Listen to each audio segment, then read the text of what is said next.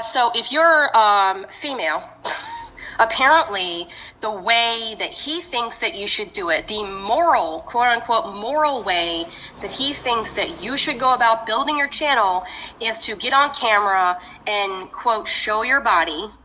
And yeah, G-Man, couple things. No one is jealous of you. Let's list the ways, shall we? You're homeless. You bounce around from... There's some hoes in this house. There's some hoes in this house. There's some hoes in this house. There's some hoes in this house. There's some hoes in this house. I'm a hoe.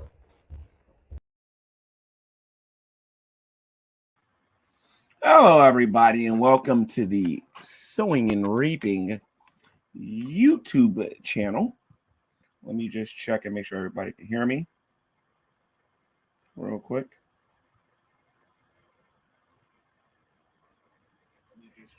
Okay, cool. Because in the past, I would go live and I would sound like Alvin and the Chipmunks on here. And I don't want that. I don't want to be sounding like Alvin and the Chipmunks. But today here on the Sowing and Reaping YouTube channel, guys, I aim to prove a point again on here. But this time, we're going to keep dragging out of this. We're going to be talking about burnt toast.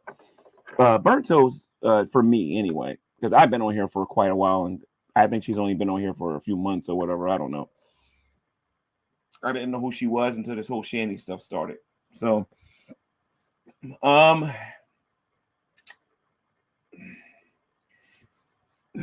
do I start this? Let me see. Burnt toast is, I guess, somebody that is an aspiring comedian, I think.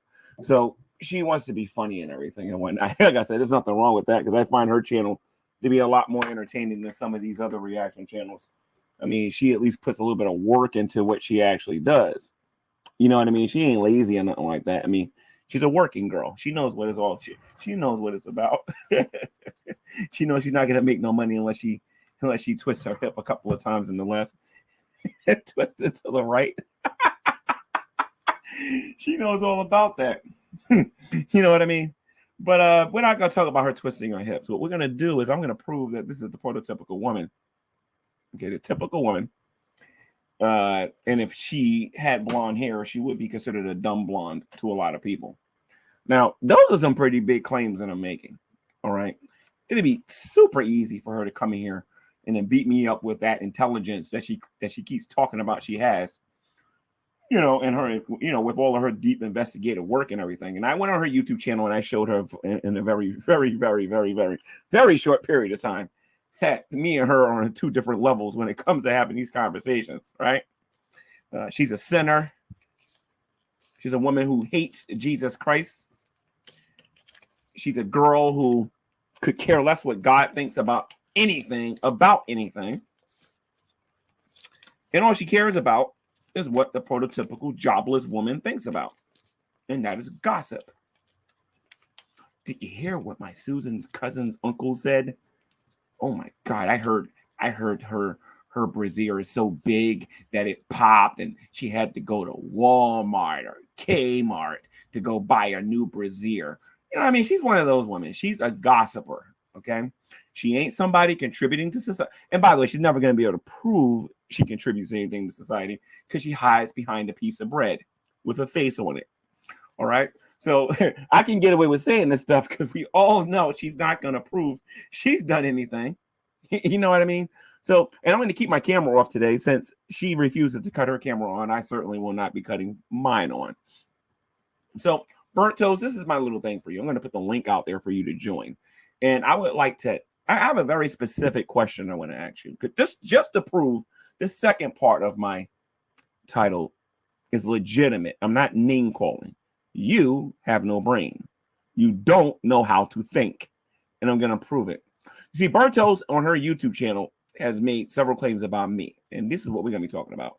I'm not talking about nobody else. Today we're going to talk about myself here. All right. And the claim that burnt toast has made is that I am responsible for neglect. Those are some big, bold words from a dumb, from a dumb, if she was blonde, a dumb blonde, right? Prototypical woman who belongs in the kitchen, cooking food for their men and wiping the floors and mopping the floors and sweeping the floors. That is how I view her until she gives me a reason to believe anything otherwise. All right, she came on this channel the other day. What was it, yesterday, the day before yesterday? And she was doing the typical woman thing, making jokes. Not showing anybody she got a brain, that's for sure. Not showing why we should continue to respect her as a woman. Well, I'll respect you as a woman, all right, but it won't be the way you'll like it, that's for sure. But Burnt Toast, here's the thing. All right. You keep making moral claims. It's not just you. I'm going to get the geek rule. I'm going to get every last one of you at some point. I'm going to invite it Tatted on here tomorrow. Just to let everybody know. Tomorrow I'm going to invite Tatted on here. And if you think she ain't got no brains, wait till you all meet Tatted. Oh, Lord. I'm going to tell you exactly what I'm talking about. All right. Like this guy was asking me, could I handle his warm up with bench presses? But the moment I questioned him on the difference between bodybuilding, like if you're trying to build for strength, as opposed to training for a marathon, all of a sudden he ain't got nothing to say now, right? But anyway, see, our problem here on YouTube is that we spend too much time teasing and we don't do enough talking. And when you do the teasing, it takes away your skill and your ability to articulate your arguments and to sound like you actually know what you're talking about. Once you establish yourself as being a person who can articulate yourself, who can explain what you believe and why without then you can go into tease mode. Because then I have to respect your intelligence. She, as long as I've known her, has never given me a reason to respect her intelligence. I think this is the kind of girl that on Friday, she wears a short little shirt, the skimpy little skirts. You know what I mean? She walks out there to get attention that way. No one respects her for her brain or her mind or anything like that.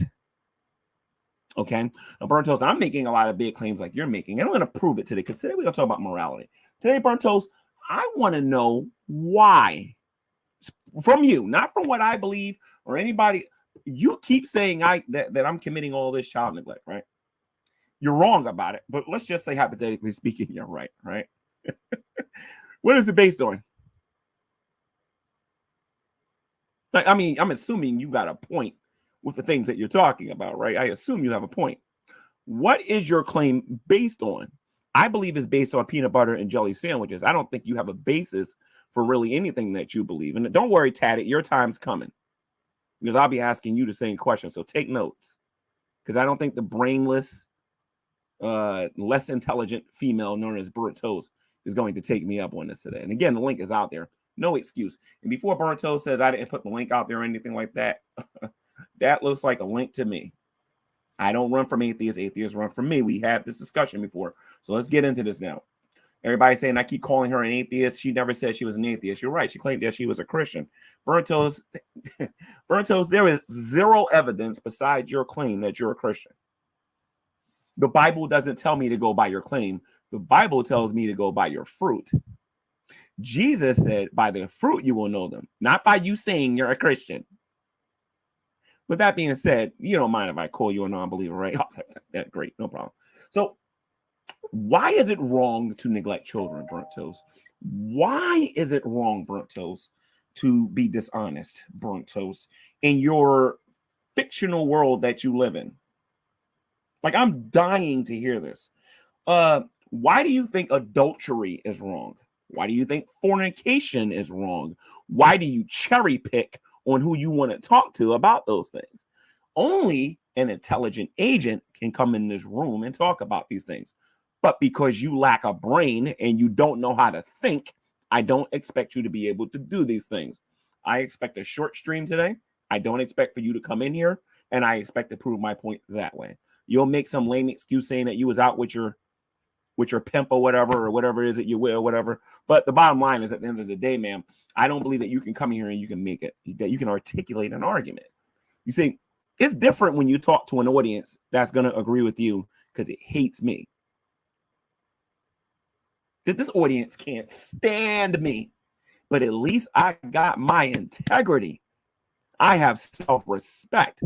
You, on the other hand, is selling yourself out every single day for not very much money, kind of like Miss Parker. And you're going out there and you're making all of these moral claims, but I don't see you backing it up with anything. You keep saying that child neglect is wrong, but according to who? According to who? What are you basing your claims on?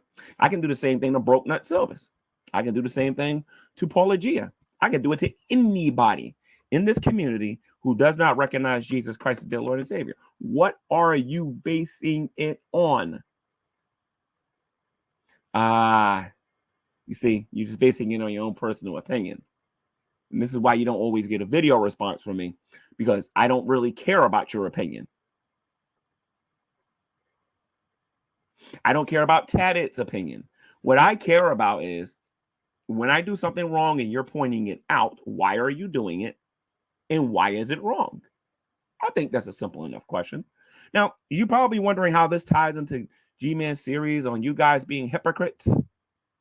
Well, what if I said that the very things that you blame everybody else for, that you do yourself? That you, BunrtToast, are a horrible person. See, here's the thing. You guys have spent so much time pointing the finger at everybody else. Let's take a look at you, BunrtToast. Your entire YouTube career has been about, now I'm going to talk about everybody you talk about on your channel, without mentioning names. All you do on your YouTube platform, BunrtToast, is put people down. That's it. That is literally what you are here for. You are here to put people down. Not much of a career or life you have at all. You show your low self-esteem. You show your insecurities when you feel the need to constantly put people down 24 hours a day, 7 days a week. Then on top of that, I got to admire your latest scam that you got going on. First, you played one part of a recording, and I guess you're going to release it little by little by little to try to con these people into giving you all this money and whatnot, even though I kind of played you out and told you who gave you all your information, because I'm not stupid.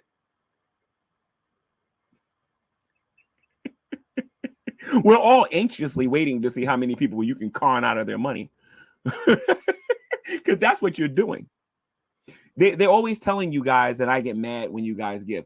Let me tell you something. As long as that money isn't going to Matt Dillahunty, somebody who's actually doing something on Raw, it isn't going to the to some atheist conference where they're planning on taking away my rights as a Christian in this country. As long as you're spending your money on stupid mess like this, let me tell you something. More power to you. I will encourage this audience to donate every last cent you have in this whack economy to BunrtToast. Please do it. And when you watch me, you get to watch me free at cost. You want to know why? I'm not a sellout. My soul ain't for sale. Sorry. I can't be bought. Prove that on multiple occasions. But you, BunrtToast, you got your legs wide open to the atheist community. You'll say anything for a couple of dollars. And before you say I'm being disrespectful, before you saying I'm being a male pig and all this other stuff, look at your YouTube channel. You are literally doing the things that I'm talking about.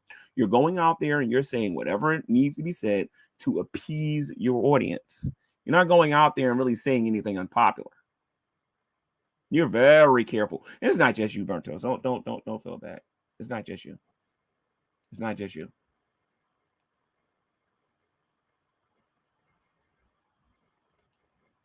Okay, it's not just you. It's not just you. A lot of your friends that you are in this business with do the same thing. Draz got his legs wide open. You know what I mean? And Scientist Sam gives him his orders from the, it gives him his orders like a good little puppy. Tells Drag to bark and Drag barks. Tells Drag to roll over and Drag rolls over. You know what I mean? But BunrtToast, I want to know why it's wrong to neglect children. And then what kind of neglect is wrong for children? And I want to know why, because I don't necessarily agree that all neglect is wrong. You need to define what you mean by that, lady. Everybody, listen to me, BunrtToast. You didn't create the heaven and the earth. Let me say this again. You ain't the president. You ain't the governor. You ain't the city. You know what I mean? You don't got no authority to tell somebody else what's right and what's wrong. Where do you get your authority from, BunrtToast, to tell somebody that something is right and wrong? You know where I get my authority from? Jesus Christ. And then she's going to go, oh, gee, man, did Jesus Christ give you the authority to call me a whore? Well, the Bible does talk about how the Israelites was whoring themselves to other gods. In your case, you're whoring yourself to your audience. You have no self-respect and you have no dignity. The only reason I talk to you somewhat like a human being, BunrtToast, is because I have to as a Christian. But make no mistake about it. If you ask me, do I believe you would put up that you're capable of having an intelligent conversation? Please. And I don't know if that's a real BunrtToast. So hold on a minute, guys. We apparently got her in the background. But because we got so many imitators out there, what I'll do is I'll you know what we're gonna do? We'll put the old disclaimer up there. Because they would love to pour bomb me. You know, knowing BunrtToast, she might try to do it. Who knows? Actually, I like this one right here a little bit better. How about this? Fair use. I don't want to use this. Hold on. Should we use Darwin?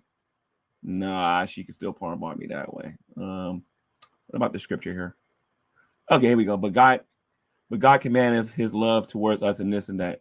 You know, he while we were yet sinners, he died for us. So that's in the KJV. So BunrtToast, is that you or you're an apostle? Here. Who? Please prove your BunrtToast real quick, please. Can you hear me? You don't sound like BunrtToast. You sound like an imposter. You're a little bitch, Gary. Okay, that is BunrtToast. There we go. I was waiting for something. So BunrtToast, why is it wrong? Well, first of all, how was your day today? Fantastic. Okay, great. It was fantastic. Great. I saw your what was it? G-Man for Dummies show, I think it was, or whatever it was called. What was that called? Yeah, it's G-Man for Dummies. You know the people who watch it and like it, and I get paid to do it. So. Well, I understand that, but what was the video called though? What was the name of it? G-Man for Dummies. Oh, okay, great. So your day was good. You uploaded a video. All right, serious talk now. At least I think you can have this. Why is it wrong to neglect children? Why is it wrong to neglect children? Yeah, there's a lot of criminals that would disagree with you. Why is it wrong to neglect children? You know, why is it wrong to have an abortion? Oh, it's very wrong to have an abortion because Jesus Christ said it was wrong. Why is it wrong to neglect children? It's wrong. Your mom should have aborted you. So that's why I think it's wrong. Okay, that's great. So why is it wrong to neglect children? You keep telling people I neglect the kids. Why is it wrong? Why didn't you pay the water bill and electricity bill to keep the kids in the house? Did you take your Ritalin today? Did I take my what? Your Ritalin. I don't even know what that is. It's Ritalin. This is medication for retarded people. Did you take it today? I'm just saying though, because you can't stay on topic for some reason. I think you got brain damage. I don't know. I don't know, man. I think you're a result of brain answer damage, my question. my guy. I just want to know, because let's say you're right, because you're the only person on YouTube, the only person in the reaction community to actually correct me on something over that liquor that Shannon was drinking. You're really the only one, right? So let's get into this now. Why is it wrong to neglect children? Why is it wrong to neglect children? You're really asking me that question. Like you don't know the answer. Yes, I am. I'm dead serious. A lot of atheists asking that question all the time. You obviously shouldn't neglect children. Why? Because they're children. They're innocent. What answer do you want from me? No. I don't want an answer. This is telling me a lot here. Why is it wrong to be a dishonest person? I don't know. Why don't you tell the audience why it's wrong to be a dishonest person? Because you're a dishonest person. I already did that before so you got here. So you told them why it's wrong. What I want to know is from you. You keep calling me these things on your channel. You've painted me as being this dishonest person. You told me I'm guilty of child neglect. Okay, great. Let's say those things are right? I want to hear out of your own mouth why those things are wrong. Okay, so you want me to tell you why child abuse is wrong or child neglect? No, child neglect. You specifically said child neglect. Yes. Can you tell me why that's wrong? Because why would you neglect a child that's innocent? How long did it take for you to come up with that response in your head to give me an answer on why it's wrong to neglect children? I mean, I've already said it like 10 different times, but okay. Okay, so you're basically telling me it's wrong because you think it's wrong. That's it. I mean, You need to there's watch the beginning of laws. this show. You need to watch the beginning of this show because I kind of predicted that. I mean, I really predicted that. I there's predicted that you was going to laws. come here and say it was wrong because you thought it was wrong. There's laws that says it's wrong as well. I mean, I think this is common laws. sense. Okay. There are laws that says Yeah, abortion is wrong too. So you agree with that, right? Actually, there's not a law that says abortion's wrong. Well, try having one and watch what happens. Oh, I've had 20. Try having one in the wrong state and watch what happens. I've had 20 abortions. What are you going to do about it? Wait a minute. How many you had? 20. You said 20? 20. Wait a minute, you had 20? Yeah, 20. Wait a minute. Let me make sure I heard this correctly. You had 20? Well, that don't surprise me. The line of work you're in and everything and whatnot. That doesn't surprise me. But anyway. Yeah, I mean, do you want to know what I do for a living? Because you keep asking and you do. I already know you work on 42nd Street. I already know. Actually, I work the corner. I know it's a very lucrative business depending on how many guys you can get in one night. So I understand. Yeah, my jaw gets locked all the time. It sucks. So basically, you're telling me the reason why you believe I'm this terrible person is because BunrtToast said so, right? That's your grand answer for me. I mean, I just said that it's wrong. Like, I mean, obviously, like I don't know. So you don't have a the basis for your response you morality. So you don't have a basis for your morality then? I don't have a basis for my morality? No, you don't. It's just your opinion. You don't have a basis for it.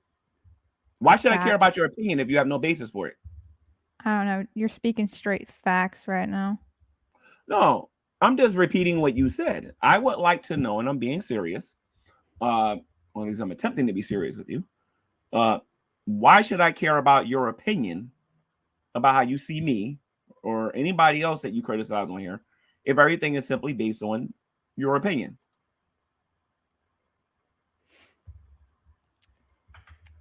I mean, we all have opinions, so. Okay, great. All right. So, ladies and gentlemen, the reason why I'm a terrible person and I'm guilty of child neglect because according to BunrtToast's opinion, that makes me that way. Her opinion. Can I ask you a question about the neglect thing? The what? Not about the situation. You know what I mean? I'm just saying in general. So. I've been wanting to ask you this. So, like, how are your sandwich making skills? My sandwich? Yeah, how would you rate yourself on 1 to 10 at like how good you make a sandwich? What kind of sandwich? I mean, it doesn't matter. It's like whatever sandwiches you eat. I mean, I don't know what you like, so. I'm nothing hot. Like peanut butter and jelly. I'm nothing hot. I'm nothing hot.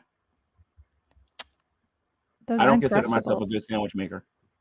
Oh, that sucks. But here's the thing, BunrtToast. Are you serious? Like, you really base this on your opinion? I mean, I'm pretty dead ass. Okay. All right. So, BunrtToast. Earlier I said that I would talk about you like the way I look at you as just being like this dumb blonde if you was actually a blonde. My thing is that I think why do you give women bad names by not thinking before you speak? I give women. Sorry, can you say the last part? Women bad what? Why do you give women a bad name? I know you're going to talk about my speech and all that stuff on your channel. That's all fine and well. Oh no, I literally just didn't hear you. Okay, we already established you ain't got a brain, so we don't got to go too further with that or whatever. But anyway, BunrtToast, do you have anything intelligent to say to my audience before we move on? Because clearly, I'm not being. Are we going to another topic? Are you going to ask me another question? My brain fell asleep after you told me that the reason why I'm guilty of a child neglect is that's your own personal opinion. You're basing it on your own personal opinion. It's not based on anything intelligent. It's just based on your own personal opinion. And then you guys wonder why women are in the status in this country. Y'all really wonder why we don't want to talk to the woman. We want to talk to your husbands or your boyfriends or the men. Because you guys like brains. I'm sorry. I really do. I don't know. My husband cheated on me, so. I don't think you've. Oh God, stop it! You've never been in. I don't think you've ever been in a committed relationship. I think you've had husbands as in plural. So you but made a not actually stream by the the other law. day. Talking about the child neglect thing. You made a stream the other day saying we didn't know like what child abuse is because we've never, experienced it. And you said in the stream that you got hit by a bat. Did you get hit pretty hard? You don't care, so why should I tell you? I don't. No, I'm being serious. I want to know. You said you got hit by a bat, and I was like, damn, Stop it, that man got hit by a bat. That sucks. Stop it, BunrtToast. All you want to do is laugh at me. So go to your channel and make me toast, buddy. I just wanted to know if the bat hurt or not. Did the bat hurt? Who's that? I taught New Jersey, the one that claims she follows me around and all this other stuff and whatnot. But anyway, is that the one who said bukkake? Wait a minute. Yes, I'm the one who called out the fact that he didn't understand what bukkake was. Oh, okay, cool. Oh, okay, great. Ma'am, you don't understand everything either, and don't make me prove it. All right. I never said that I understood everything, but I actually came in here because you've made a couple of comments that seem ridiculous faced with how you have conducted yourself online. Like you say women lack brains, but you don't. You guys don't have no brains. A lot of you don't have no brains. Facts. Really? Yes. Would you like to know why I'm saying this? Yeah, sure. Okay, great. Why is child neglect wrong? I asked BunrtToast this, and it was based on her opinion. What is it based with you? Why is child neglect wrong? Why is neglecting children wrong? Yeah. Why is it wrong? I believe Jesus Christ. Well, hold on a minute. The Bible tells us it's wrong. That's why I'm saying it's wrong, because God told me it's wrong. Okay, why do you say it's wrong? So, in your opinion, the Bible says it's wrong. Well, no, that's not my opinion. It's been that way for all of eternity. No, it hasn't. Because it's only I think in the 20th century that there's been laws put on the books to stop the abuse of children. In all actuality, there was an ASPCA before there was anything to take care of the abuse that women and children suffered. What are you talking about? Ma'am, yes. It's been wrong to abuse children since the Garden of Eden. I don't know what you're talking about. There were no children. It's been wrong to abuse children since the Garden of Eden. Where were there children in the Garden of Eden? Well, none of them was around then. But when Adam and Eve had their first children, that wasn't in the Garden of Eden. They had already been expelled from the Garden of Eden by the time they had children. Hold on a minute. After Adam and Eve had their children, okay, it was universally understood that you didn't harm little kids. So I can explain from Genesis to Revelation and even our society today, using God himself and his character on why it's wrong to neglect children. But when I talk to you guys, I'm just going to my own personal opinion. I don't want to invade somebody else's opinion. But you invade everybody else's opinion the moment you point your finger at somebody else. Who pointed their finger? BunrtToast. BunrtToast has been saying I'm guilty of child neglect, and she over there preaching on the altar of the altar of women. Hallelujah. You don't know what they're talking about. I didn't know that there was an altar of women. I've never seen it. Can you direct me? Oh yeah, there's definitely one. So I taught New Jersey. I got a bone to pick with you, though. You finally showed your face. All, babe. You claimed that you followed me around. No, I did not. I never claimed that I followed you around. No, what I said is that I was at the Pizza Hut that was across the street. Well, not across the street, which was in the location where you used to work at that repair shop where they sell the secondhand toasters and stuff. Because I used to live in the Colonnade. Mm-hmm. Damn, I'm trying to find a new toaster. But when you came on the Geek Room, you guys were suggesting I work at a pizzeria. No, that was never suggested. What was suggested is that I was grabbing a slice of pizza from, I think it was a Pizza Hut, and I so happened to see you at your place of business. That's what was actually said. And in reality, I think all of this can be verified by Dragnot. The phone call when I called and you were supposedly no longer working there, I was the one who was on the phone who called about the toaster. At a place across the street from a Pizza I never Hut. Said you did. Well, I don't know about that. You might want to go rewatch that show, ma'am. I don't need to rewatch it. I know what I said. Yes, you do. No, and we're not related. and you're not. I from never my said past. I was related to When you. I And went I on the never deep said I room, was in you your guys was past. advertising saying, I "Oh, never said somebody I from ever met Gina's you. I past never is said going to I was show up." related to you. I never said I knew anything about your past. What I did say is that I lived in the colonnade in Newark. So I lived in the general area that you worked in. No, I never worked in the general area of Newark. I'm down there dealing with the Hebrew Israelites at times, but no, I don't live in the general area that of you Newark. worked in, wasn't that in like East Orange? That's up the fucking street. What are you talking East Orange? About? East Orange. I never worked in East Orange, ma'am. But that's like up the street, dude. So what are you talking about? Like you're throwing a whole bunch of stuff out, but it doesn't make any sense. At East Orange. I don't work at East Orange. Dude, I presently work in Hazlet, New Jersey, now. if you must know. I presently work at Hazlet, New Jersey. I didn't say that you worked in East Orange at this particular moment, but at the time that I did observe you at work. No, you never see me. You were in the air. You never see me at work. You were in the area in close proximity to where I was residing. You have never seen me at work, man. Okay. You have never seen me at work. Okay. But I want to know why it's wrong to neglect children now. I want somebody to come in this room. It's already been explained to you. Know how to debate or knows how to have a conversation. But you explain to me why are insistent upon it being strictly from the Bible, and that's not true. You can't even demonstrate in the Bible where it says you're not to harm children. What you can find in the Bible is how to discipline them, which is over time has been designated as abuse. No, not really. 13:12, guys. No, that's not true. Proverbs 13:12. Okay. No, none of that is true, man. Proverbs none of that is true. 13:12. You say I can't demonstrate that from the Bible? 13:24. You want to make a little bet on that, ma'am? You want to make a little bet on that, ma'am? Did you hear that? I'm an experienced. 13:24. I already know about sparing the rod, and not sparing the rod and everything, but that's not what I'm going to use. That's 13:12. But anyway, whatever you want. I Talk New York. You said. I know, no, it's I Talk New Jersey. It's right on the screen. It's right on the screen. It's I Talk New Jersey. That's what I said. Yes, it's I Talk New Jersey. Maybe there's a lag or something. But you said I can't prove it from the Bible, though.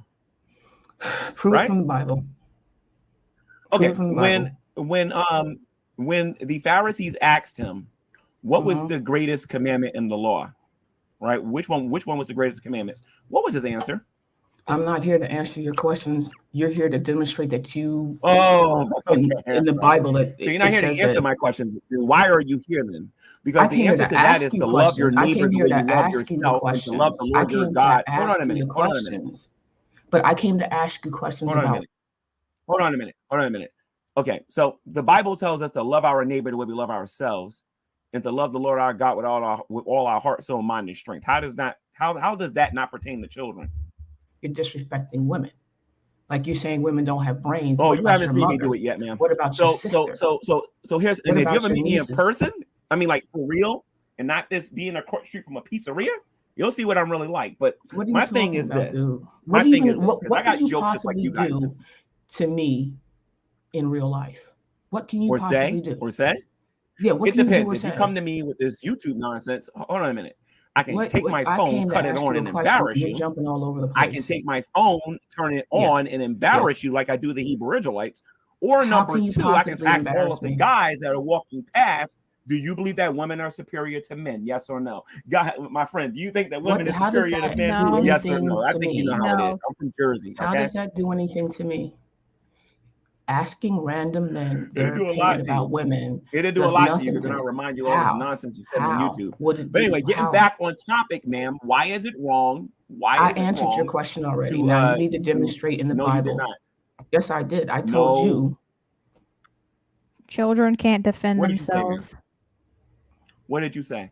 I said children can't defend themselves. That's literally what I said. Like that would be like. Oh, that's what you said. So let me get this straight here. It's wrong for parents to neglect their children because children can't defend themselves. What is that based on? Excuse me, I'm kind of lost. Like I'm not really well versed in engaging with people of your caliber. I'm really not. Let me ask you something. Can you defend yourself? You're gonna have to say that in very clear, ma'am, clear manner because what you said just like ma'am. I'm gonna show you how you sound to me right now. Okay. It doesn't matter. Can you defend yourself against another woman? You have no sway in the world whatsoever. You hold no sway in my life. You hold no sway in most people's lives. So I'm actually just here because I'm bored and I have nothing else to do. And I wanted to ask you why you seem to be so adamant about women being inferior. Wait. I'm proving it right now because you can't even answer my question. And I'm gonna ask you this again, ma'am. I'm gonna ask you this one more time. Okay. And by the way, my friend Ken was here. He would tell you this about what I say to Ken people. Ken would be sweating buckets of chicken grease. No, he wouldn't. No, he wouldn't. What'll happen is he'll tell you that I believe that you're in the neck and I'm ahead. And that you are supposed to follow the example of men. Like hold on a minute. And that you are supposed to follow the example of men because you are incapable of answering questions when they're asked of you. I asked you this question, and I'll ask you this again, ma'am. And I'll ask you this again, ma'am. And I know you're sweating bullets, but can you defend yourself, yes or no? It's incoherent. Can you defend yourself, yes or no? Just like what's that? Can you defend yourself, yes or no? Discord. Can you defend yourself, yes or no? Forgot his name. You just got finished saying that it is wrong. Wait a minute, hold on a minute. You just got finished saying that it was wrong to neglect children simply because they can't defend themselves, right? To beat Can on you children. defend yourself, it's yes wrong or no? To beat on people who are weaker. Godless Girl, I'll bring you in here in a minute so you can show why our argument is wrong not to feed children. Yeah, because they can't feed themselves. It's wrong. Ma'am, I did not ask you was it wrong was it wrong or not wrong to feed children. I asked you a very specific question. And the question that, ma'am, you talking, but I got you muted. So the question that I asked you, ma'am, was really basic, okay? Okay. The question that I asked you, ma'am, was this, okay? Can you, as a woman, I talk New Jersey, defend yourself against another woman? Yes or no? That you're trying to excoriate this young lady for? Like, you were right there watching those children not be fed, not be kept clean. You see how she's deflecting and she doesn't want to answer no direct question? So you must know what abuse is. Because you've seen it and you've experienced it. You've said on numerous occasions, over the last decade. Ma'am, I know my questions reek of awesomeness and you can't answer none of them. And you know the consequences of answering my questions. But why don't you just answer it? I answered your question. No, you did not. Yes, well, you keep talking about it, Shani, and you was muted and you didn't even. I never said anything about Shani. I said you. Okay, so let's get into this again. Supposedly were involved in something, but let's get into this again. I'll say it slow like the sun. Can you defend yourself? Yes or no? Defend myself. I did defend myself. I pointed out how you yourself, as a victim of abuse, have probably had in your mind that you're trying to block out all the abuse that you suffered. So when you saw it happening to those children, you didn't think anything was wrong with it. Ma'am, you don't know what happened. So anyway, look, so if you can defend yourself, then I'm sorry, if you can defend yourself, do you consider yourself to be an animal? Yes or no? Don't worry, man. The punchline is coming soon. Do you consider yourself to be an animal? Yes or no? A mammal. What does that have to do with anything to do with this? Do you consider yourself to be an animal? Stay on topic. Do you understand that? On topic. I have remained on. Do you consider yourself to be an animal? Yes or no? How is that pertinent to this conversation? Ma'am, just answer the question. How is that pertinent to this conversation? Are you afraid, ma'am? Are you afraid? Are you afraid? Of what? Answer the question. Do you consider yourself to be an animal? Yes or no? Wait. And you know what? I'm going to start dictating to you what I think you believe in a minute. I've given you at least 6 or 7 different chances to answer this question. And you seem to be either incapable of answering these questions or not willing to answer these questions. I'm thinking you're not capable of doing it because you're just focused on your agenda. The answer I gave you. That's the problem. Are you an animal? Yes or no? Answer your questions. But I'm going to answer questions that are pertinent to the topic. You keep trying to tell me. Are you an animal? Yes or no? Topic. Okay, ladies and gentlemen. Okay, here we go, ladies and gents. I gave her like 8 times. All of you saw it. Okay, she does believe that she's an animal. Okay, so she said she could defend herself, right?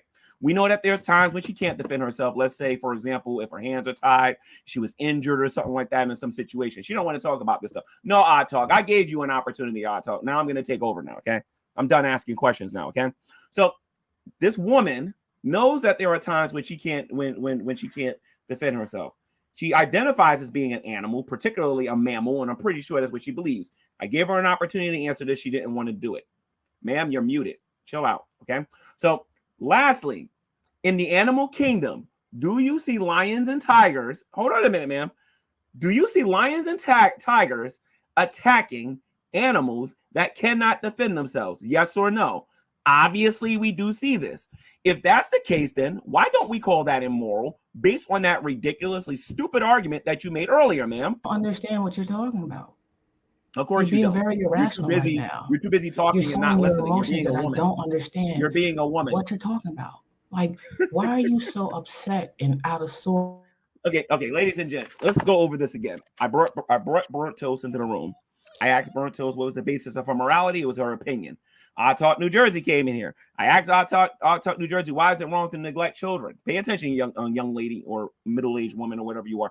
Anyway, so I Talk New Jersey. And by the way, I Talk. Anytime you want to talk to me, I think you know how to find me. So look, or you can tell me where you're at, and I'll go find you. Now look, okay. So the bottom line is, ladies and gents, I Talk New Jersey said the reason why child neglect is wrong because children can't defend themselves. And that's why it was wrong. So now I'm challenging this idea. I said, well, are there times when you can't defend yourself? Okay, then she goes, she can defend herself, but obviously we know that she can't defend herself at times, right? Number two, ladies and gents, and this is very, very, very, very, very, very important. Does she think she's an animal? Because you all know where I'm going with that one. Of course she thinks she's an animal. She probably thinks she's a mammal, to be very specific. You know what I mean? And last but not least, when we see a lion, because I can show you a video right now of a lion eating their own young. I can show you lions eating baby gazelles. I can show you, but you know what? None of you evolutionists out there believe that's wrong. You all think, oh, that's just the animal kingdom, but you're an animal though. That's why I asked you that, ma'am. You see, the reason why it's wrong to neglect children, because God said it was wrong to neglect children, not because of what you think, ma'am. Oh, G-Man, why do you hate children? So, ma'am, why is it wrong to neglect all children? You want? I'm just going to keep my string of conscious talking going on, and then you can just break back in, and you might hear me call you something. Ma'am, why is it wrong to neglect children? You guys make this claim all the time that I'm this terrible person based on your worldview, and you can't even articulate your worldview. That's the problem. You can't even articulate your worldview. You didn't ask me what my worldview is. You haven't given me an explanation. You haven't given me your explanation. You did not ask me what my worldview is, and even if you had, like, okay, what kind of bullshit what is your question worldview, is that? Ma'am?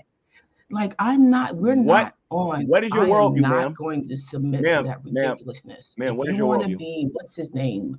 Darwin. What is your worldview, ma'am? Darwin ever. You go over there and you do. Oh, Lord, Father God, Lord Jesus, she can't shut up. BunrtToast, you know her better than me. Do you know her worldview? Odd Talk? Huh? I don't. BunrtToast got nothing to say. Wait, can you hear me? Yeah, what's her worldview? Because she can't shut up long enough to answer the question. G-Man, can you hear me? Yes. Hello. Okay. I don't talk to Odd Talk, so I have no idea. You know who talks to me? So, ma'am, according to you, ma'am, I support child abuse, Alfred. right? That's who talks to me. Alfred talks to me. Can you bring Godless Girl in, please? That's who talks to me. I don't know. I'll bring Godless Girl in a minute. I don't know if that's I did call Godless Girl Godless Girl. I think that's the one I called a dumb bitch in AJ's. How you doing, Godless Girl? Discord. Hey, it's really me. Oh yeah. Okay, cool. How you doing, Godless? I don't have to defend Godless. So Godless can defend herself. I don't understand. I'm coming into late to the conversation, but I don't understand the inference. It's wrong to neglect children because they can't defend themselves. Can the chickens you eat defend themselves, ma'am, that are neglected in the slaughterhouses? What do chickens and children have to do with each other? Are you equating? But see, this is what you need to understand. I don't rate chickens on the same level as human children. Wait, no. I'm not a vegan. Oh, so it doesn't hold in all cases that if something can't defend itself, that you shouldn't neglect. I never said it did. Can I? Well, then how is that a reason? I don't understand what it means to say that's the reason. Then I never said it did, and I'm going to. So it's not. So it's not. You shouldn't ought not neglect children, ma'am. You shouldn't ought not neglect children because they can't defend themselves, right? At trying to pull out the bullshit debate thing, but we're not going to do this. I mean, so that's not the reason. We're not going to do this. We were talking about children. If you want to, hey, Godless Girl, welcome to the bottom of the toilet. Do that. But you don't come over here and try to. Don't do that. G-Man, you have to keep women like mildly oppressed like they were in the 60s. Otherwise, you get dumb bitches like this popping up. Wait, can I say something really quick? Can I say something real quick? You're can I say mildly something really oppressed. quick? That's what you're saying. You're a female, I'm assuming. So Sure, you're saying that BunrtToast. you're What do you want mildly to say? I'm oppressed. sure it's gonna be No, I'm a female and I'm a monster, ma'am. You have to keep people like me mildly oppressed or you get Godless Girl. Godless Girl. But Godless Girl. aren't you the idiot that used to be on YouTube cutting up in stores? Cutting up? No. Can I just say something real quick? Godless Girl. What about the You cats gotta you be careful, killed? They man. couldn't BunrtToast defend keep you themselves. alive, man. Don't mess with What about the cats you killed? They couldn't defend themselves, Godless Girl. Why'd you kill cats? Oh, that is the bimbo that was I'm not the one saying that you ought not neglect something because it can't defend itself. She said that. Listen, I never used the word ought. You're injecting words that I didn't use. Don't play these games with me. Wait, didn't she say it's wrong? Didn't she, G-Man, didn't she say it's wrong? I said, you don't think it's wrong? Children. She said it was wrong because to neglect they children couldn't defend themselves. That's Yeah, wrong means you ought not do it, dumb bitch. No, it does not. Oh, got him. What the fuck does it mean then? What are you talking about? No, it does not. You ought do things that are wrong or you ought not do things that are wrong, ma'am. You're asking me a question. Ought you or ought you not? Yeah, answer the question. Ought you or ought you not do things that are wrong, ma'am? I'm not going to ask a question. I'm not going to ask you a question. You are injecting information into this conversation that I didn't use. What? I never said ought. You are injecting words. What does wrong mean? I'm not doing this. I am not. What the fuck? She's so dumb. She doesn't even know what she said. I'm not doing this. Like I told you, I'm not doing this with you. I am not doing this lazy ass bullshit where you guys think you're gonna gotcha someone. Limbo. Yes, it's lazy ass bullshit. And I've been watching you guys do it for almost a decade. Anyway, are you guys talking about Shanny's kids? We're talking about what? We're talking about You're a liar, odd talking. The truth ain't in you, woman. What have I lied about? What have I lied Ma'am, about? I'm gonna make you famous if you keep getting on here. I've been watching you for about a decade. You guys have been doing this lazy I have been stuff. watching you about a decade. Listen to me. I was Godless Girl wasn't the one that walked into this room and enlisted. said that it was wrong to abuse children because they can't defend themselves. You was the dummy that came in here who said that. What the fuck? She thinks it's wrong, but she doesn't think that you ought not do it? What the fuck is the matter with this person? What I said to you is that I'm not playing your bullshit game. Even Dragnut's laughing at you somewhere under the chair or somewhere or whatever. No, he's not actually. He's texting me on my phone and telling me that Dragnut's at my house right now. Good for him. But the thing is that like I'm not going to play your games. Like there's a whole shtick that you guys have going on where you want to dabble into debating, which is a very serious topic, but there's nothing serious about you. Ma'am, I'm just trying to have a conversation with you. Like BunrtToast came in here. I'm sorry, BunrtToast. I wasn't talking to you. You're right about that Godless Girl. When you came in here, they called you a monster right from the word go, but she's trying to be serious. She wants to go into no, ma'am. You called her a monster before the conversation even started. Philosophical debate about the meaning of words. No. Don't use big words you don't understand, ma'am. Don't use philosophical. It's ought a big philosophical word, ma'am. Ought not is a big philosophical word. What the fuck? No, I said you want to make a philosophical argument about words. You want to dissect the meaning of words, and I'm not about to do that with you. You guys have a script. You've been working on that script for a decade. You have somebody come in, you get a bunch of people that agree with you, and you try to laugh at, poke fun at, and bully someone. But you can't do that because in the end, you really don't have any impact on me. You can't take my retirement. You can't take what the fuck is she talking about? Why are you talking to this person? This is crazy. This is insane. What is she even talking about? Do anything to me. So I'm going to insist that you guys conduct yourself in a better manner. I'm not going to fall for the games that you like to play. Like this is the same bullshit. Is she a Christian? What does that have? Oh no. I think I talk is agnostic. That's what she sounds like. She sounds like an agnostic. I guess I sound like whatever you want me to sound like, but BunrtToast is an atheist. BunrtToast thinks he's a Christian. I'm a Christian. Are unintelligent, and you just she can't even like follow a conversation. But I am following the conversation. BunrtToast couldn't even say Jesus. It was the reason she doesn't know what she means when she says something is wrong. I don't. I never said I didn't know what I meant. You want me to use a specific set of words. Lady, if you don't think that wrong means that you ought not do something, you ought not do stuff that is wrong, then I don't know what the fuck you're talking. Nobody knows what the fuck you're talking about when you say something is wrong. If you're not saying that people shouldn't do it. I told you that I wasn't going to engage in your trite bullshit. No. Nobody knows what the fuck you're talking Like about, I lady. said, I wasn't going to engage in your And then she started talking about her retirement. It's just like Yeah. roll the dice, The roll the thing dice is for that what you guys this have a random habit. bullshit that comes out of this woman's mouth. You guys have a habit of thinking that you can do something to people by putting them on YouTube. What are you really going to do to me? You're going to put me all over YouTube? Guess what, sweetie? Lady, I'm not putting. You're like. I got dragged by people. I that would are not put way you on my more channel. My important audience than is you. not interested in the I garbage didn't that comes say out of that your I mouth. wanted It's not to be on your interesting. channel. What makes you think that I want to be on your channel? You're not going on my channel. You're What garbage. My makes you audience doesn't think- want to see this but garbage. what I don't know makes why you think D-Man that I has you wanna on be here. your This is channel? garbage. But what You have an makes you You're audience? think trash. that I want to be on Yeah, your she channel? doesn't know how to debate. She doesn't know how to debate. That's the thing. She doesn't know how to Neither debate. do you, She bro. doesn't know. That's the thing. What Facts. you call debating is Ma'am, not debating. ma'am. You How know about what's that? Set up a debating? one-on-one What on your William YouTube F. channel. I'll talk. I'll Buckley destroy you and your channel did too. with All right. his entire Will career. you go to That is Monty's debating. channel, G-Man? This is not debating. This is a bunch of random people on the internet spewing I'll talk. Listen to me. I'll talk. and I'll talk. not I'll talk. necessarily correct I'll shit. talk. This I don't is know if we got a lag nothing or not. I'll talk. established about this. This I'll is talk. just I don't know a if we bunch got a of lag. random people online fucking with each other. Okay, that's what you think. I'll bring you back in a minute. So I talk. Listen to me very here carefully, okay? You have no experience in the debating arena. Nobody would be dumb enough to come in my room and say, give the answer that you gave, knowing the kind of debater that I am. If you knew who Godless Girl was, you wouldn't have came in here and said the kind of things that you were saying in here, okay? You have no experience with this. I understand how you feel, though. You're saying that there's random people in the room, and this is not really a debate or whatever. So this is what I'm going to do, I talk. I'm going to bring you back in here.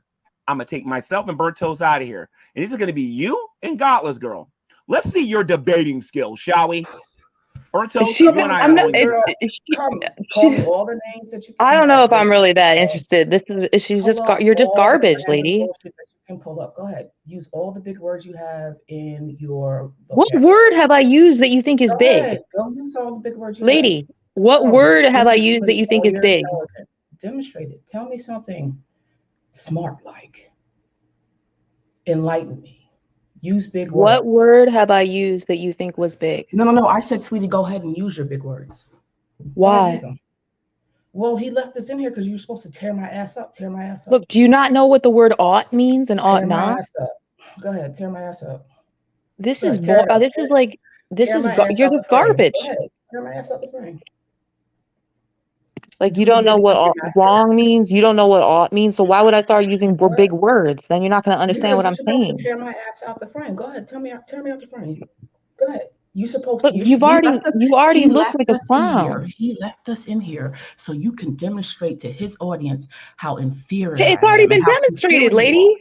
Lady, it's already been demonstrated. You're a clown. No, you haven't demonstrated anything. What you have done is come. You don't even know what the word ought means. What you have done is come into a room with someone who was going to back your bullshit and started vomiting on me. And I wiped it off by saying, I'm not going to engage in your bullshit. So now that we're in a room together, tear me the fuck up, please. What does that mean? I don't know what tear me up means. Do me good. I don't know what that means. I'm sorry. Google it, bitch.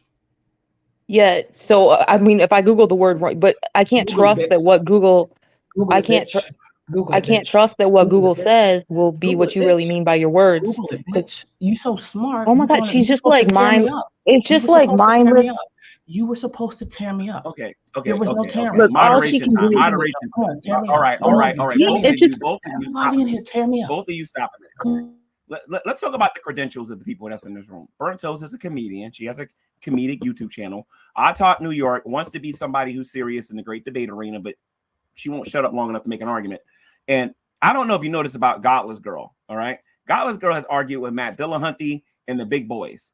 All right. Godless Girl has made a lot of atheists on here look like fools. If you're going to have a conversation with her, I Talk, I'll do this. Godless Girl is what we're going to do. You go first and you make the argument that you was making against her. And then we'll hear I Talk retort what you have to say. So I'm going to unmute you, BunrtToast. Go ahead. Not BunrtToast. I'm going to unmute you, Godless Girl. So go ahead, Godless Girl. Yeah, isn't it hilarious? Like, she wants me to tear her up, but she's already like demonstrated to the audience. I didn't really have to do anything. That she's a fucking clown. She doesn't know what the word wrong means. She doesn't know what ought not means. And she's so fucking stupid when she's got her mic muted. She doesn't even realize that nobody can hear her, and she keeps talking. Look, she's doing it right now. What the fuck is the matter with this person? She's garbage. And she says she doesn't want to be on my channel. Bitch, you're not going on my channel. You're like, this is just boring garbage. You're boring garbage. I wouldn't put you on my channel. Okay, I'll mute my mic and let her talk.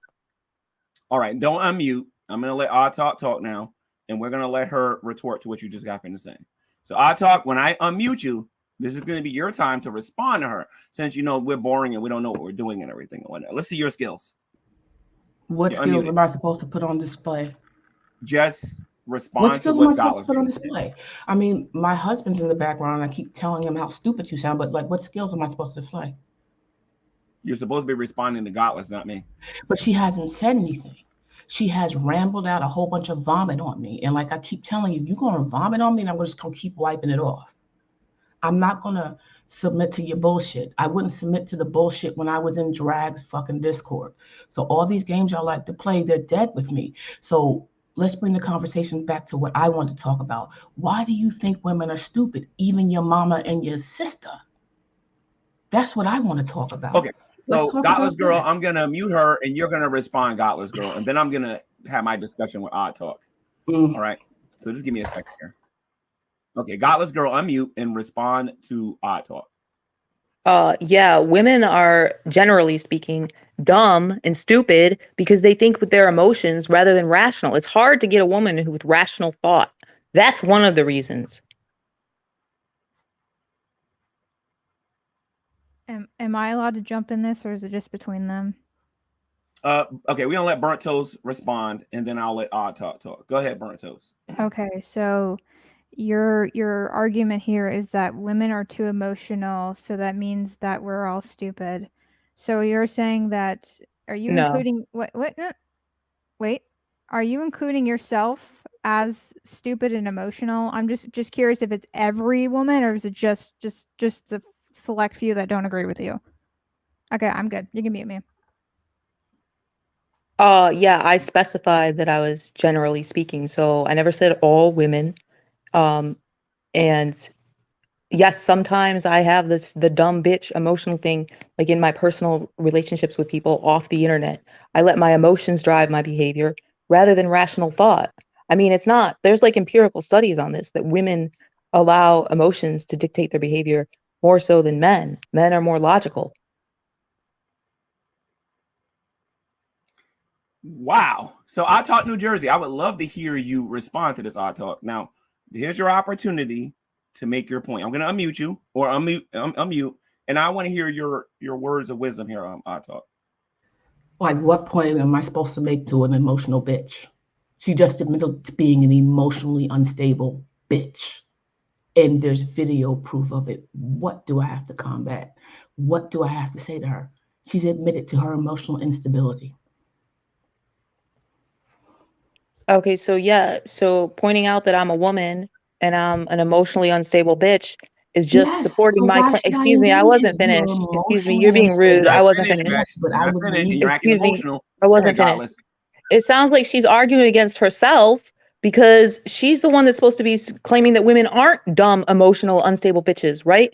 Well, so how is pointing out that I'm a woman and I'm dumb and emotionally unstable, how is that supporting her claim that women aren't dumb? What the fuck? Is she arguing against herself? Okay, BunrtToast, and I want you guys to. Oh, I know both of you came in here thinking y'all was gonna do y'all comedic spin and all that, BunrtToast and I Talk.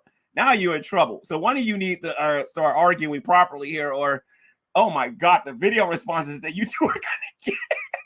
Anyway, I Talk. Go ahead. Let me unmute you, because I got two guys in the background. Like I said, am I really going to have a conversation with an unstable bitch that thinks that her instability is indicative of all women? I can't engage with unstable bitches that think their instability is indicative of an overall behavior in women. So I can't talk to you, dumb whore. Ooh. Okay, yeah, I didn't say that it's indicative of all women. I'm just pointing out that you're supposed to be responding with something that's showing that women don't have a tendency. I was speaking generally. I specified generally speaking. I was only talking about my own emotions because like I said, I cannot engage in emotionally unstable whore. You're being rude, ma'am. I can't engage in emotionally unstable You're being whore. rude, ma'am. I cannot engage in emotionally unstable whore. Yeah, you're being rude, ma'am. You need to calm down. I can't engage in emotionally unstable calm whore. down. I cannot engage in so let me have her I for a was minute, only- Godless Girl. Let me help. I can't engage in Let me have her for a emotionally minute, unstable Godless whore. Girl. Let me have her for a minute. So I talk. Yes, I please. talk New Jersey. Okay. Have me I think I proved my point. in your mind. Right. Just So here's have my me. thing, man. Okay. When somebody asks you a question, But I won't do right? bukkake. It's best. I don't eat Hold on a cum. minute, man. Cum is not something Here's the that thing, goes down man. my tongue. Here's the thing, ma'am. Okay. Yes. And that's your own But you personal business. You seem to like bukkake. What does semen taste like? Ma'am, let me finish, ma'am, and then I'll let you No, talk. like you want me to be serious and take you serious, I'll but I reactivate can't. anti-feminism mode real fast. You can. All right? What can you do? You're You making can a lot call of me a sex dumb jokes. woman. At You least can I get sex. belittle Do my you get any? education. You can belittle Do the you fact get that any? I retired. Do you get any? Do all Do you those get things, any? Do but you that get any? doesn't really Do you get any? impact me. Do you get any? Do you get any? What? Do you get any sex? Tons of That it. is Why? not named vibrator. No, I'm serious. Do you my get any husband's sex in from the anybody background. other than Oh, and AJ, vibrator? I actually married him. I don't believe that she's got her husband is sitting. She said her husband is there, and she was talking about how stupid we are. Show him on camera. I don't think her husband's there. You don't have a husband. You don't have a husband. There's nobody next to you, lady. You're home alone. Okay. Shut up. Okay, I don't have. Put him on cam. Put him on cam. Why would I put my husband on camera? Oh, You're not so even you're- on camera. So you expect the audience to believe. So The audience doesn't have to believe what my You marriage expect the audience to They believe that don't right have now to. you could make me look like a clown by putting your husband on camera and showing how wrong I was, but you're not going to do it? Why would I put my spouse on camera? Why would I do that? Lady, there's nobody next to you. But why would I do that? Like you keep You don't have a trying husband. to engage me into these games. Like I told you, I'm not playing that. Please, everybody Like how seen Carrie Godless went Girl. Go to her online and channel. She shows stuff all he the time. disseminated a whole bunch of information that let people find out where he lived and all that jazz. My husband doesn't go online, so why would I put him there? Why would I? Like, I engage just find him it sad. She's pretending to have a man there that she's talking to. I find it very sad. Okay. Yeah. I told you, her man is a vibrator. It's very sad. It's. How about you? Well, can we just hear? What if you don't put him on cam? Can we just hear his voice? I'm not going to engage him in that. Like she can't do it. She can't do it. He can hear me, and he's not speaking up for you. Why would he speak up to me? And then I have you on. You see what I have on my ears? Dreco, do you not see you that? in the background, Dreco? Let me know. Do you don't see that? Like I have headphones on, but once again, you're asking me to involve someone who's not really into being online and something. What? Can we just hear him say, "What's up"? You want me to force him to do something? Ask him if he will, if he's willing. I know he's not. That's why I keep telling you no. But why wouldn't he be? This is the thing. Lady, you not realize how transparent it is that there's nobody sitting next to you right now? No, it's not transparent. Can you see what's in front of me? Can you see what's in front of me? You just want to believe that I'm transparent a big word because you don't seem to understand it. And don't have anything and have a horrible life because that fits the narrative that you want. That's why I keep telling you there's nothing that you can do to me. You can tell everybody from here to kingdom come that I'm sitting here and I'm lying about being married.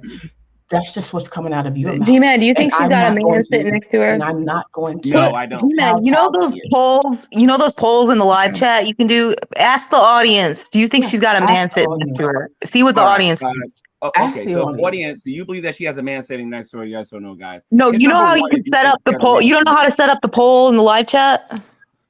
Oh, let me see if I can do it. Hold on. Let me do it. Odd talk. Do you think the audience believes you have a man sitting next to you? No, I don't know how to do it. Nah. See, that's the thing. That's what I find hilarious about you guys. You think because your life is wrapped up in what other people online or on social media think, that everybody else is going to kowtow to your demands. You can ask me anything. Shit, I have a copy of my retirement papers in the drawer next to me. Do you think that I'm going to show you that? I have my medical records in my bedroom. What? Do you think I'm going to show you what that? is she talking about?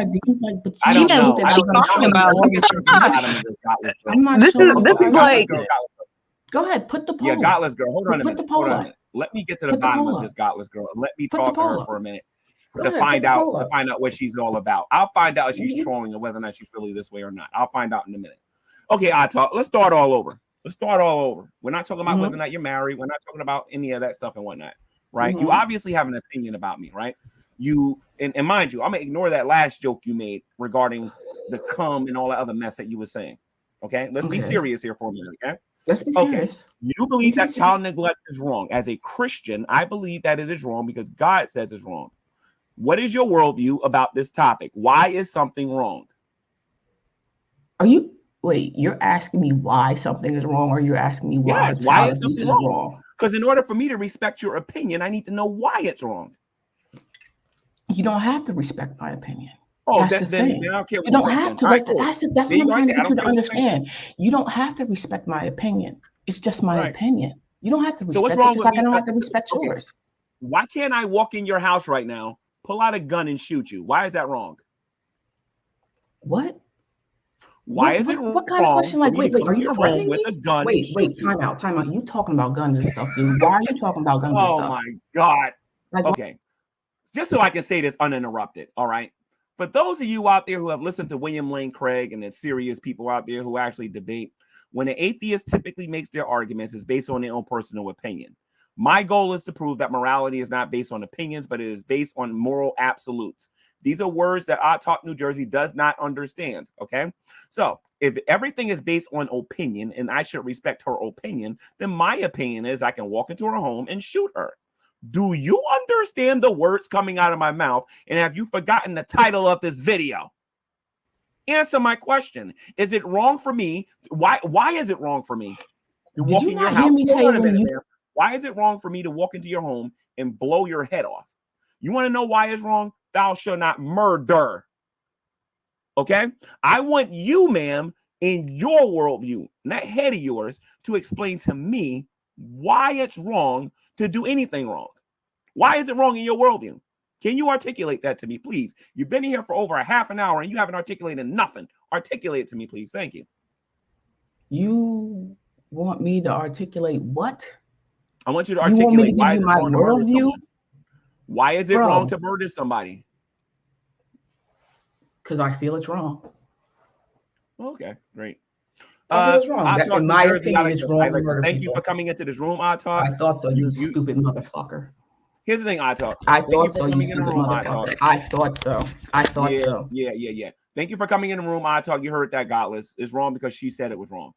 The end. Should I end the stream now? It's wrong because she said it was wrong? The end?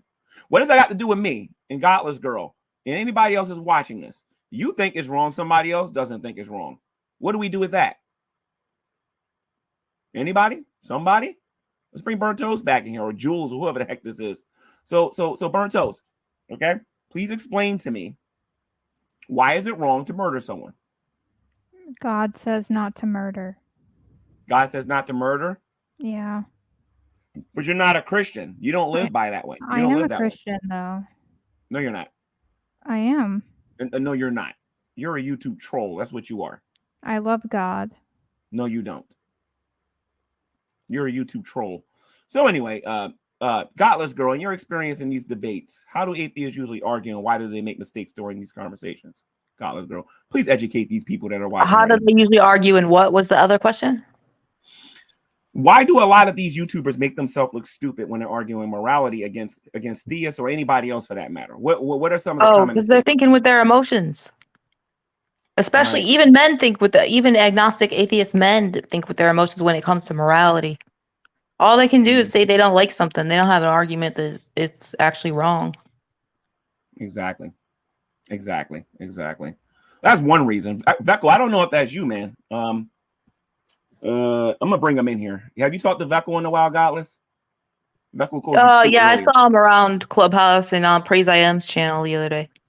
Yeah, Veckel said you were cute earlier. How you doing, Vec? Veckel? I don't think that's Veckel. Veckel! Let me check the chat here. Veckel, is that you, Veckel? He said hold on in the chat. Okay, all right. Because I don't know if that's him. We got Monty in the background, too. I'm sure Monty's going to be a stronger debater when he comes in here. You know, having a show and everything. You know. He says his device is not whatchamacallit. Let's bring Monty in here. So Monty, before you start getting all hyper on me and everything and whatnot, dude, first of all, welcome to Sowing and Reaping. All right. My question for you is, sir, well, actually, you're a man, so this don't really pertain to you. How are you doing today, sir? I'm all right. You all right? How's Hannibal? Hannibal's all right. Talk to him today. How's the goldfish? How's what? How's the goldfish? I don't have a goldfish. How's the puppy? I don't have a puppy. How's the cat? I don't have a cat. Okay. Anyway, so yeah. So what do you think about the question here about why child neglect is wrong? What will you say differently than what Odd Talk was saying? And because if you're gonna tell me the same thing that she said, then this is gonna be fun. So why is it wrong to neglect children? Like, give me some deep thinking here. Well, mainly because they're innocents and they're humans, and when you have a child, like you're supposed to raise them and protect them to continue the human race.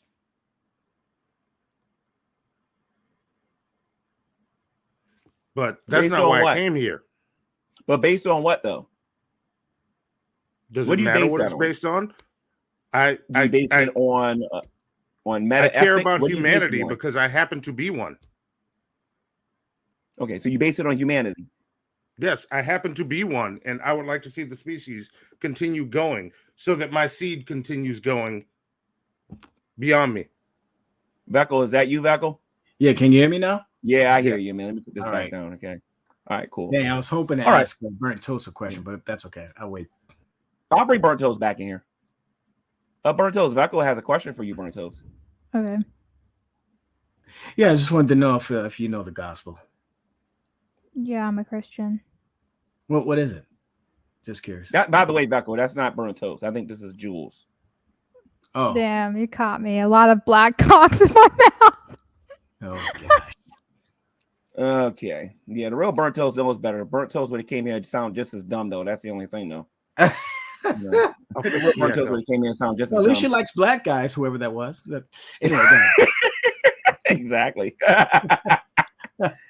All right. So let's have a conversation amongst the guys until Godless Girl comes back. Godless Girl's a lot of fun when she comes in here. Odd Talk is still in the background. You want to talk to Odd Talk? Yeah. Based off of what I was saying, man, I don't even know if the talk would actually be odd or not. But I'll tell you what. I'll remove myself. I won't even engage in the conversation. I'm gonna give her the benefit of the doubt. I want to see how she does with nobody interrupting her. Well, I'm not sure if I want to engage unless she has a question for me or something. I don't. All right, cool. I'll bring her in here and then we'll see what she has to say. But I'm going to give her another chance. I'm going to give her the benefit of the doubt because she was coming here with that, like, y'all just YouTuber stuff. Let's just have a serious conversation here in a minute and let's see whether or not she can save face or not. I'm going to give her one more chance. All right. And I'm going to mute my microphone. I'm not even going to participate. Then you got Monty there. What up, anyway, Monty? How you doing? How you doing, Odd Talk? I like your artwork. I used to watch you, but Thank you very much. I'll be back to doing Monday Montourage next week. Cool. Yes. Hello, Beckel. I'm sorry. I mistook you for Jill. Jill doesn't talk to women. My bad. Oh man, that's the compliment. It's okay. Yeah. So I didn't really have any questions for you. I think G-Man is expecting me to come in here and engage you, and you're supposed to make me look foolish, but I don't see how. You guys have a habit of engaging in conversation in a certain way that I pretty much said that I'm not going to engage in that. I'm not going to be put in a place where you're going to try to I got you. I came in here to ask him why he was making the statements that he was making about women, Burnt Toast in particular, because I saw where he's been calling her a hoe, and he wanted to jump on into child abuse. So I'm going to be 100% upfront with it. I don't play the games that generally go on in this environment. This is not a debate. There's nothing going on YouTube that is actually a debate. A debate would be something like you would see William F. Buckley do, where there's a back and forth in conversation, a point is made, a counterpoint is made, none of all this hollering and cussing and screaming. And if I'm going to get, and honestly, if I'm going to get what you guys usually give, which is not you, because you're personable, I've seen you interact before, but if I'm going to get what Godless Girl gives, which is going into restaurants, videotaping it and tearing up shit and cussing people out and calling them out of their names, and what G-Man does, because in all honesty, when I first was introduced to G-Man, I actually felt bad for him because he is being bullied. And it's happening to him the way it's happening to him because he's just a disagreeable person. So like you can feel bad for him and all this jazz, but in the end, just look at him and how he acts. Like I think he did something to you. And I'm not gonna say it out loud, but he pulled some shit with you.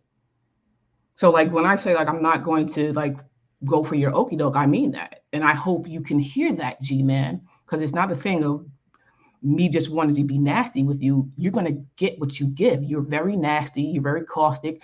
You make arguments that don't make any sense. You want to jump from conversation to conversation and be like, oh, I got you when you move the goalpost or you change the topic. And that's not fair. So if you're going to give me bullshit, I'm going to give you bullshit back.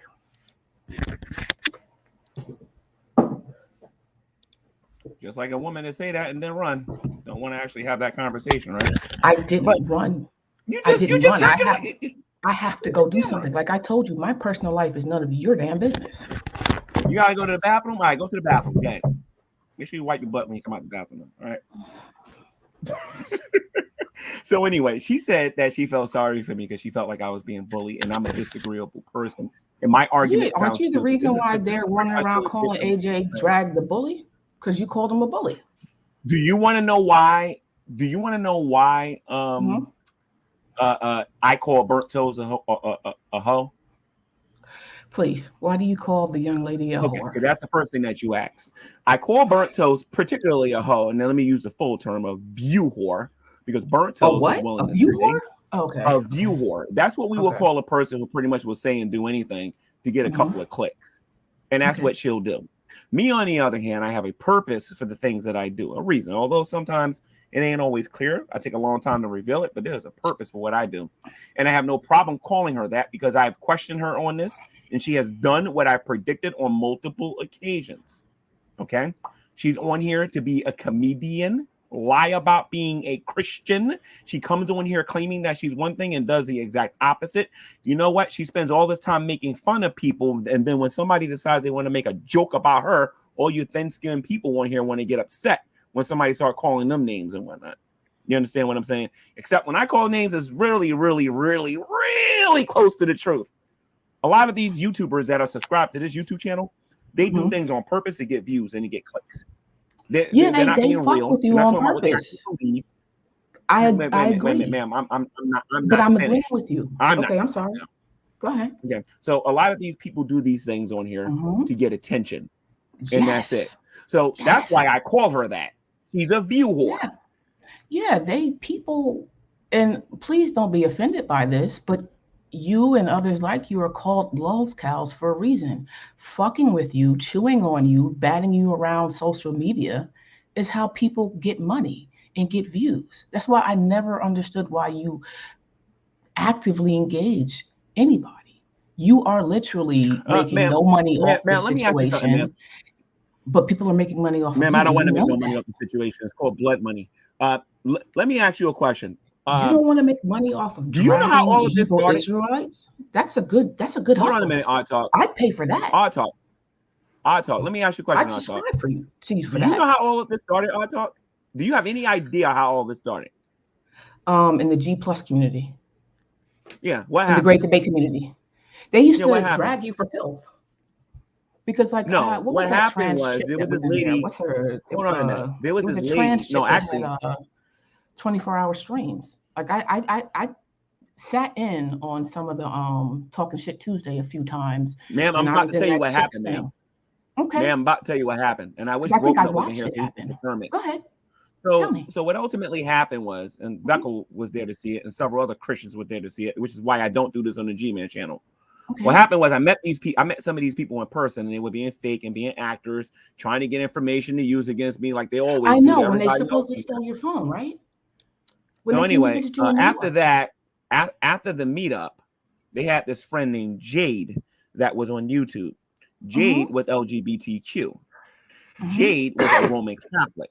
I am a Christian and I'm against both. Isn't that woman So that I you was used to speaking blast out. with the horn and then she died? Ma'am, I'm trying to explain this to you. If you want me to take you seriously, I'm trying to explain this to you. All right. But so the bottom line is at the end of the day, I made some videos about her. She passed away. And these people on here have never gotten over it. And they have been harassing me ever since. And let me explain to you the seriousness of the harassment of your new friends, ma'am. They're not my new friends. Right, still, this. Wait a minute, ma'am. Wait a minute. You need to hear this. Wait. You need to hear this, ma'am. Ma'am, I will mute you. Listen to me, okay? Ma'am, just give me 1 second here. Your buddy Dragna falsely accused me of rape allegations on here on YouTube. Okay, I was living inside of a house. The person who was going to give me the house threw me out in the street when all of that happened, and it was all prearranged when it happened. All right.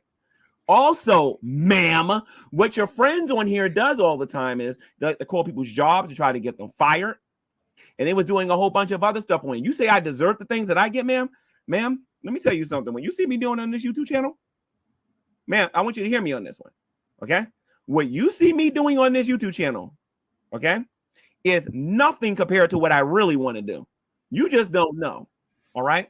The bottom line is this. You, ma'am, hang around a bunch of devils on here, a bunch of dishonest criminals on here, supporting them, giving them likes and giving them clicks and justifying their criminal activity on here. And I heard that you're supposed to be some ex-cop or whatever. You do not want to get into this conversation with me, ma'am. Now, you want to talk about Shani and how she takes care of her kids and whether or not I support that or not, ma'am. Tell me something. Out of your retirement fund, how many of them dollars went into feeding those kids, ma'am? Please unmute and answer.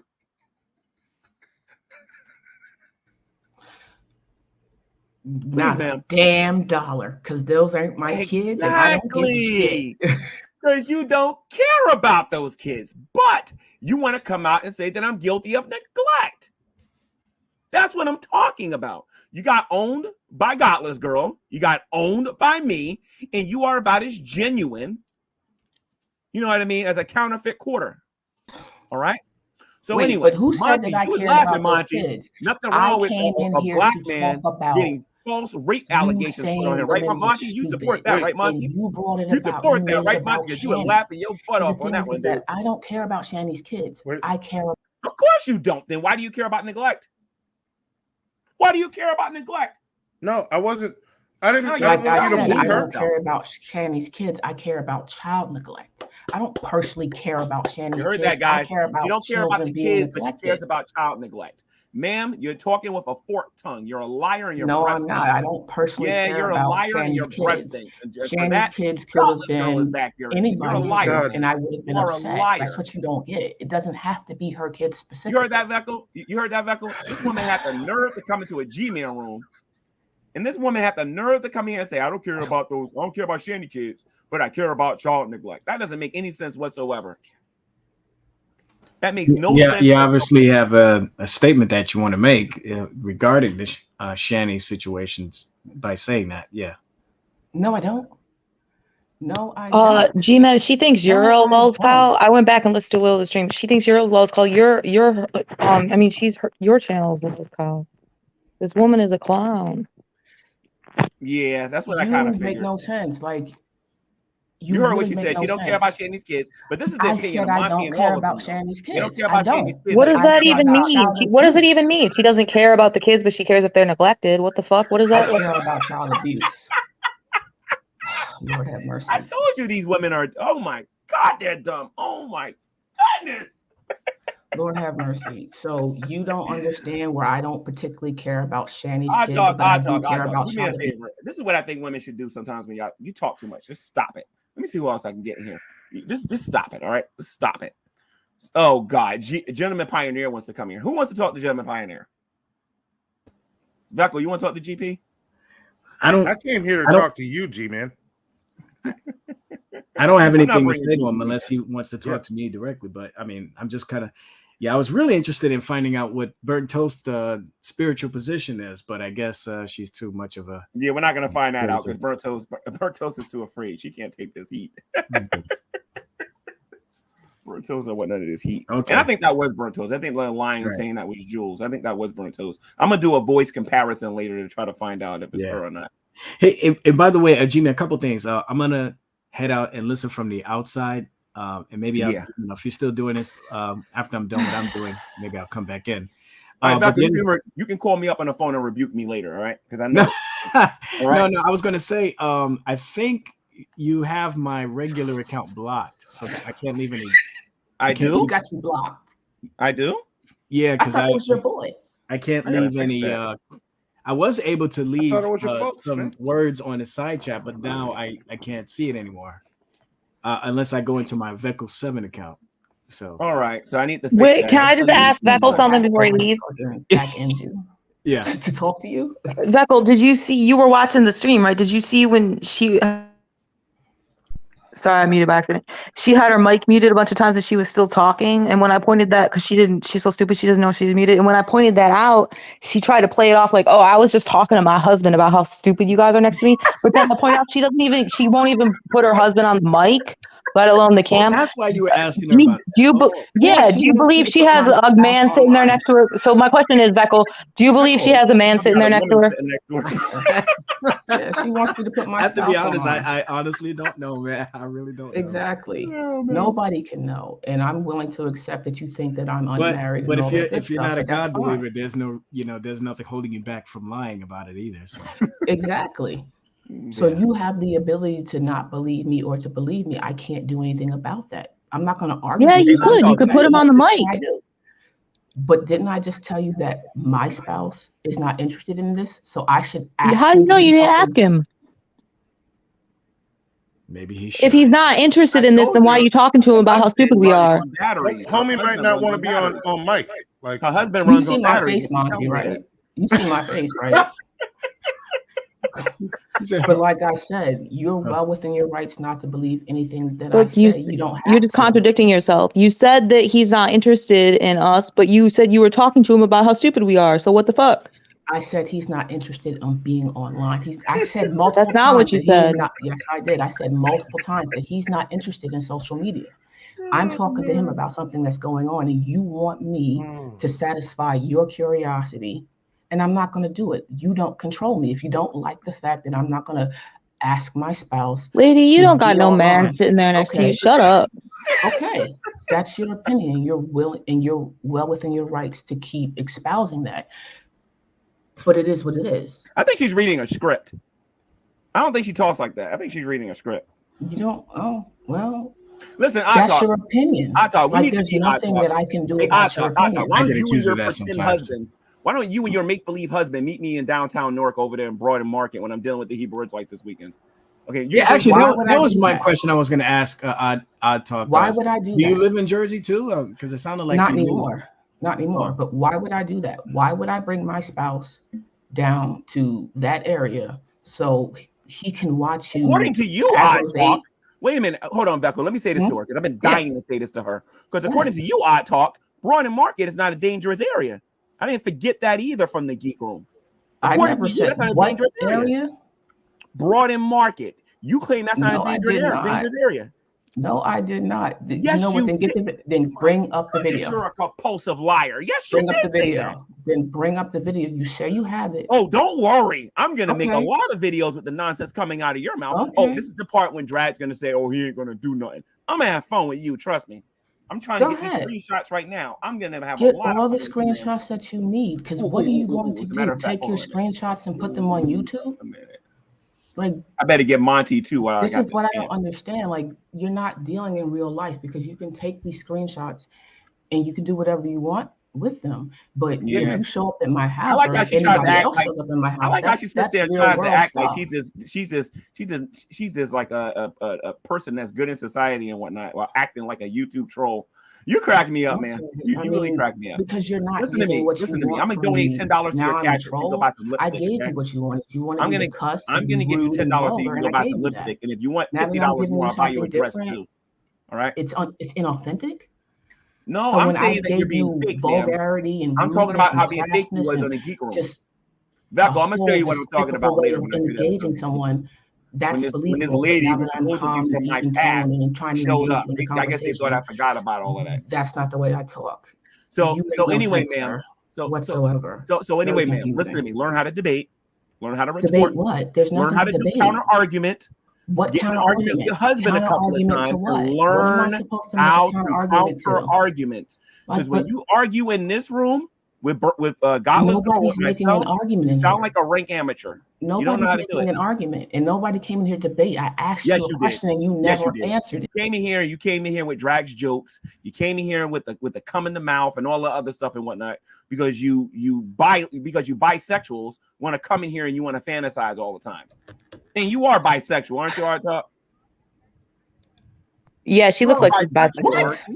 I think that she's bisexual. Yes, you are. Okay, so I'm bisexual. Told you. I'll be that. Told you. I knew it. I knew it. Okay. I knew it.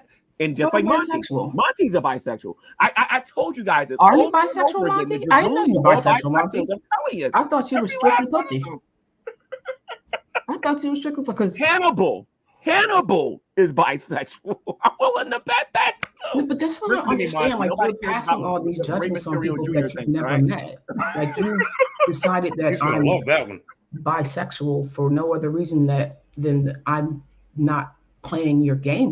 No. I think you're bisexual because you make jokes about cum coming out of my mouth and boot cake and that mess that you was talking about or whatever, ma'am. And when you did that, you opened the door wide open for your criticism. Can I ask you a question, G-Man? Hang on. Real quick. Do me a favor. Stop coming in this room trying to act like you're Drag. Real quick. Drag gets away with that. I'm coming in here being all articulate and trying to act like I'm smart. Okay, stop it. We can read through that baloney. Listen to me. We all know who trained you, okay? And he did a really bad job at it. Go ahead, Monty. Dude, all right, so go ahead, Monty. Go ahead, Monty. I'm sorry. I didn't mean to cut you off. My bad. I actually came to not talk about this stuff, but since you want to make stuff up about me, I might as well have fun with it, right? Monty? Okay, let's get to Monty right now. Monty, where's your daughter? Put her on camera, please. Where's my daughter? Why would she? Because you made some aggressive talk to me. Wait. Hang on, I talk. You made some aggressive talk to me the other day. Can this be you and me while we talk about this? Just us. Sure. Godless Girl. I'm gonna bring you out for 1 minute. I'm gonna bring you back. Okay, with I talk. Okay. So Monty, you told me that the people in that picture was your daughters, right? Do me a favor. One of them is my daughter. Okay, so who's the other ones? The other one is the mother of my son and my neighbor. Okay, so that's your family then. None of those is burnt toast. None of them is burnt toast. Great. All right, great. Okay, so tell me something. Where's your daughter? Put her on camera. Just so we can confirm it real quick. I don't owe you my daughter on camera. My daughter does not want to be on camera. Get a picture of you, your wife, and your kid for me, please. In the portrait. No, I don't owe you that. Oh, but okay, if you good. want so proof, I don't believe a word you got to say. That's still burnt toast. Okay, G-Man, great. G-Man, no. G-Man. I don't believe a word that's coming out of your mouth. G-Man, G-Man, no proof. G-Man, wait. Hear me. Put it as just us. I got a deal for you. Yeah. Make it just us. Just us. No, that's all right. You sure? You sure? No. You're gonna like this. Dale's in the background. I can hear everything. No, listen to me, dude. I don't need no money. Why do you guys keep acting like I need money? Then can everybody stay muted? Because what? Dude, do me a favor. You did the double horns twice there. Stop doing that. I wish you demons would stop doing that, man. Stop with the double horns. All right, stop. I did not do devil horns. What are you talking about? You did the double horns with the hands. Stop that Illuminati nonsense, bro. What are you talking about? So anyway, Monty, okay. What is your deal, Monty? What's the deal? What if I can show you video proof that is not burnt toast in that picture? Well, the only way to prove that's not burnt toast is burnt toast cut a camera on. That's not the only way to prove that's not burnt toast. Oh, yes, it is. No. Will you allow me to share video? Not happening today. Anyway, will you allow me to share video? Wait a minute. Wait. Monty, hold on a minute. I'll take your word for it temporarily, because after all, we are talking about airheads that are women today. And why not bring in the dumbest one of them all, the queen of all of them? Hey, Godless Girl, you want to see dumb? Wait till you meet this lady named Miss Parker. I'm about to bring her here. Get this, Godless Girl. She doesn't believe that rape victims. Okay. G-Man, look, when you want to talk, hit me up. I'm bouncing out. No. You got the Hannibal and Monty show. You can invite me there anytime you want. Oh, I sent you. Check your Skype. You've got invites. When's the next time you're doing your show? I've sent you emails and Skypes. When next time you're doing your show? I'm out. Hey, Monty, I'll check you out on Monday. You want on tomorrow? We can do it tomorrow. We're live right now, actually. No. Oh, you're stealing my. Oh, okay. If you're live right now, you shouldn't be in here. Bye. So anyway, let's go to so we're gonna bring in Miss Parker here. I gotta bring in the Thunder in here because when she comes in here, she's bringing the porn with her. So I gotta be careful. How you doing, Miss Parker? I don't have any porn, bro. That's Miss Parker, ladies and gents, a black lady that's on the audience. Now, Miss Parker, what should happen to rapists? Do you think that rapists should still not be thrown in jail for what they do? I believe rapists should go to jail, yes. On GTV, you said that you don't believe rapists should go to jail. You changing your position? I did not say that. Oh, you didn't say it. Oh, so let me get this straight. Now I think I understand what you guys are doing. You guys think because GTV is gone that there's no way for anybody to recall what you said. You know, GP sitting right here, and I do recall him actually being there when you said that stupid mess. And then Indigo was there, and a few other people. Becca was in the audience. They heard you say that mess. So let's try this again, you liar. Let's try this again, you liar. You said, and I quote. Wait a minute, hold on. Actually, I got a different spin I want to put on this. Miss Parker, do you support the justice system? Yes or no? The broken justice system as it stands today? No. Do you believe that when somebody commits a crime that they should go to jail? Yes. According to the 13th Amendment. According to the 13th Amendment, do I think people should be used as chattel slaves? No. Yes. I do not believe people should be used as chattel slaves. Okay, so rapists be thrown into prison? I believe rapists should pay for their crimes, yes. Oh, okay, so now you change your position. Very good. No, I've never changed my position. Here's the thing. Stop lying, Miss Parker. So look. But you're changing her argument right in No, I'm time. not. What she's doing is this. I taught New York. Thank you. I taught New Jersey. I taught Alabama or whatever the heck is it that you're from. She believes that because GTV is gone, that no one can reproduce that video where she actually says that rapists shouldn't be thrown in jail. Okay. Never said that. This is why I say that women are airheads. Okay. Now here's the thing, Miss Parker. Since you want to pretend like you never said it and whatnot, right? You do support the prison system, since now you can't change your mind now, okay? And you do support slavery in America. So stop. How do you make that jump? No, Miss Parker knows what I'm talking about. No, but see, I'm here and I'm trying to understand how you made I had Miss Parker on my channel a while ago, and we was talking about whether or not Matt Dillahunty and the Dragoons supported the idea of slavery in America. I showed that slavery still existed via the prison system. And the way I tried to get Miss Parker at the time is I talked about rapists. Should they go to jail, yes or no?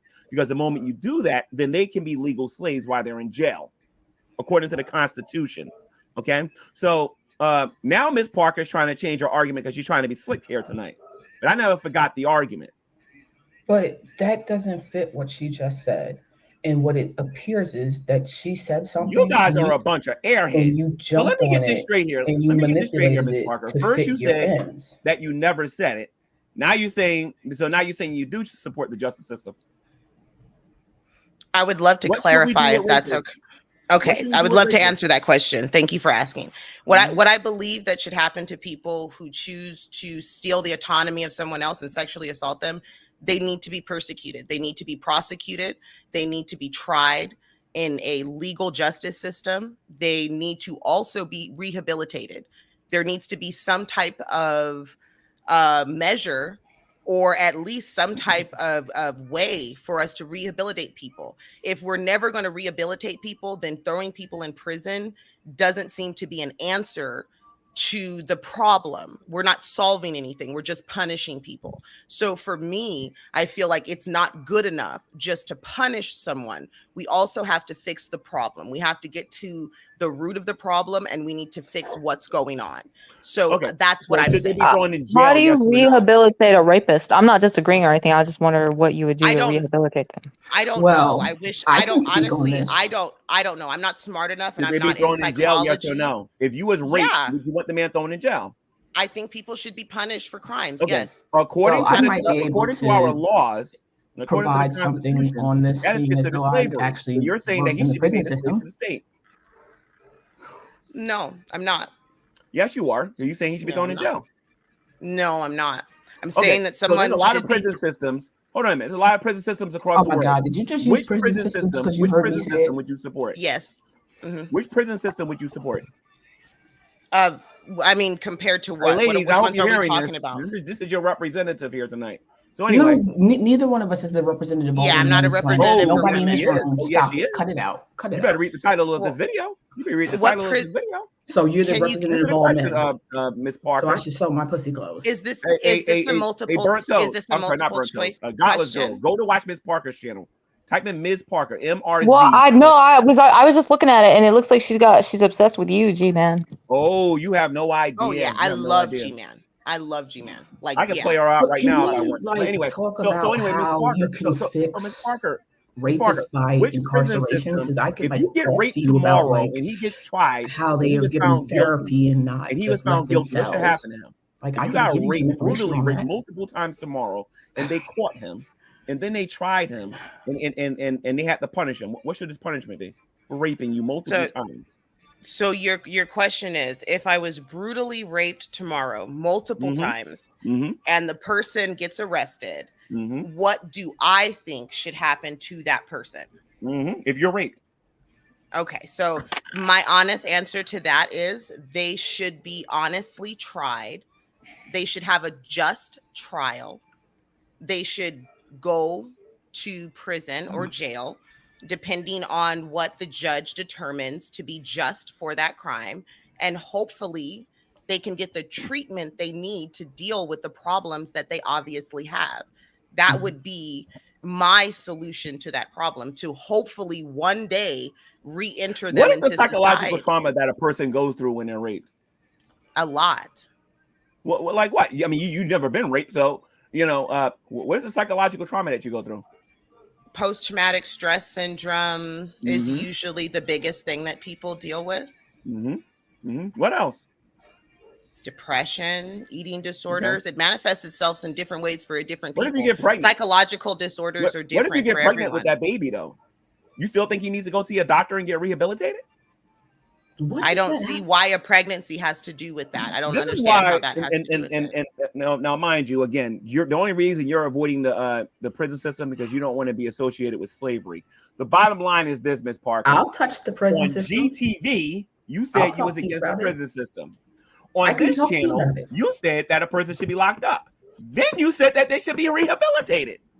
That's the point of imprisonment. That's kind of the point. Like, that's what we're supposed to do. The point of going to jail is not to be rehabilitated. It's not to do that alone. The purpose of going to jail is to pay your debt to society. It is to be punished for what you did. Okay? If a person went out there, and let's say there was a joker, of course, people like this rarely exist, and they went out there and just started going on a random spree shooting people. One of the persons got shot as your invisible husband. Somebody got shot. I don't think Miss Parker would care. Somebody shot somebody close to the Godless Girl. Somebody shot Dylan Hunty and a few other people and whatnot. Your argument is, well, I don't know if they should go to jail. I think what we should do is give them some Ritalin and give them some medication. That's not what she said. That's not what she said at all. Hold on a minute. They did a crime and they should be punished. Miss Parker, there are people on YouTube that you don't like, that you felt like they wronged people, and you punished them with your whole petty family nonsense on your YouTube channel. You believe in punishment just like the next person. What you're being right now is disingenuous. Hold on a minute. You're being disingenuous, and on top of that, you're being fake. Like the wig you got on your head, you're being fake. No, why you gotta come after her like that? I'm not wearing a wig right now. Oh, you're not? Turn your light on. No. I would love to see your real hair. Put the light on. You've seen my hair 100 times, Steven. No, that's not your real hair. I got a picture of your real hair. You want to see it? Hold on a minute. Okay, I got your real hair. Hold on. There you go. I have quite a few pictures of you with your real head. Go ahead. Please show the pictures of me. Please show the pictures. You're very bald-headed. I used them in my in that Miss Parker. G-Man, those photos are from 7 years ago. Please show them because I look amazing. You don't have any hair. So anyway, that's weave. Stop it. That is weave. That is weave. Like, that is weave.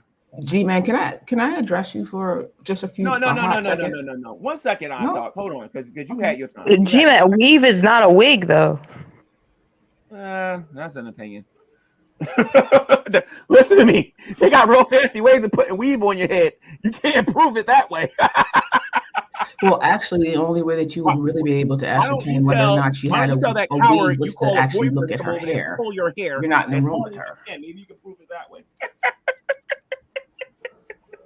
So anyway, so you heard that, ladies and gents. Rapists, all you aspiring rapists out there, your punishment's going to be therapy and medication. That's not what she said. That's not what she said. And if you would let me address the topic, I could help you better understand what goes on as in a the woman. correction I want to hear how a man should be treated, according to you, because the Bible tells me he should be stoned to death with rocks. Well, according to me, according to me, if the individual has been accused of that crime, they should be tried, and if found guilty, they should be incarcerated. And while they are incarcerated, paying for their crime, they should be rehabilitated, like what happens in New York.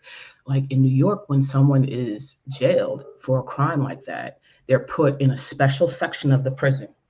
Okay, there's one entire block one entire housing unit that consists of sexual offenders. They have to go up at least once a day to talk to counseling.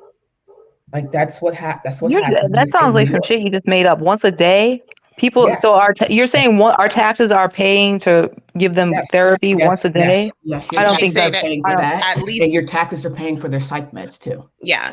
Well, we do know that. Yeah, tax money does go to psych medications in prisons and jails, and it does pay for psychiatric help. We pay for counseling in prison and things like that. Yeah, that's fine, but the counseling daily, I don't think that they're getting counseling daily. I'd like to see a link with that. Well, what she's saying is there is a program that they've just started, and that's what she's referencing. Like there is a program going on in an area, and that's what they're trying to work towards. Because you hear that, I mean, at the end of the day, what's the point? Inspiring. But I don't know. But I'm saying I'm skeptical that program exists. You know what? No, I understand. Yeah, you don't have to believe that. Nobody's afraid of therapy. I do just have like a question really quick. Like, I guess my question is, if all we do is put people in prison, what's the point of just doing that if there's no like exit strategy? Like we have no way of releasing these people. So we're just locking people up forever. It's like an indefinite thing. I'll bring GP in here soon. And that doesn't seem like a useful thing for society to just lock people up no matter what. Well, this is what I think should happen to rapists. It isn't a useful thing. In the state of New York, there are somebody. Those people should be lined up against a wall, and there should be a firing squad there, and they should all be murdered. I mean, not murdered. I'm sorry, killed. Every last one of them should be killed, be a murder. Hey, may I address? Depending if they have any sympathy for the rape victim. Hold on a minute. I want to finish my Miss Parker's the name. Miss Parker. I can't. Depending on the severity, whether or not those people were sorry for what they did, the likelihood of them being repeat offenders, all of their earthly possessions should be given to the woman who got raped. Who decides and they should put her that? against the wall, and they should be used as a firing squad. Now, as far as rehabilitation goes, I'm sorry, that can't be rehabilitated. The only way that can be changed if you turn from your sins and come to know Jesus Christ as your Lord and Savior. That's the only way that changes. I'm sorry. But anyway, let me bring Beckel in here. Beckel, is that you, Beckel? Are you going to let me address Miss Parker? Of course. If you want to agree with her, go ahead. Sure. No, that's not. Please tell me what I'm going to say before I say it. But what I was going to ask you, Miss Parker, is have you ever had experience in a? It's me, G-Man. All right, gotcha. Never mind. Yeah, go ahead. No. Sorry, I didn't mean to interrupt. I was just gonna try to bring the conversation to talk about the prison industrial complex that we're faced with. And I wanted to say that in some respects, I do agree with you. The counseling and all that stuff. I keep trying to get G-Man to understand that being incarcerated is not simply sitting in a cell, being left to rot. We've done that before. Yeah. We did that in the early 20th century. And what it did was breed psychotics that could not be reintroduced into the society. What's happening now is that when someone is incarcerated, yes, they are held in a cell and they have strict living arrangements and they can only eat at a certain time. They have to piss when they're told, they have to shit when they're told. But while they're being incarcerated and having to pay for their crime, they're also receiving GED education. Some inmates can go as far as getting their PhD.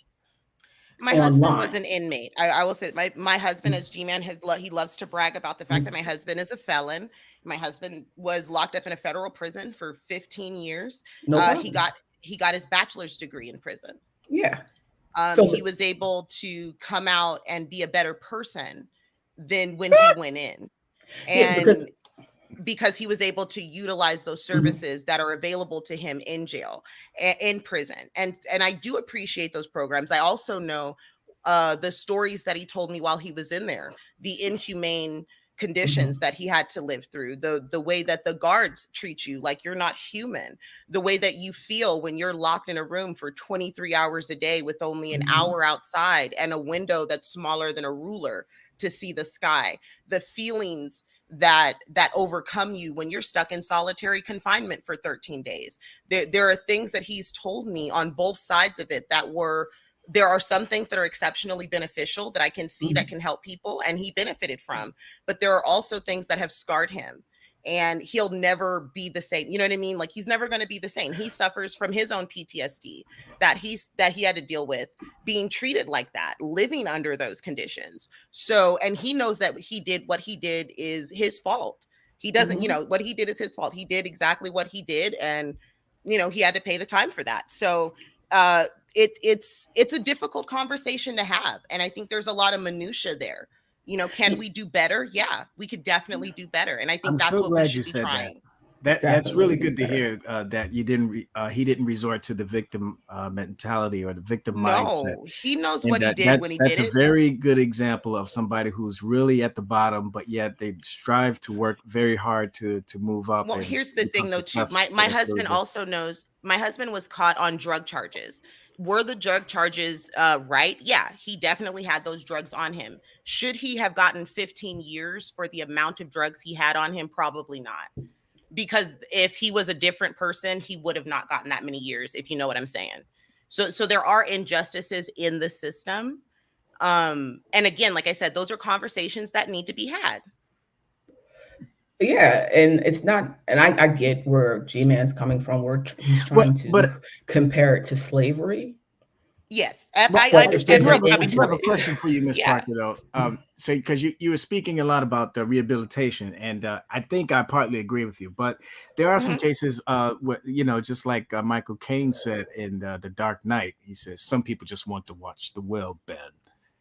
And there are individuals like that who just, they can't be worked with. They're absolutely sick and demonic. So what do you suggest we do with individuals like that? They're the ones who cannot be rehabilitated. Well, those are the horrible exceptions, right? Like you said, those are the people who just can't be rehabilitated. Yeah, we need a place for them too. I believe we have to talk about that. Yeah, like that's a real conversation, Beckel. What do you do with the people that just, like John Wayne Casey? You can't rehabilitate John Wayne Casey. You know what I mean? Like that dude was a sick, sadistic son of a bitch. And I'm sorry. I'm so sorry, G-Man. I apologize. But he is sick and sadistic. You're absolutely right. There are some people in this world who just aren't going to respond to therapy. And I don't think we should make our laws based on those people, but we definitely need to make laws for those people, if that makes sense. Yeah. So those, in other words, individuals like that should not be let out of jail now. Pretty much. Can I give you a little bit of information on this? At one point, New York was entertaining, and they may have actually instituted it. If someone had a history of multiple offenses, especially sexually related, they were entertaining civil commitment, which pretty much meant that the person would never be able to exit a prison. And I would agree with something like that. Like I'm not sure it was instituted, over a repeated period of time, like you're just never going to change. You are a danger to society. It is the government's job to protect us from you, right? Like, so I totally agree with that. But I also believe, like I said, we can't make our laws based on the most heinous people, because everybody who commits a crime isn't the most heinous. And I don't want to treat every crime the same. So there's a lot of minutia involved. And I think people deserve justice. Our justice system is broken, and I think we definitely need to reevaluate it. From the bottom up, it's fucked. Okay, I want to talk to Beckel for a moment here, if y'all don't mind. I'm going to remove you guys from the room here so I don't get interrupted. Okay. So just give me a second here, and then I'll bring y'all back in here. Hold on. Okay, so Vackle, you there, Vackle? Yep, I'm here. Yep. All right, cool. Let me get you off of the banner off of here first before we talk about this. All right. So me and you both pretty much agree that God's law was perfect, right? At least in the Old Testament, right? When in terms of how to deal with the Jews, right? Yeah, absolutely. Yeah. So there was 2 different punishments. So 2 or 3 different punishments. For was it 2 or 3? It was 3 different punishments for the rapists in the Old Testament, right? In the Old Testament, there was there was restitution, right? There was the fact that the man had to actually take care of the rape victim, right? There was the fact that he had to marry them, and then in some cases they were stoned to death. Now, am I off track here by saying this? Wait, say the second and third one again. Okay, so one of the punishments was that they had to be stoned to death, and right. The other one was that they had to marry the victim that they raped, right? They had to marry them, right? Yeah, something and like that. And they had to care for them, right? Now, there was an option there where if the father didn't want that to happen, if he didn't want to pay what was the dowry or whatever, that if they didn't want to pay the dowry, the father could reject them, and then they would just get 30 pieces of silver or something like that, right? I vaguely remember that part. Yeah, I vaguely remember that part. Yeah, we haven't talked about that in a while, but I know that there's 3 different punishments. Well, 2 different punishments, but then it's the part if the father didn't want it to happen and whatnot, right? The point is, in the Old Testament, God wanted the Israelites to remove the evil from the land, right? That's correct. Right. Anywhere in the Old Testament, because maybe I missed it somewhere. Where in the Old Testament where God said that these people could be rehabilitated, and I'm talking about the Old Testament, I'm not talking about Christ or nothing like that. But where does it say anything about being rehabilitated? Yeah, the closest thing that you're going to get to any type of rehabilitation is people going into what was called the cities of refuge. But that wasn't a city. Those weren't locations designed for rehabilitation. They were cities or locations designed to protect people who were accused of committing a crime, so that the avenger of the ones who were killed would not go out and accidentally kill the wrong person. So these individuals who were suspect put into these places called the cities of refuge, where they had to wait there until it was. Especially if they were innocent. It could have been. They could have been either innocent or guilty. But that's why they were put there until it was found out that they were one or the other. Right. Now, but that wouldn't be rehabilitation, though. That would just be sort of like a witness protection program, sort of thing. Yeah. Yeah. So where in the Bible does the Bible teach us that these people need therapy? Yeah. There was no. Yeah, the only therapy would be once they understand that, a long time ago, like, they had repressed feelings in some other life or whatever. Get the heck out of here. What I mean? The closest thing you're going to get to therapy is those who are witnessing the death at the execution of the ones who committed the crime. That was about it. But there was no rehabilitation. Yeah. Right. So in the New Testament, regardless if a person was a rapist, a murderer, if they was a pedo or whatever, you know what I mean? If they admitted that they was those things, right? And they confessed the Lord Jesus Christ, and they had a genuine conversion. That's the only time we really see people really stopping doing those things for the most part, right? Because usually you have repeat offenders that will go back and go do those things again. You know what I mean? So that's why I was like listening to this therapy thing, and I was like, what? It's like, if you catch somebody doing a crime like that, are we punishing them or are we trying to rehabilitate them? The punishment part's got to be talked about. What's going to be the punishment? Do you take them out of society? How long are they taken out of society? When you take them out of society, what should they be doing while they're out of society? Right? It's really interesting because the prison system that we have today is not in the Bible. I actually learned that from Kent Hovind. He said that, and I actually looked at it and it wasn't there. Nowhere in scripture do you hear God ever commanding that so-and-so should be locked up for like 80 years or 2 life sentences or anything like that. Yeah, that's true. Yeah, it's restitution, or you gave them the death penalty. Well, people got killed for picking up sticks on the Sabbath. So you now listen to the answers that you got from Ms. Parker and some of the things that they were talking about. Where's restitution in all of that? They should just get therapy. Where is repaying the lady? I appreciate whatever mental anguish she went through when she went through it. I don't think I necessarily disagree with what she's saying, but only if it could be demonstrated that the person who's accused of the crime has not committed the thing. I mean, if they're repeat or serial rapists, right? There shouldn't be. They've demonstrated that they can't be rehabilitated, and they need to be. And we have examples of that, right? We have examples of people who have done it and was sorry, and they never did it again. They did their little 4 or 5 years in jail or whatever, or they got the little 2 years, and then they did some community service, and then you never hear about them doing it again. But then you got some people who are repeat offenders, right? Those people shouldn't be in society. Those people should either be in jail or, well, I'm a little bit extreme on this because, like I said, I'm looking forward for when Christ returns. If they don't change, they should be eliminated and taken out of society for good, if you know what I mean. So, I'm a bit of an extremist on that, but this therapy mess that they're talking about, I think we have enough examples to see that don't work, especially when we look at how many men has been raped in prison themselves. You know what I mean? What about people who are in jail for murder and they're sitting in there for 20 years and they're raping people in jail? They ain't getting no therapy. Some of the cops giving them a pat on the shoulder. You know what I mean? That therapy stuff doesn't work. I think I heard John MacArthur and a couple of other people talking about, the world got this idea that if you make a person more educated and you make them more aware, that's somehow going to make them into a better person. No, that's just going to make them into a smarter sinner. It's not going to change them from the inside out. Only Christ can do that, Yeah, I agree with that too. Yeah, but I do, just to be fair, I do understand what Ms. Parker is trying to say. Right. The question is it biblical and does it actually work? And that's a whole other discussion there. So, and I would say the same thing too.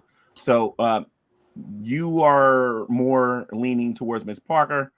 I'm like, no. Well, therapy's gonna work. So. Again, it all depends. Like she said, it's more nuance or. Well, she's not a Christian, so she's not going to be listening to what the scripture says. She don't care about what God has to say about it. She only cares about what she thinks is the best thing to do with these people that she believes can be rehabilitated. But I'm trying to get away from it or either though. So, but I'm trying to get away from the theonomist position too, because the theonomist believes that we should reinstitute the execution laws that we see from the Old Testament. They theonomists, or are you talking about the people, the Reconstructionists? I think it's a Reconstructionist and the theonomists are Christians who actually believe that the Old Testament laws, where let's say, for example, people were executed for performing sexual deviancies and stuff. They actually believe that we should. These people should be killed. Like gay people should be executed. People who commit adultery should be executed. And it's rather unfortunate, but it's something that's predominant amongst most theonomists I know are Calvinists, actually, unfortunately. Yeah. Is it the hyper Calvinists or the regular ones? I would say hyper Calvinists. Yeah. Because I don't know. I don't know what's that guy named All for His Glory or something like that. What was that guy named? Yeah, I think. Yep. Good point. I think he was a theonomist too. Yeah, I think he was. Yeah. And I vehemently disagree with that mess. It's garbage. I know one thing. Real quick, I want to know what this. Ronald Foster said that I was accused of assault. And he has information on me, so I'm really curious. To see. You're gonna get your laugh on when you hear it. It's probably somebody with a voice modulator lying about you. So, yeah, right. Yeah, because I've already admitted my run-in with the police a couple of times, but it was never for assault. Please tell me you didn't do that on social media. What? That you talked about your run-in with the police. I talked about it a couple of times. Dig, and they got no life whatsoever. Yeah, they I talked about it a couple of times. Yeah, in the past. Yeah, I'm not afraid about it. I'm not worried about it. Yeah, because it's really hard for them to get under your skin. But I'm actually adopting more of your philosophy when I deal with them. If they're gonna troll me, then man, I'm gonna troll them back times 20. You know what I mean? Yeah, right. I have nothing to hide. The only thing I care about is protecting my family, and that's about it. They could try to expose me all they want. The moment they put their hands on my family, then there's going to be some blood. Yeah. Oh, I mean that wholeheartedly. I will blow somebody's brains out real quick. Oh, that's very Can I ask Beckel a question really quick, if that's okay? Sure, go ahead. Sure. Okay. I just wanted to ask the question because I was listening and I was taking notes when you guys were talking while I was backstage. And my one question is, do women have autonomy over their body? In the Old Testament. Over their body. In the Old Testament. Yeah, in the Old Testament, does a woman have autonomy over her body? Yes and no. In the Old Testament? Well, yeah, I'm just wondering because, and I'm not trying to start anything. I promise I'm not leading. I'm honestly asking, does a woman have autonomy in the Old Testament? Yes and no. I would say, yeah. I don't understand what that means. Yes and no. If you could elaborate for me. Well, in the natural, a woman has autonomy over her body because she can decide what she's going to do with it. When she gets married, however, her body it no longer just belongs to her no more. Her body belongs to her husband now. When a woman is sexually assaulted, so when a woman is sexually assaulted, who does her body belong to? In the Old Testament, God. Well, in the Hebrew law, yeah, she is. That rapist is unfortunately bound to take care of her because he's humbled her. Nobody else wants to marry her now because she's lost her virginity. That's right. So he's made her, invaluable. Could I ask one more question? And I'm not trying to lead. I'm just following kind of the conversation here. If we were under the laws of the Old Testament today, and you had a daughter that was sexually assaulted, would you be okay with her marrying her rapist? Personally, no. Why? Because I want to kill the son of a gun. Why? Because I'd be emotionally perturbed. Okay, so if that is the response of a father, because I know you're a father, that's the reason why I asked, and I know it's a really hyperbolic question, then if that's the response of a father, because you love your daughter and you would hate for something so atrocious to happen to her, and it would be even worse to subjugate her to a life with him, right? Why would we go to the Old Testament for reference if that's what they want us to do, knowing that morally and emotionally that would tear us up and it would destroy our daughters? Can I answer that, Beckel? Yeah. Go ahead. Yeah, the society in the Old Testament and society today are two entirely different societies. So whenever you hear a pastor referring to the Old Testament, they're talking about a theocracy. They're talking about a different people. They're talking about a different set of laws. When you're talking about today, you're talking about, now I don't believe none of this crap, but you're talking about America being a republic here, right? Or being a democracy here, right? You know what I mean? And and our laws are very different. The welfare system is different. Taking care of women is different. Everything is different today. The reason why you refer to the Old Testament is to see how God handled it under the old system and how he handles it under the new system. That's why you look at it. It is actually a good thing. Hold on a minute. It is a good thing in God's sovereignty that is good with the laws that he made on how to deal with somebody who was raped, because it gives you different scenarios, whether or not the woman cried out or whether or not she didn't cry out or anything like that. You know what I mean? The situations are different. You got some women out there that will falsely accuse men, and that exists everywhere. Then you got women who actually have been raped. Did they have forensic evidence in the Old Testament? You didn't need it. They had ways to determine whether or not it happened or not. How did they determine who the rapist was? Well, they can actually look at the private part. They can look at the whether or not there was any witnesses. Did she cry out? There's a bunch of different ways. You can't look at a vagina and tell what dick was stuck in it. You can't do that.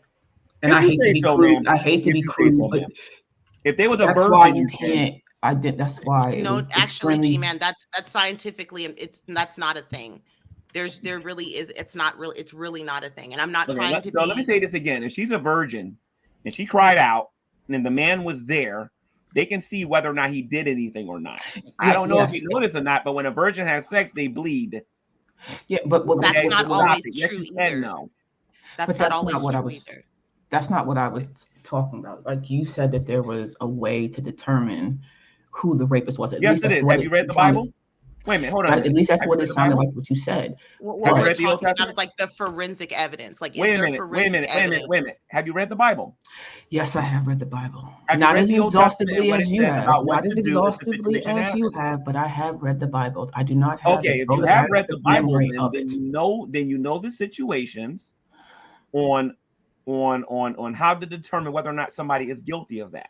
And it's very vague, G-Man. You know that it's exceptionally vague. It only talks about I don't know that it's exceptionally vague, so and I don't agree that it's vague, and I think it's in great detail. Then can we read it? Hold on a minute. Can we read it together? Hold on a minute. And I think it's a better system. Hold on a minute. And I think it's a better system than we have today. Deuteronomy. Because it's in Deuteronomy. Can we read it? Deuteronomy. The system. I don't know. It's Ms. Parker. Hold on, Ms. Parker. Hold on a minute. You're not a Christian. I know you haven't read the text, and the Bible is clear about how to know whether or not it happened or not. Just because you're coming into it and you're saying that, stop it. I have not forgotten to whom and what I'm talking to. Stop it. All right.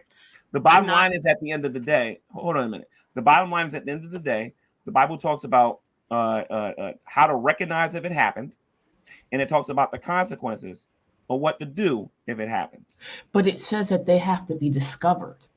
Yeah. Like someone would have to happen upon it. Yeah. What you said it's not great detail. Tell me something. Said earlier, tell me something. So in the text, there's no great detail. Can you read the text, please? Will you allow I'm not going to read it. No. I'm not allow her to read it. What does the text say? Can she do it? Yeah, can she read it? No, I want you to tell me what the text says. You're talking about it. What does it say? If a man happens to meet a virgin who is not pledged to be married and rapes her, and they are discovered, he shall pay her father 50 shekels of silver. He must marry the young woman. So stop there. And they're discovered. How are they discovered? It doesn't say. Okay. If there's a witness, hold on a minute. Hold on a minute. If there's a witness, I said it's vague. Hold on a minute. It's not vague. It's not vague. If they're discovered, that means it means that there was a witness there. Somebody saw it. Somebody could have heard her screaming. But what about when nobody sees it? What about when it happens in the Keep dark? Reading. Keep reading. G-Man, can I ask you, please? I would like to ask you a question. Yeah. Is it possible to determine who a person, not even a woman, we're going to leave gender out of this, to determine who a person's rapist is if you don't catch the rapist in the act? Is it possible to determine that? Well, the first thing that you got to do is you got to hear the claim, and then you go by the rest of the laws that was talked about in that particular chapter. That's why I told you to keep reading. You're just reading one verse. I'm fully aware. You stopped me. No, go ahead. Keep reading. Go ahead. Entertain. I'm fully aware of evilbible.com and its criticism. So go ahead. She's just. You know what? Then G-Man, you read it if you think. No, it's not that. It's not that. It's not that. I get tired of atheists trying to come on here trying to find holes in my Bible when you guys don't even take the Bible seriously. Ms. Parker, you spend 90% of your time on your YouTube channel joking around and acting like a clown on your YouTube channel. And then you're trying to come over here, trying to be slick, and then coming over here pretending like you care about what's in the Bible. But you can get that maybe with your petty family, but you're not going to get that when you read it yourself. That's all. I'm trying to have a respectful conversation with you. I'm trying to have one too. I'm trying to have one too. And answer your question, and you don't accept it, and that's fine. I'm not yelling. I'm not being combative. I'm talking to you. You're not yelling and not being combative has nothing to do with it, Ms. Parker. What it is this: you believe that a person party in this and read. Your argument is that you can't know if somebody's raped unless you have DNA. Okay, so let Veckel read it. That he could be our guy. Please, Veckel. Hold on a minute. You guys got this ridiculous belief that you can't know if somebody's raped unless you got what is it, DNA evidence or whatever, right? That unless you have our technology today, you can't know if somebody's raped. That's dumb. But you know what? Go ahead and finish reading it so that you can see what it says. That wasn't what was said. Neither one of you know what you're talking about. But that wasn't the argument. The argument was, can you determine a rapist based on Old Testament law alone? Yes, you can. And so that's what we're talking about. She's reading it, and she's going to continue to read. Go ahead and read the same verse again. Go ahead and read the same verse again. So that's where we are. G-Man, please, just hold tight for a Go second. ahead and read the same verse. I'm trying to find a resolution. You seem to think that I will be providing you with information that's tainted, that's biased. So I want to know. Ma'am, I am not saying that. I'm asking you to read it. You legit said that you know that people get stuff from evilbible.com. And I know you do. And I can show everybody when I'm ready. But can you please just do that for me? In order to stop what she's saying is she's reading she wants to show you her source, is what she's saying. So go ahead and read the verse. All right, don't add to it and don't take away from it. What does it say? You said it was vague. Go ahead and read it. If you don't live near, oh wait, lost it. Go ahead. Gotta get it back. I moved away from it. Okay, here we are. That was the full thing. You want me to read the full chapter? Not all of it. I think it's only the first couple of verses that are going to talk about how to determine a rapist. I think it's the first 9 verses. There's other passages in the Bible too. Yeah, that's what I'm saying. Like, so go ahead and read. Yeah. It's only if a man happens to meet a virgin who is not pledged to be married, and then the one outside of the gate. There's a one outside of a gate. It talks about outside the gate. Oh, I didn't get that far. I only looked up Deuteronomy 22:28. Is there something else where I should? I'll Google all the references, and then G-Man, I'll just put them in the private chat for you, so you can tell me if those are the right references, and then we'll make sure that those are the right ones. That way, we're all on the same page. I'm just waiting for you guys to read. I'm waiting for you guys to read.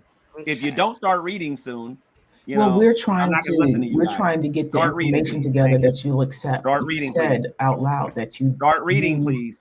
You don't believe. All right, so we've got Deuteronomy 28 through 29, 22, 28 through 29. So there's that one. And then there is the rape of Bathsheba, when David raped Bathsheba. Let's see. And if it's okay with you, I'm just going to openbible.com. There's Deuteronomy 22, 25 through 27 that reads, but if in the open country, a man meets a young woman who is betrothed, and stop there. What is the first few lines there? What did it say? If he meets a woman who's already engaged to be married. So hold on a minute. But if a man meets a woman in the open country, what is that telling you there, ma'am? She's outside the gates, the city gates. She's out. She's out in the. She's in the open country. Is giving you this scenario, right? Keep reading. Okay. So if a woman is out in the open country in this particular scenario, and she is betrothed to another, which means that she is engaged to someone else, and a man seizes her, which is another word for grabs her, and he lays with her, which is another word for sexual assault, then only the man who laid with her, the woman who sexually assaulted her, with her, she shall die. So both of them die. They both get killed. But you shall do nothing to the young woman if she says something, if she cries out. So everybody dies in that scenario unless she cries out. And so who's going to hear her? Because she's in the open country, right? Okay, so let me get this straight here. Your criticism of the scripture is that it's vague, but it's giving you a direct description of what is supposed to happen in a direct scenario. What are you talking about? That's not that's not what the word vague means. So it's vague in the sense that it doesn't apply to all rape. It's not applying to rape as a crime. That's not what you tried to argue. Now you're trying to change it. It's vague. So that's exactly what I mean. Hold on a minute. That's not what you said, Miss Parker. Hold on, Miss Parker. What you said, Miss Parker, and what you said, I taught New York, is that you can't use the law to determine whether or not somebody was raped or not. That was your original argument. That's not what I said. That's not what I said. Hold on a minute. How do you identify You just got finished reading the scenario. Please don't put words in my mouth. Scenario and the punishment for what should happen in that given scenario. That's not what are you talking about. How do you find out who the rapist is? This sounds vaguely familiar to what happened when I went on the non-sequitur show, where a guy tried to make an argument and he didn't know how to make it properly. G-Man, this doesn't tell us who the rapist is. This doesn't even tell us how to find the rapist. Ms. Parker, according to the scripture, how is the thing established? what if he's no longer in the old country? According to the scripture, how is something established? You're what do you mean? It doesn't tell us how it's established. Oh, it doesn't even tell us how. It doesn't tell us the how. It doesn't tell us that a thing is established between one or two witnesses. It doesn't even tell us. It doesn't. No, you just read a couple of passages. You just read one passage, and you're telling me the Bible doesn't teach that a thing is established by two or three witnesses. Pull up the passage and read it to us. Can you please pull up can you please correct me with the passage? I'm looking for it right now. Yeah, Job 22. I think it's Job 22:28. Job 22:28. I'll pull it up. It's okay. I got it. Wait a minute. Hold on. That's not it. Hold on. Okay, let me know and I'll pull it up. I got you. What version are you thinking of, G-Man? Yeah. Oh, you better not even go there with the version, because you didn't even tell me what version you was reading. Don't even go there. We're just trying to be considerate. No, you're not. You're trying to be jerks. I know what you're doing. You can fool this audience, but fooling me is different. Oh my God, like, dude, you don't have paranoia to be this paranoid. Is part of the reason why people try to drag your head off. You really don't have to be this paranoid. It's okay. Ms. Parker, I'm putting you in the background. Nobody's being paranoid. Stop with your little fake concern, all right? But I'm asking for what version so I can look it up along with you and read it, not because of anything nefarious. I want to find the verse that you're talking about and make sure that I'm reading the same version that you're reading. Because if we're not reading the same version, there might be different words. Deuteronomy chapter 19, verses 15. By the way, I Talk TV is the I don't have no, it's not I Talk TV. I Talk New Jersey. I corrected myself. You said it was verse 18. The Bible. Is the Bible a valid source of information? Did you say what verse verse what? Is the Bible a valid source of information? What verse did you tell me? Is the Bible a valid source of information? Yes or no? That's all I want to know. I need you to give me the information. Deuteronomy 19:15. Is the Bible a valid source of information? Yes or no? You're not going to talking about one witness shall not. Is the Bible a valid source of information? Yes or no? No. Okay, great. Just so that everybody knows how they view the Bible. So go ahead and read. No, you can't use her answer as mine. And as I told you earlier, I'm not playing your game. You didn't answer it, and you did not answer me. But a non-answer does not give you an answer. Yeah. So I Talk New Jersey. Is the Bible a valid source of information? Earlier, I'm not really into the. Is the Bible a valid source of information? Like I told you earlier, I'm not going to play your game. So if the Bible is not a valid source of information, then I don't want to hear what you got to say. So here's the thing now. Ms. Parker just said that the Bible is not a valid source of information. So why are we looking at the Bible and even talking about it if you don't respect it as being a valid source of information? You asked for us to find stuff in the Bible. Deuteronomy chapter 19, verse 15, and I will read it. But you don't believe that this is a valid source of information. Because I'm having a respectful conversation with you about your views, and that's why I respect your ideas. Okay, so let me actually read this Bible verse here, okay? Deuteronomy 19:15, okay? A solitary witness against someone in any crime, wrongdoing, or any sort of misdeed that might be done is not sufficient. The decision must stand between 2 or 3 witnesses. Okay, and in Deuteronomy 22, and in Deuteronomy 22, that being said, it doesn't talk about 2 witnesses. You just got finished saying it didn't talk about 2 witnesses. They know if a person. Hold on a minute. You just got finished saying, how do you know if a person did something or whatnot, right? Obviously, there has to be witnesses because a person could lie. That's why it says, but if a damsel is found in the open field, okay, you can come in here with that fake humility all you want and trying to pretend like you care about it. But it was you, Ms. Parker, that said that the Bible is not a valid source of information. And number 2, why you ignore this scripture here and say that is not in Deuteronomy? What is that? 22. Yeah. Well, no. I'm sitting here. I'm gonna read it again because in Deuteronomy 22:25 through 27, it doesn't say anything about 2 witnesses at all. So we're going to read it from beginning to end. In the Bible, Ms. Parker, in order for someone to get in trouble about anything and to be found guilty, they would have to have a fair trial and there would have to be witnesses. If there are no witnesses, there's no reason to believe that person's claim. But that, okay? Please. So when we go to Deuteronomy, hold on a minute. When we go to Deuteronomy 19:15, I'm read this again. A solitary witness against someone in any crime. Listen here carefully, Ms. Parker, okay? a solitary witness against someone in any crime. Do you know what that means? Okay, wrongdoing or in any sort of misdeed that might be done is not sufficient.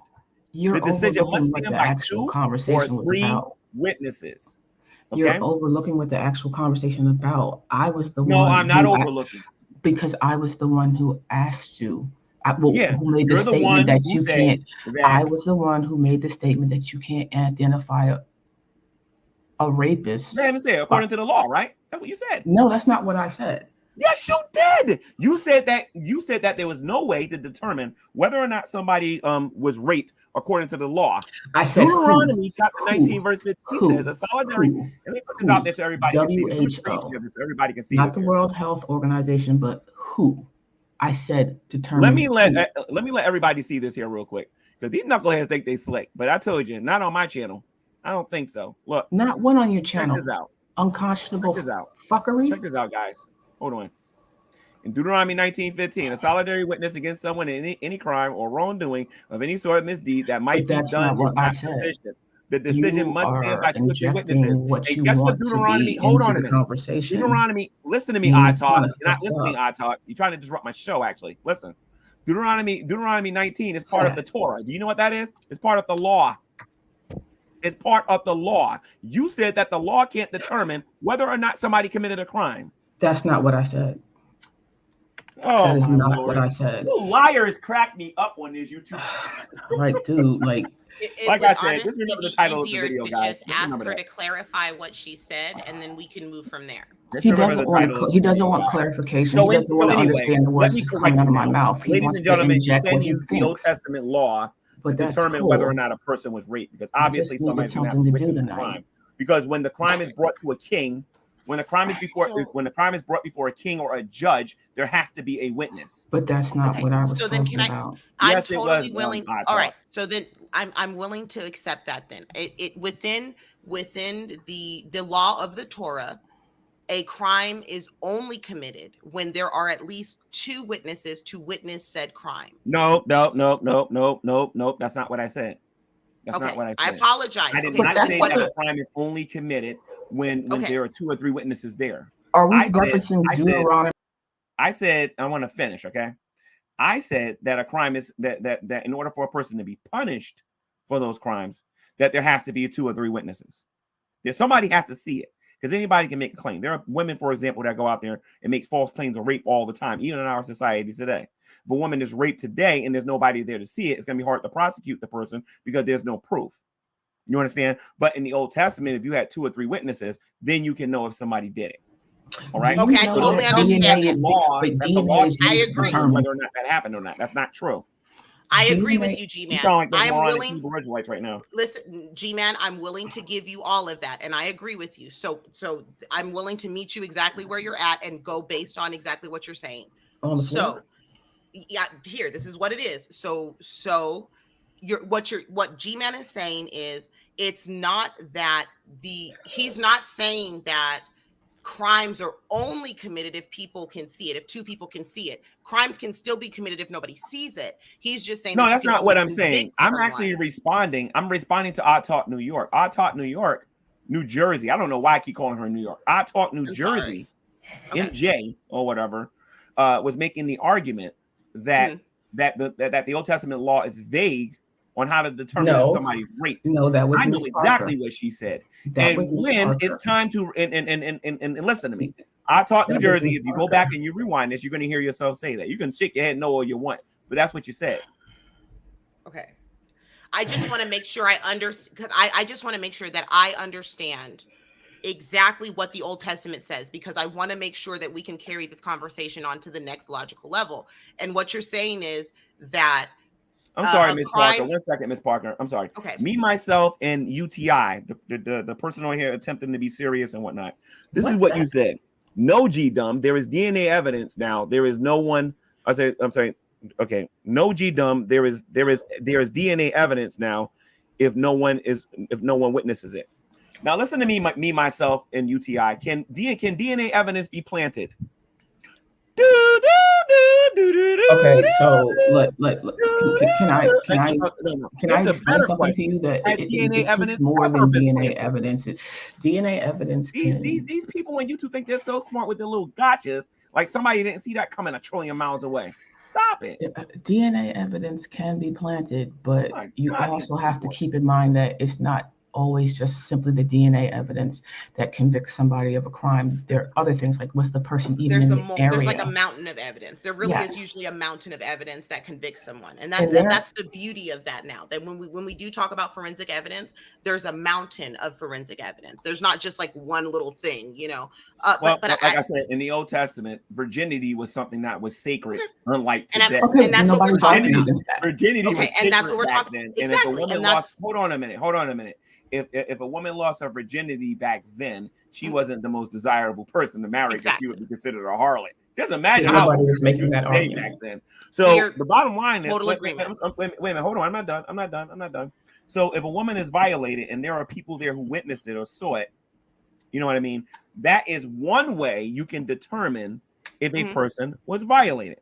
There are other ways you can do it too. But to do that, you need to do something called a Bible study to see that. The Bible is not vague in this topic. I can assure you of that. I do have a follow-up question, and this is just leading into what you've laid down. The fact that, yes, if a woman is violated, she's a virgin. You know, you have a virgin woman, and remember what your argument was. Listen to what I'm saying, G-Man. I have an honest question. This is a biblical question. No, you don't. So you have a virginal woman in the Old Testament. A virginal woman? Virginal is a word. It's a word. Yes, you may not have heard of it, but it's a word. You had a woman that was a virgin. How about that? However you would like to phrase it, G-Man. You have a woman that was a virgin. Well, that is a virgin. And she happens to be sexually assaulted against her will by someone who is not her fiance, not her betrothed. Okay. And no one is there to witness it. What do we do then based on the Old Testament laws? Well, you need to do a Bible study. I'm not looking for all these Bible verses to show you that. Do you not know off the top of your head?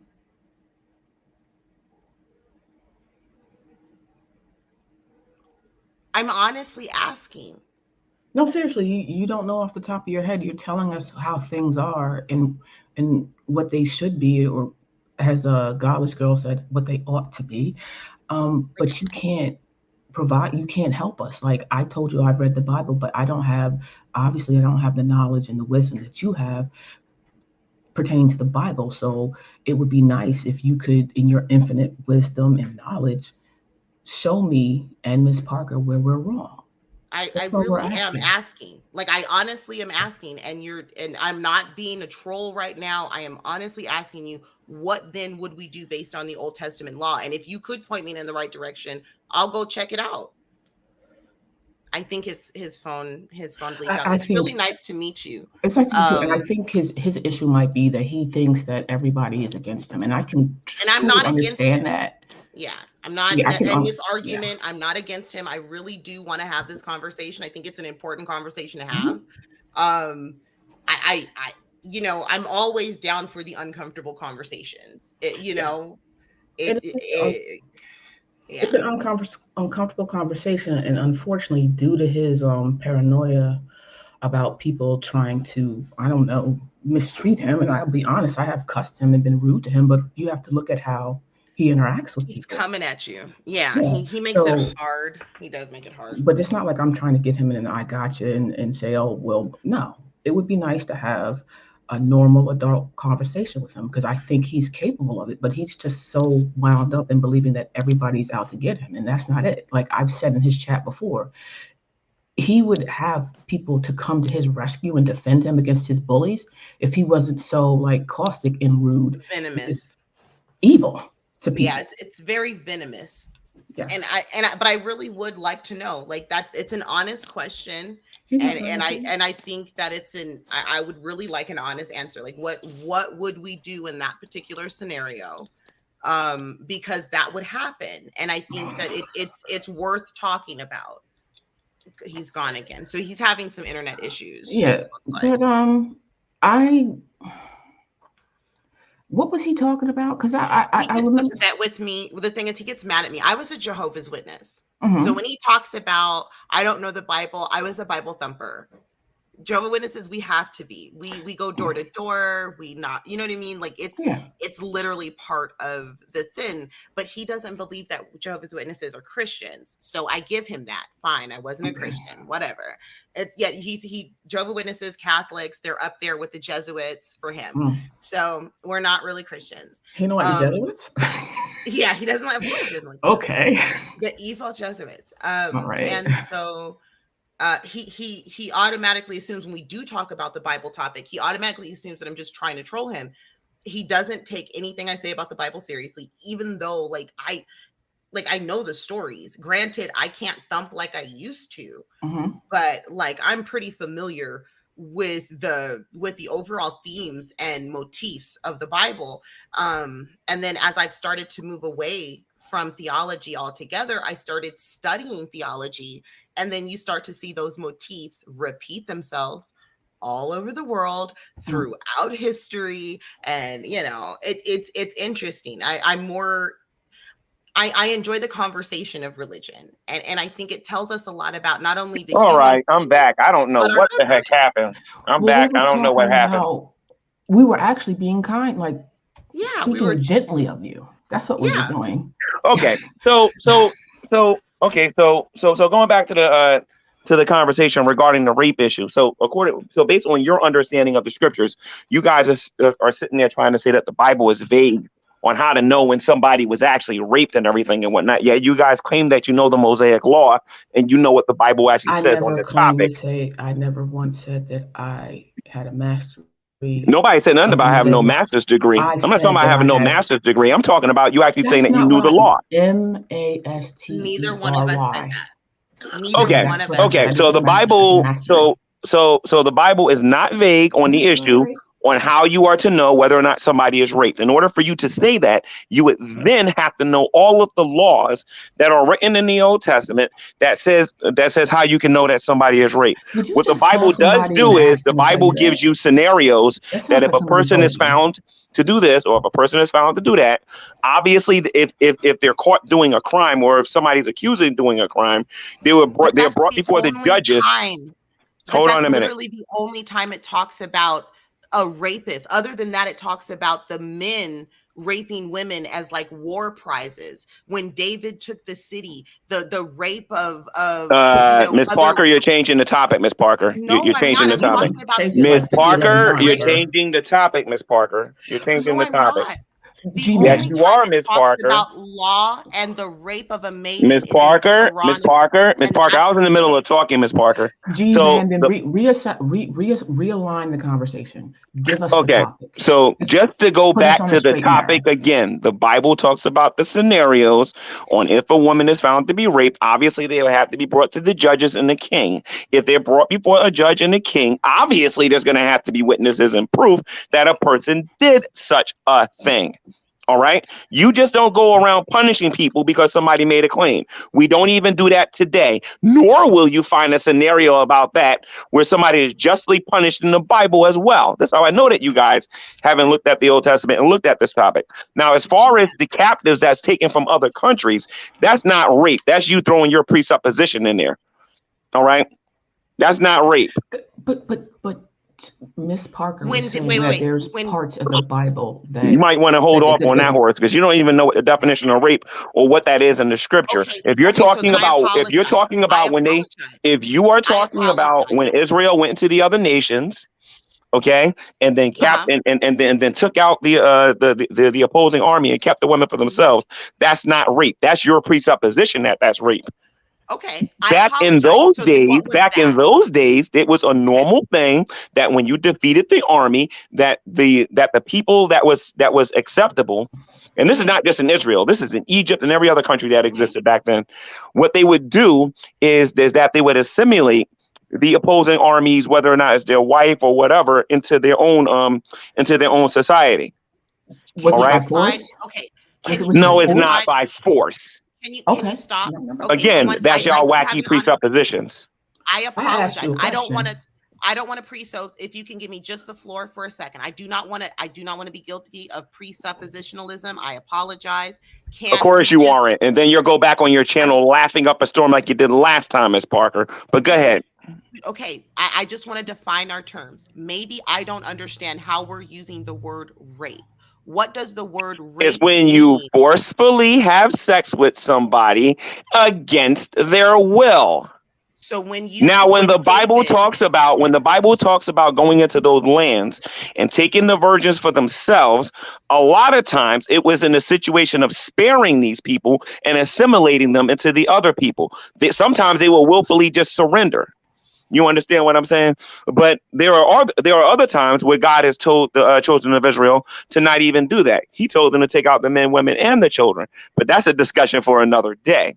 All right. What you're trying to do is be sneaky and try to argue that my God is immoral with your presuppositions on what you think happened. Yes, you are. If you're talking about rape, you're talking about morality. What are you talking about? I didn't say that word. I'm not bringing that up at all. All I'm doing is talking about the law. That's it. I'm talking about the law. You don't know the Mosaic law. That's the thing. Which is what I would recommend you do the next time you want to have a discussion about this. I'm looking at the Mosaic law right now. What I would recommend you do if you're going to bring up the Mosaic law is that you go actually read the text that is in question regarding it, not confuse it with anything else, and then talk about it. I challenge you right now to show me another text outside of Deuteronomy that talks about. I'm not showing you nothing, and the reason why I'm not showing you nothing. Because of what you showed me earlier. Earlier, you told me that the Bible wasn't a valid source of information. And I didn't forget that. You said that the Bible was not a valid source of information. So to you, you're arguing a comic book. What I want you to do, since you are making a positive claim that none of these things are true, is to show me what the Bible first says about the topic, and then show me why it's vague, which you have failed to do. Let me bring her back in. Hold on. Okay, but before you do that, can we agree that she's the one who introduced the word vague? So you keep like mixing up our arguments. No, I'm not mixing up the arguments. But you started this by saying that there was no way to genetically test whether or not somebody was raped. You don't need a genetic test for rape if you got people there watching it happen or witnessing it happen. Actually, that's not even what I said. I made this. Oh, I'm sorry. I forgot about how you guys feel about eyewitness testimony. But go ahead. I made this snide retort about not being able to identify a rapist by looking at a vagina. I just made a snide comment, and then you went for. If a woman was a virgin, and she's claiming that she was raped by such a guy, and you're telling me that you can't tell if a virgin had sex, that's a lie straight out of hell. That's not what I said. Of course you didn't say it. Yeah. Just like Ms. Parker didn't say on GTV that rapists shouldn't be thrown in jail, right? I don't know what she said because I don't watch her show. Yeah. Mm-hmm. I don't watch her show. I watch you. That's why I'm on here talking to you. So my thing is this. This is what I recommend the both of you do. This is what I recommend both of you do. This is what I would recommend both of you do. If you're going to come into a room with a Christian who actually studies his Bible, you should come in here with the Bible verses ready in hand to talk about them, all of them, not just some cherry-picked Bible verses, and actually be ready to talk about the topic. I didn't come here to talk about the Bible. I came here to talk about your beliefs about women's intelligence. And I don't believe you guys are very intelligent, and I think tonight actually was proof of that. How? Because I don't know what she did, but I wouldn't kowtow to your ridiculousness. You're not. Well, here's the thing. The only reason, ma'am, the only reason you believe I'm ridiculous, ma'am. Hold on a minute. Let's keep it real here for a minute. Really? Let's keep it real here for a moment. The only reason you believe I'm ridiculous because you get your information from the trash. You get it from drag. No, I get it. Ma'am. No, you don't, ma'am. Hold on a minute. You get it from drag. You get it from the Geek Room. You get it from BunrtToast, and you get it from those other guys. Since my behavior is so bad, let me bring you back in here. I'll prove it. I watch your videos. That's how. Hold on a minute, ma'am. Hold on a minute, ma'am. All I have to do is watch your Give me some facts. I don't care about what Ms. Parker and Dragna and those guys have to say. Since you get this directly from me, why don't you give me some factual information? I could care less about your opinion. I want factual information on how I'm all of these things that you're talking about. Let's start off with this. with my video responses towards drag. You belittle the people on. Hold on a minute. Wait a minute. The people based on drag. Let's look at my videos. You haven't heard my question yet. Okay. Based on what I said about Dragnet, I want you to explain to me how I'm any of the things that you're talking about based on what I'd say about Dragnet. Let's start off with that. And remember now, we're talking about factual information, not what you're being told by him. Okay, so you want me to take examples of what drag said? No, that's not what I said. I said I made a lot of videos towards Dragnet. You're saying you want to talk about my behavior. I have no problem defending myself with my behavior. But what the job you're going to have is, and it's going to be a really difficult one, is for you to prove any of that nonsense coming out of your mouth about my behavior being bad. I have watched your videos for like a decade, dude. I've been watching you since you were in the G+ community. It has nothing to do with what I was told by somebody else. It has to do with what I have observed. Waiting for the example. I'm waiting for the example and the reason why. But you're asking me to give you an example of what? Of something somebody else Yes, you keep talking about my behavior. You've been watching me since day one. I don't believe a word that's coming out of your mouth, and you need to show me why. You don't understand how you comport yourself online. Okay, so what if I got on my channel and I said that I saw you sleeping with 50 guys and whatnot, right? And you did a doggy style or whatnot. And I didn't provide a single video. I didn't provide any evidence. And I just said that you did those things. How would you like that? Oh, you wouldn't like it, right? So let's try this again. You said my behavior is bad. Based on what? And I would prefer factual information, because earlier you was the one that said it had come in my mouth. And you said that I didn't know what a boot talk or whatever that mess was or whatever, right? So what I want you to do is, ma'am, without contradicting yourself and being a hypocrite, explain to me how exactly am I showing bad behavior. And I don't want your opinion. I like my stuff to be based on things. My assessment of your behavior is based on how you comport yourself in your videos. The way you cut your guests off, how you demean them, how you try to get them to divulge information that is none of your business, to prove things. How you called BunrtToast a hoe with no provocation. You've never seen that chick. You know nothing about her. I know for a fact from watching you that you have really. So if you're female, apparently the way that he thinks that you should do it, the moral, quote unquote, moral way that he thinks that you should go about building your channel is to get on camera and, quote, show your body. And yeah, G-Man, couple things. No one is jealous of you. Let's list the ways, shall we? You're homeless. You bounce around from. There's some hoes in this house. There's some hoes in this house. There's some hoes in this house. Are you saying that because she said nasty things about you that that's okay for you to say nasty things about everybody else? Is that what you're saying? Okay, so I Talk New Jersey. I asked you a question. I Talk New Jersey. And I answered you. Said, hold on a minute. Hold on a minute. Okay. You said, and I quote, that I have bad behavior. You've been watching me for the last 10 years.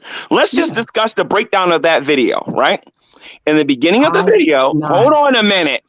All I was doing, hold on a minute. I took you ain't gonna shut up, are you? So look, this is what I did. I took a portion of what she said on her channel. All right. And then you see me respond to what she said on her YouTube channel. This woman got on YouTube and lied and said I was homeless for like the 150th time. You didn't say nothing about that. You didn't say nothing about the fact that this girl called me all these other names and whatnot. Right. So in response, I decided to laugh at her. Like I'm going to do you and Miss Parker later on. And trust me, they're going to be really funny, too. I don't like people who on purpose try to deceive other people into believing a lie for their personal entertainment, like you're trying to do right now, and like Miss Parker's trying to do. All right. What I want you to do is to show me why my behavior is wrong. This is why I believe you guys are airheads and don't know how to form an argument. So let me bring you back in here again. Maybe you can do it this time. I believe that you are the things that I say you are because of how you treated Jade with that horn. She asked you not to do it and you continued to do it. You harangued that woman until she died. Did you have a hand?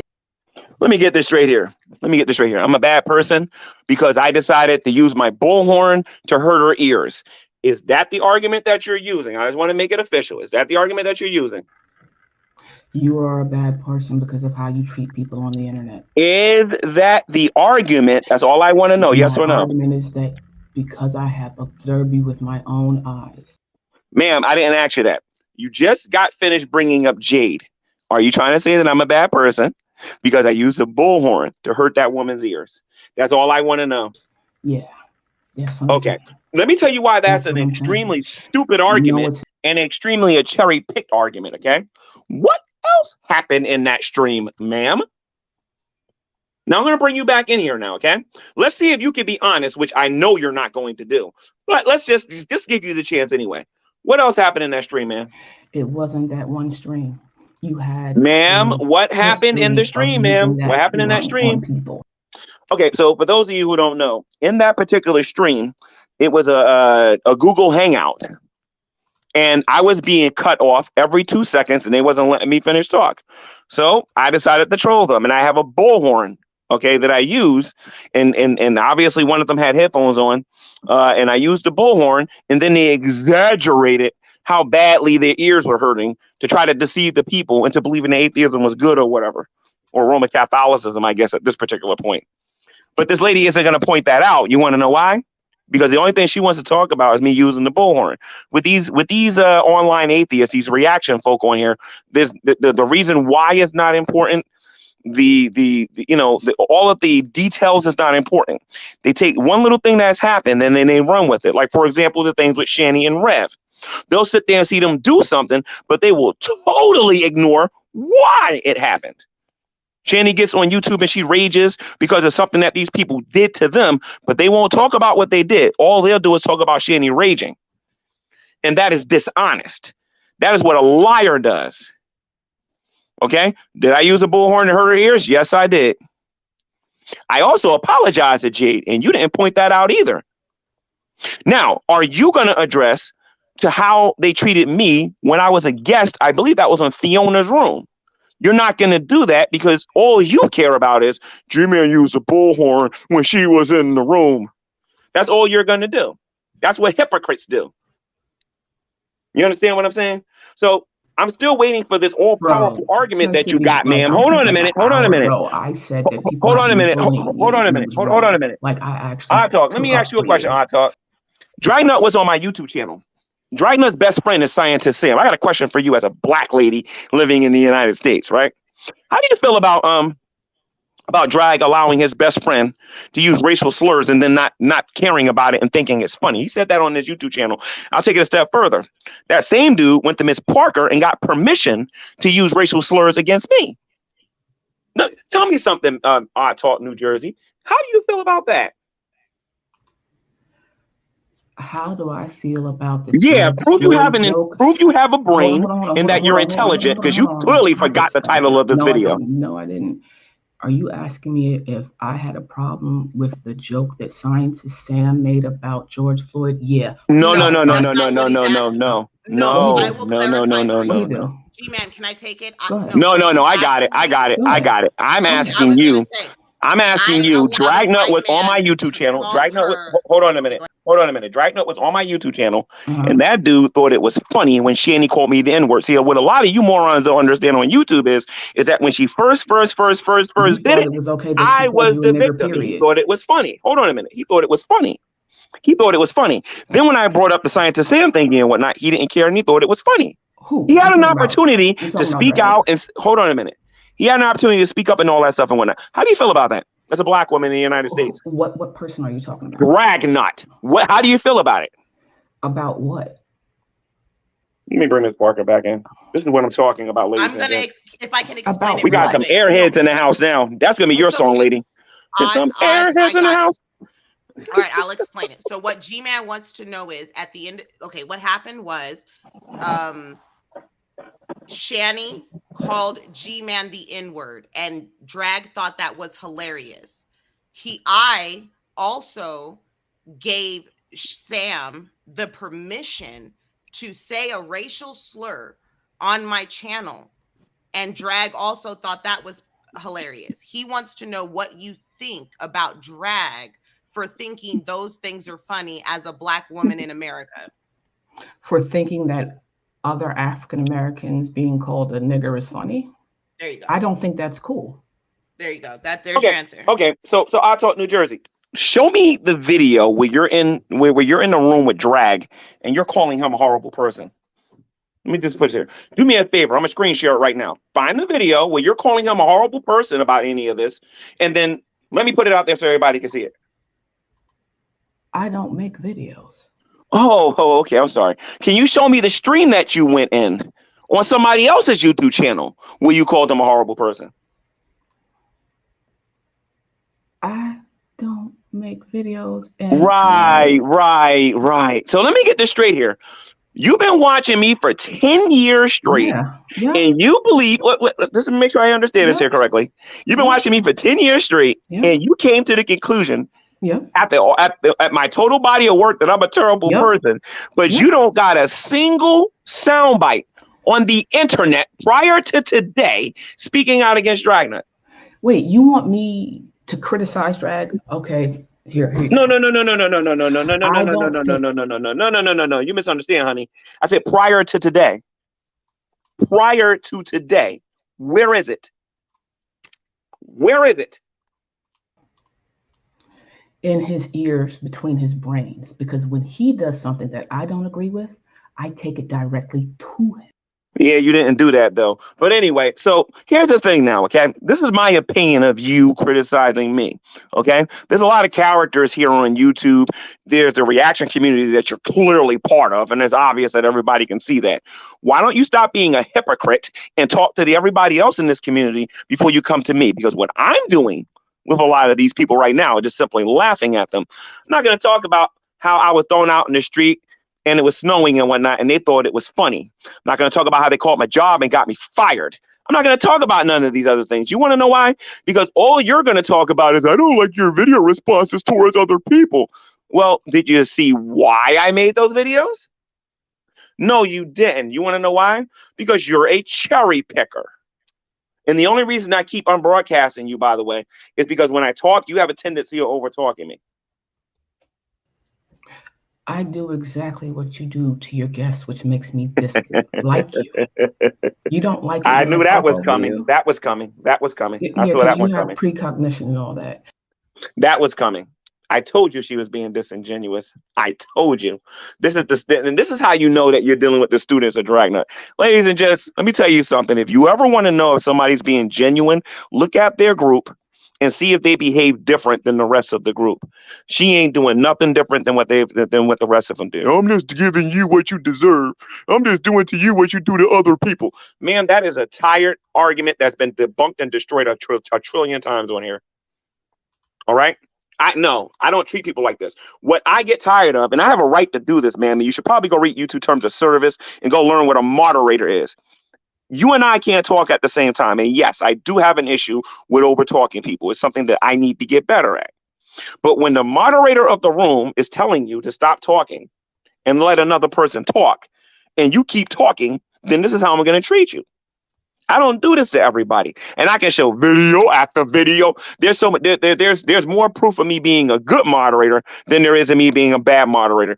I can prove that Christians were mad at me because I gave the atheists more time to talk than I did the Christians, and they wanted me to mute them. So stop with the nonsense. You have not been watching me for the last 10 years. You're a liar and you don't know what you're talking about.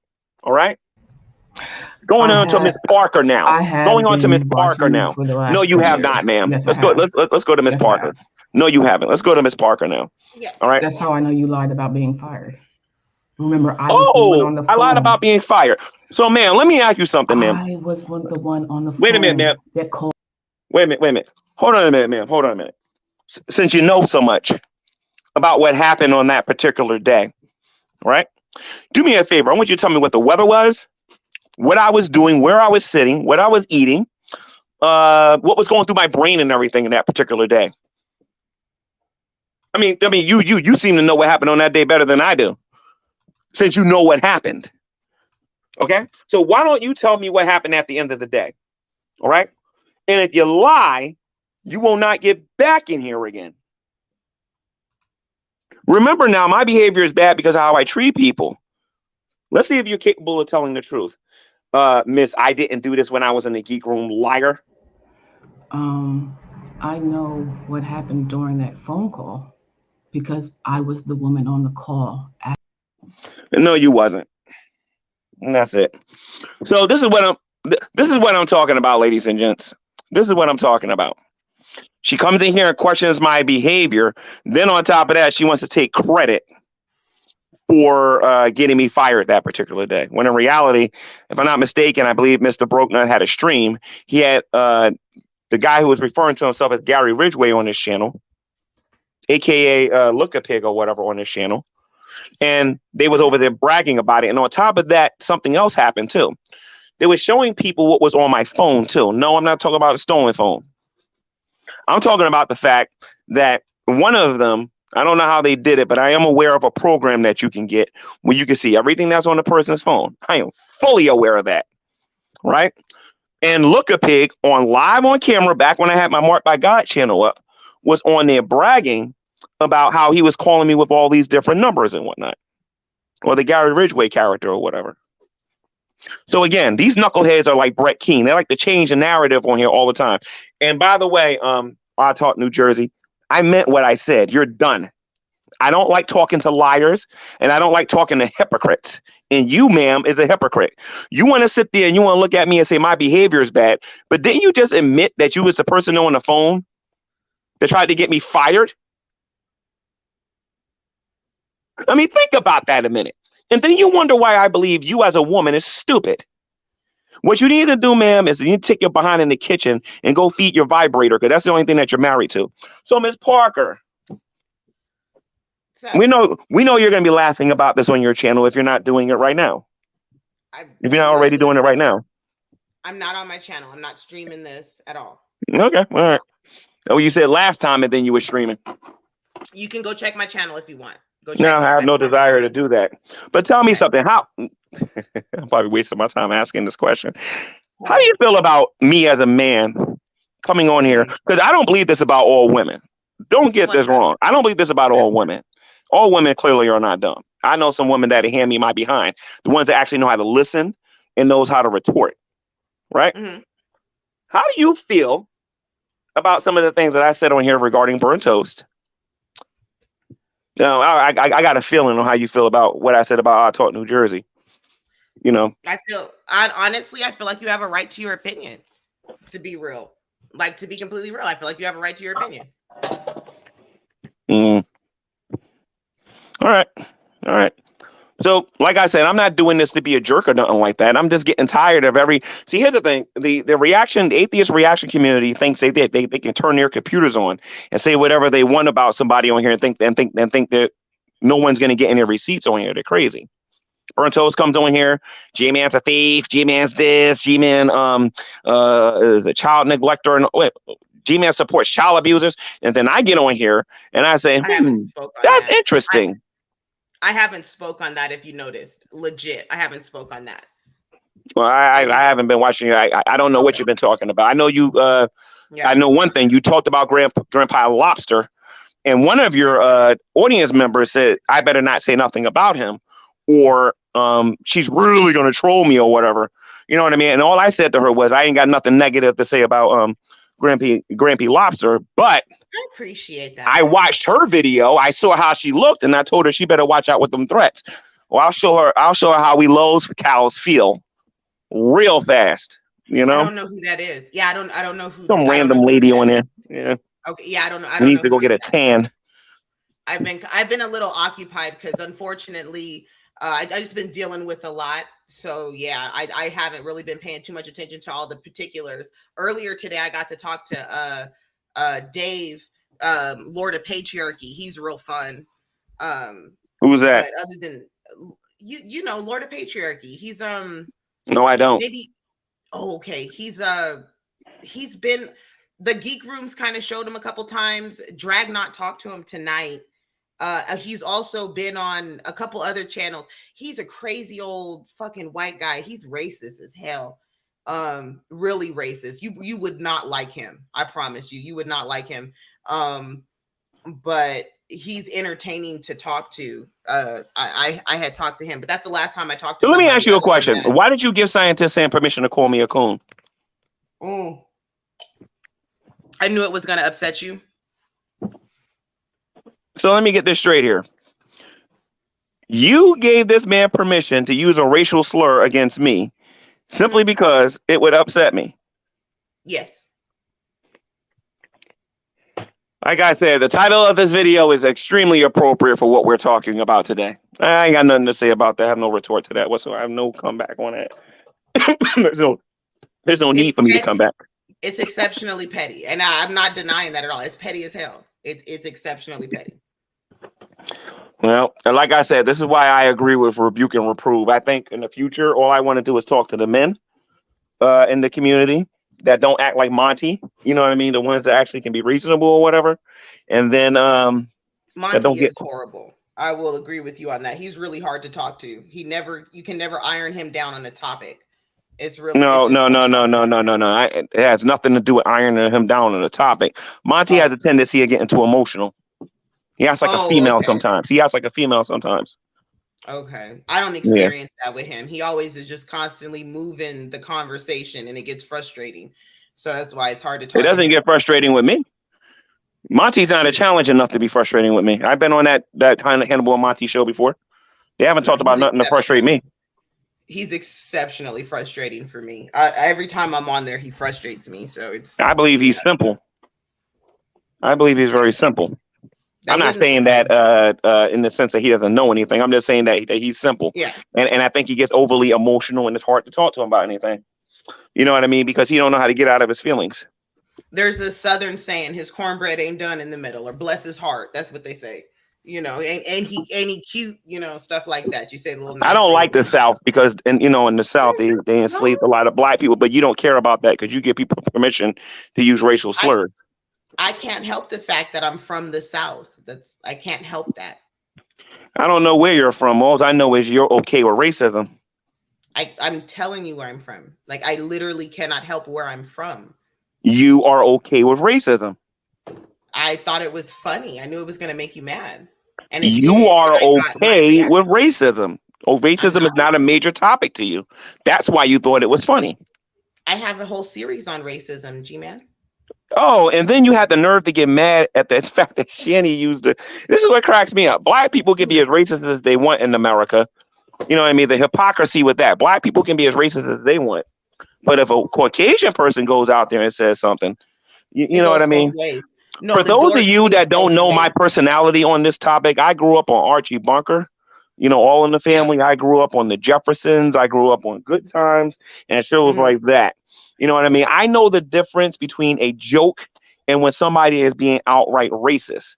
And what Scientist Sam was being, he was being outright racist. It's not the same thing. It's not the same thing as Fred Sanford talking about. I understand where you're coming from. No, I can see where you're coming from. So would you say like Fred Sanford is comedy and then Richard Pryor is racism? Or would you still consider Richard Pryor comedy? I didn't even like a lot of the things that Richard Pryor said. I don't like a lot of the things Eddie Murphy says. There's a lot of things that they said back then that I knew was outright wrong. Dave Chappelle says some things that's wrong sometimes. I can respect that, G-Man. That makes sense. Now that gives me a ladder to go on. Like, I can understand where you're coming from. But Scientist Sam did that. Scientist Sam was on a show. He felt comfortable. And the problem with your reaction community is you guys have no accountability. You guys don't got an answer to nobody. So you guys just get comfortable and just feel like y'all can just say whatever y'all want. And then you think that nobody's going to like retaliate or say anything based on or do anything based on what you guys say or what you do. And I blame Dragnet for that because Dragnet trained all of you to be that way. You know what? I've felt that way when I was on Reddit because there's all those B holes on there who get to say all that horrible racist stuff and they're anonymous and they act like nobody's going to catch them. So now that you're saying it that way, honestly, I kind of feel for you right now. Well, you ain't got to feel for me, because if I ever see Scientist Sam on the street, if I ever see him on the street, Scientist Sam is going to say, sir, and sir. All that junk he's saying on YouTube, all that confidence he got, in the real world, don't work that way. He does that because he's behind his computer screen. He'll never go to Brooklyn. Come to New York? I thought he came to Jersey. I don't know if he came to Jersey. Wasn't there a story? Okay. So I heard through the grapevine that Sam did come out there, but he came to New York with Positively Godless. But then you didn't show up. I didn't. I couldn't show up. I forgot the reason I couldn't show up. I think I was dealing with the Hebrew Israelites that day or whatever, and I wasn't going to be able to get there or whatever. I think I forget the reason. I forget the reason. Okay. And that was a while ago. And then Positively Godless used that as an opportunity to tell people I'm scared of him. Positively Godless, like I said, a lot of people say this garbage until they meet me in person. When you meet me in person, they got something totally different to say. Okay. Totally different to say. Yeah, because I found out about you about 4 years ago. That's when I found out about you. And the very first time I found out about you was on the Atheist Experience. That's one of the very first time I ever heard your voice. But I want to ask you a question. A little bit off topic here. Mm-hmm. Because I already know things are going back to normal when this show's over. But what makes you guys think, and this is on Shanny and Rev here, okay? I can only speak for me. No. I'm being serious. What makes y'all think? What makes you guys think? Wait. Hold on a minute. What makes you guys think that I just help them and I don't give no strong criticism or nothing like that, or tell them to get to work or nothing like that? Who the heck told y'all that nonsense? All right. So here's the thing. I can only speak for me. Mm-hmm. I haven't talked on that. I've only asked questions. I don't know what's going on. I don't know where Shanny and Rev are, really. All I know is this. Anybody on YouTube that believes that I don't criticize and I don't say anything, there's something mentally wrong with those people, because you can see by my personality how I am. All I'm saying, you better believe it. And one day I wish Shanny get on here and talk about it, because she'll tell you. There's some doozies. Yeah. I can't speak on what everybody else is saying, like what David says, what Drag says. I can't speak on them. I don't really know what's going on, so I haven't spoke on it. You can go on my channel and see. Shanny, if you're watching this, Shanny, okay, I give you permission. So, can you just please tell the stories? I don't know. Because if you don't, I will. Anyway, no, I don't know. Like until one of you guys actually say something, I don't know. And I'm waiting. I'm just sitting back and waiting. Now I've heard the video, I've heard the audio. I don't know what to think of it yet. So I don't know yet. Video and audio. What are you talking about? That weird audio that came out of you talking about not paying a bill. I heard it, but like I don't know what to think of that. You know what I mean? I already talked about that. I already talked about that, and we already established how that was put together and edited and whatnot. I already talked about that, and I know that GP was the one, and I know GP was the one that gave that audio to well, at least I believe he was the one who gave the audio to BunrtToast, because I killed that noise before it even got started. So okay, I missed that. I just heard the audio, and I missed everything else after. There's nothing on the audio. All it says is that I'm not going to pay some bill. That's all that's on there.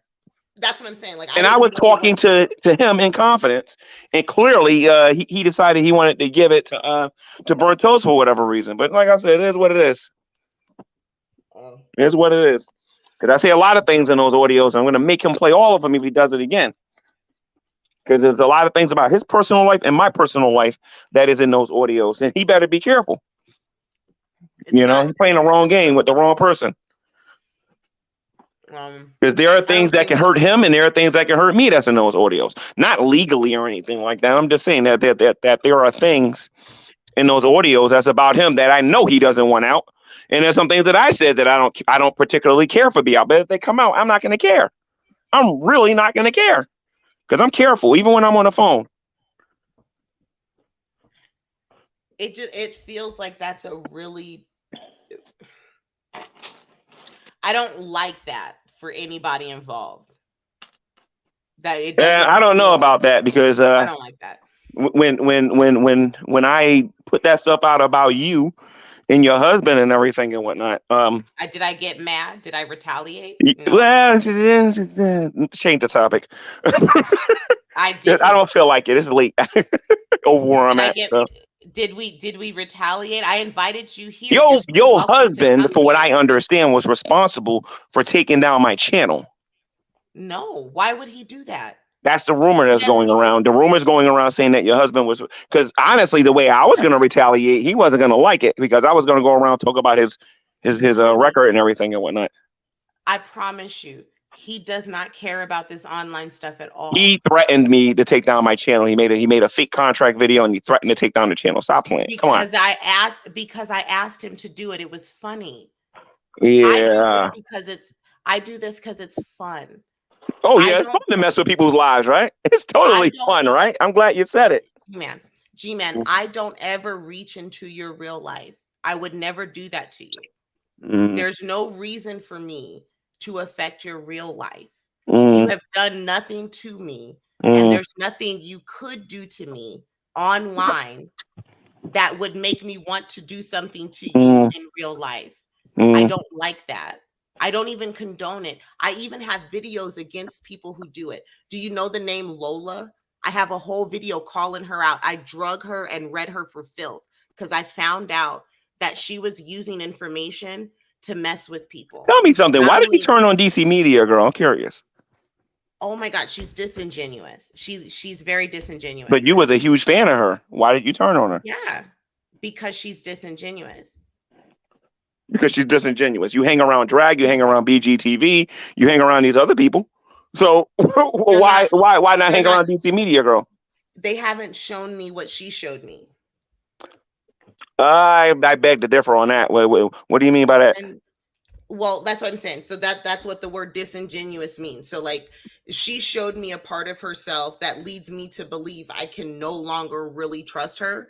And she leaves a very unsavory taste in my mouth, as opposed to the relationships I have with BGTV and drag. Like you said, Dragnut is disingenuous. BGTV is disingenuous. As a matter of fact, Dragnut is the king of taking knives and stabbing people in the back. I mean, I can count the ways with him, with Reds, with me, with a ton of other people and whatnot. That dude is a snake and a half. And then he thinks it's funny to be a snake too.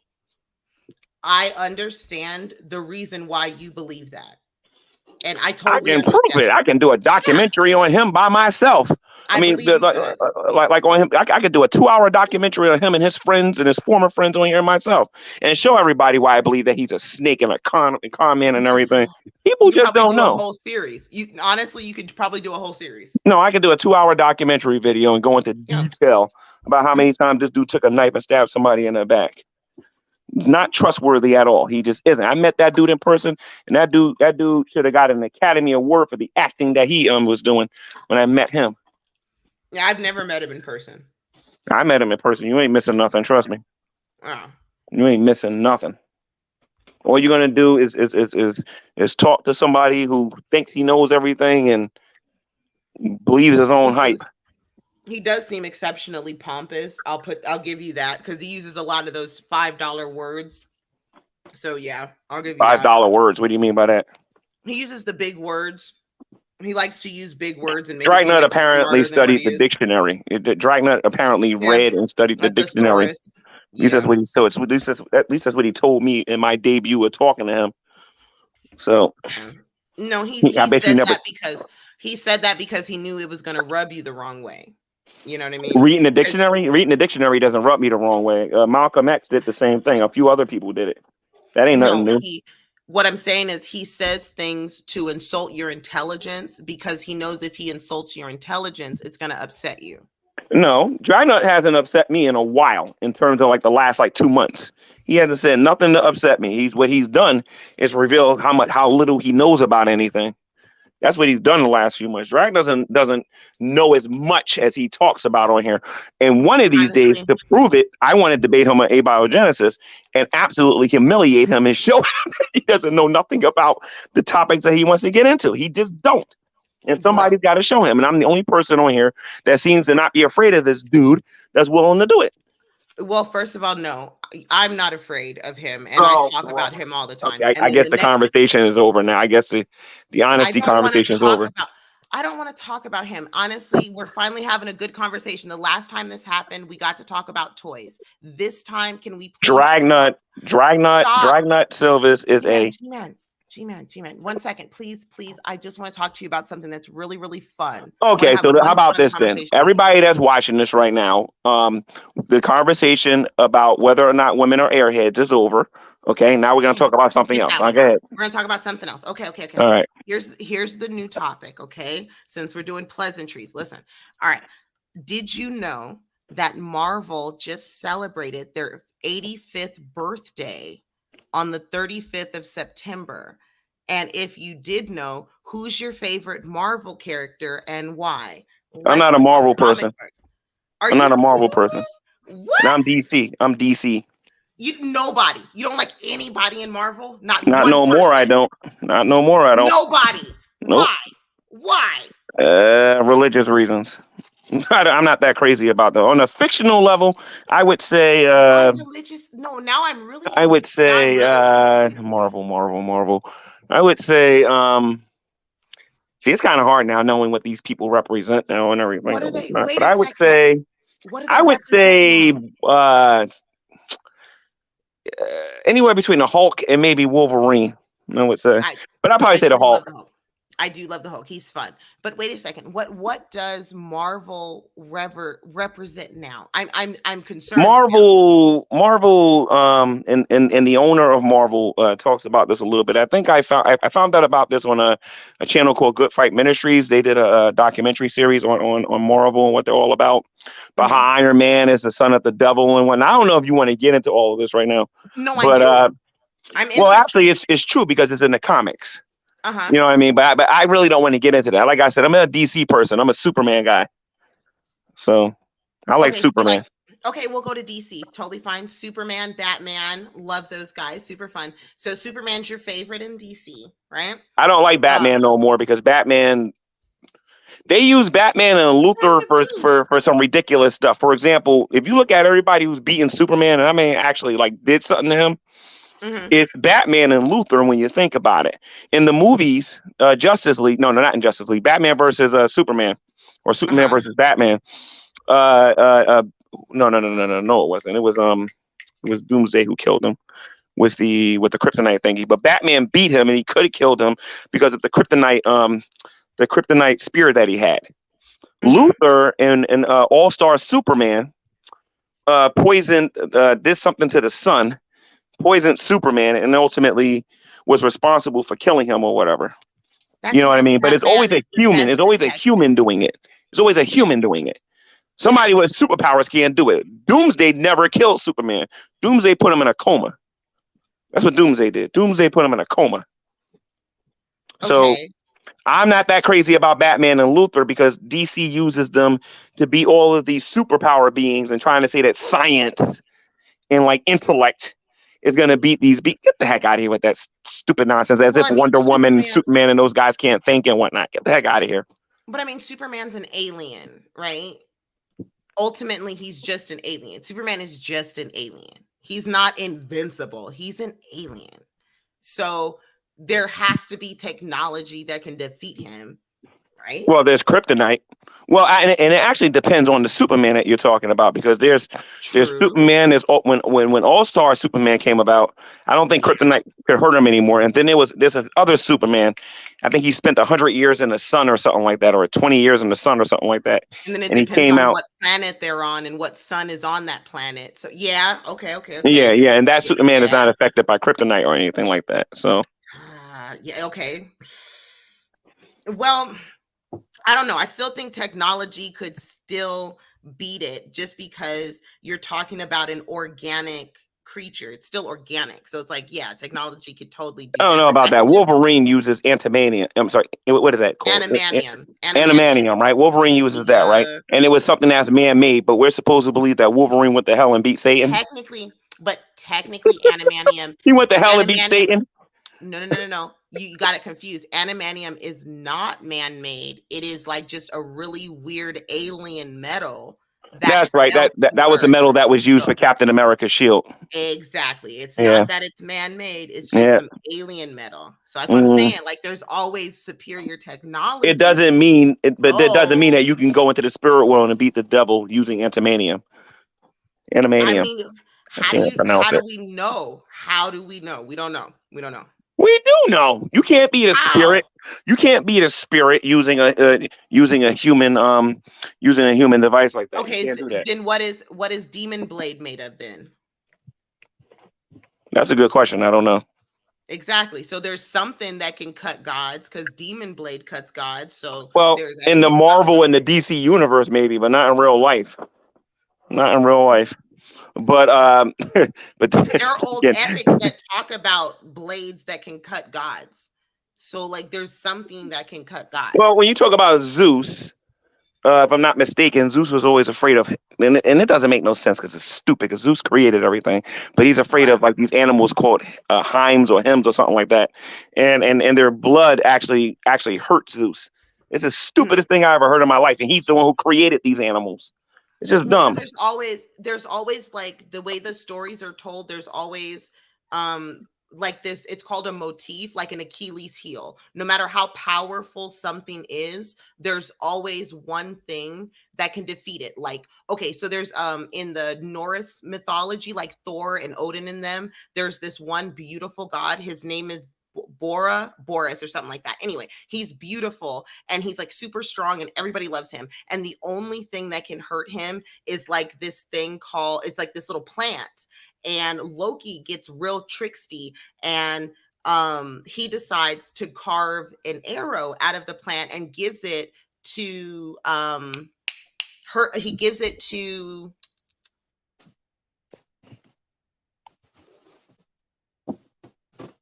who? Hello? Testing. I don't know what happened.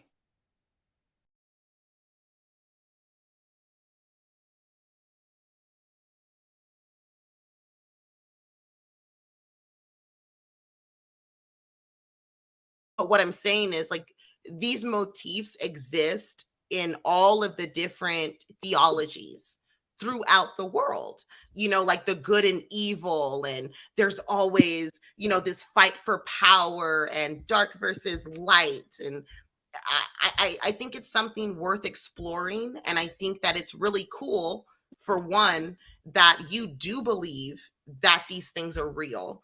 And that's just me being a complete honest human. It's very rare, so take it for what it is.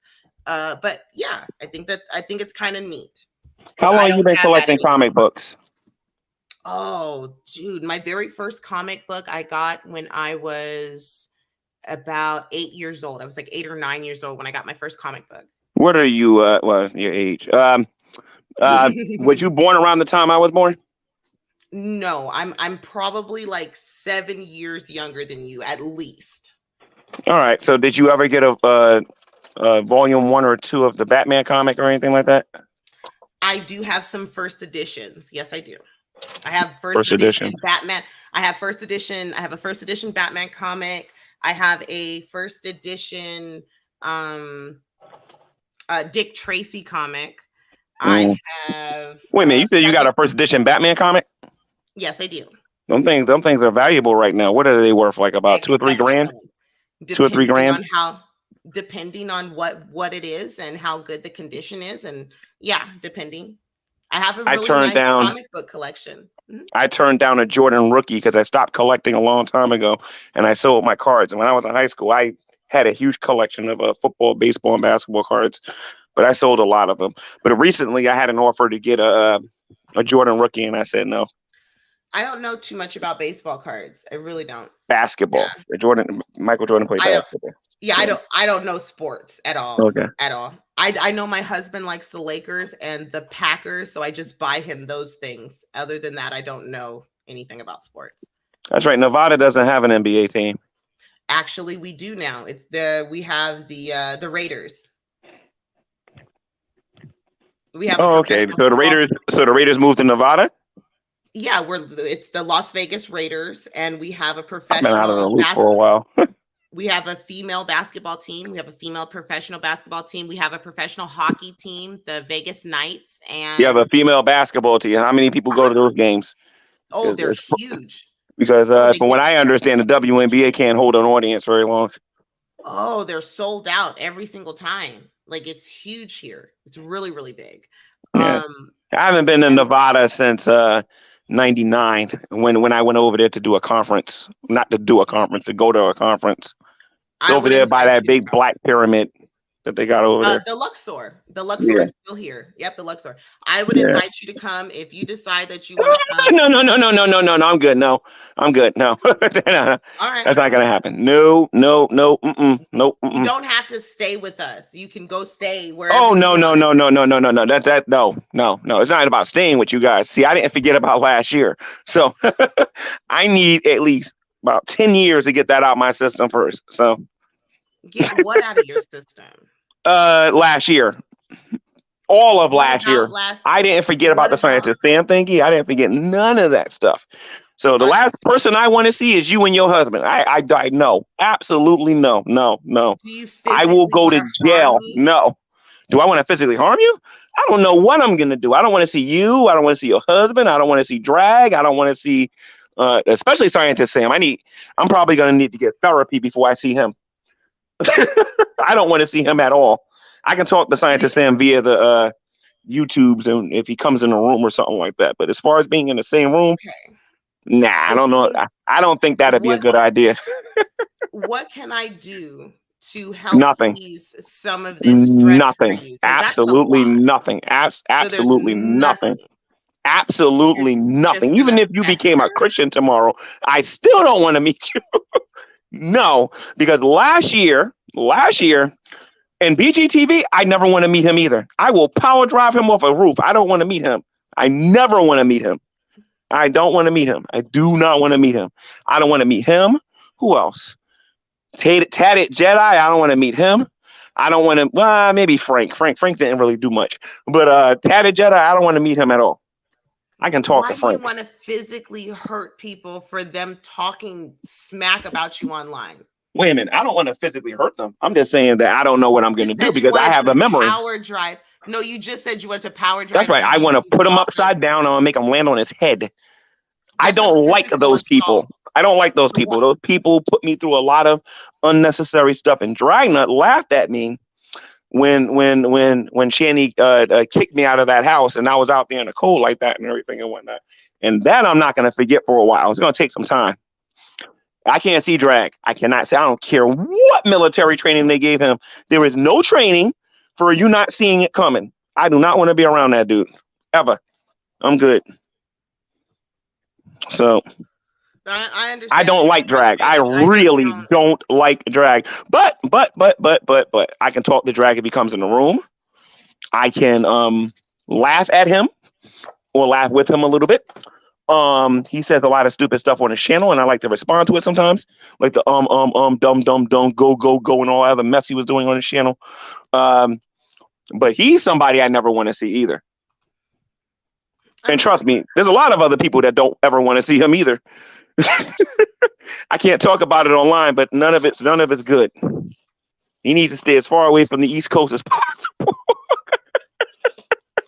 I just don't understand how online it's gonna be a Biggie or a Tupac into that's murder. Like you're literally saying like murder. No. I'm not saying that. I'm not saying that. What I'm saying is this. Rat beef? No. I'm not saying that. What I'm saying is that how can I put this? Better than Biggie. It's kind of like murder. It's kind of like a person asking me to go visit the HIV virus. You know what I mean? In terms of like drag. Like I would rather. I don't know. I would rather. Let me see something here. Before I meet drag again, I would rather catch COVID than meet him again. I would rather catch a person killing disease than to be in the same room with him again. Okay. I don't like Dragnut.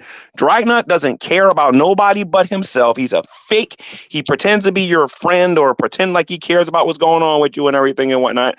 Then that man takes a sword and puts it right in your spine. That's not the kind of person I want to be around. Yeah, I don't like Dragnut. So, whatever you say. Okay. I don't want to talk about him either. I wanted to talk about comic books. Well, you was asking me about me coming out there to Nevada. I don't want to come to Nevada. I'm good. Yeah, I'm good. I was talking about Nevada. I didn't bring up drag. I don't want to come out there and meet Mr. Parker because Mr. Parker still played me out on his channel. And I'll go over there. I'll be a Christian. I'll go in and preach the gospel and everything and whatnot to him. But I got some other words for him too. You know what I mean? Because I didn't find any of that funny. And then he never gave me the opportunity to clear the air with him. How would you clear the air with him? One day, get him on your YouTube channel. Me and him got some unfinished business to attend to. You'll see. Unfinished business? He got a lot of mouth talking about some. I sound like this and I sound like that. And no disrespect. Well, actually, I might as well say it and get it out the way. He did say that you are, what did he say? That you're one of the smartest, that you are the smartest, if not one of the smartest people that he's ever met or whatever. Like, there's a lot of things I like to talk to him about. You know what I mean? One day. But no, what am I supposed to tell him? Don't tell him nothing. I don't want to talk to him.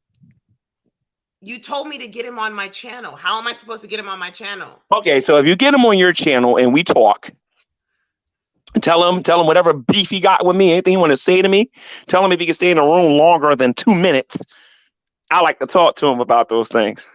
About what things? Because this dude doesn't know nothing about me and he has all of these opinions and he got all this stuff that he wants to say about me. That dude don't know. I know more about him than he know about me. So he needs to chill.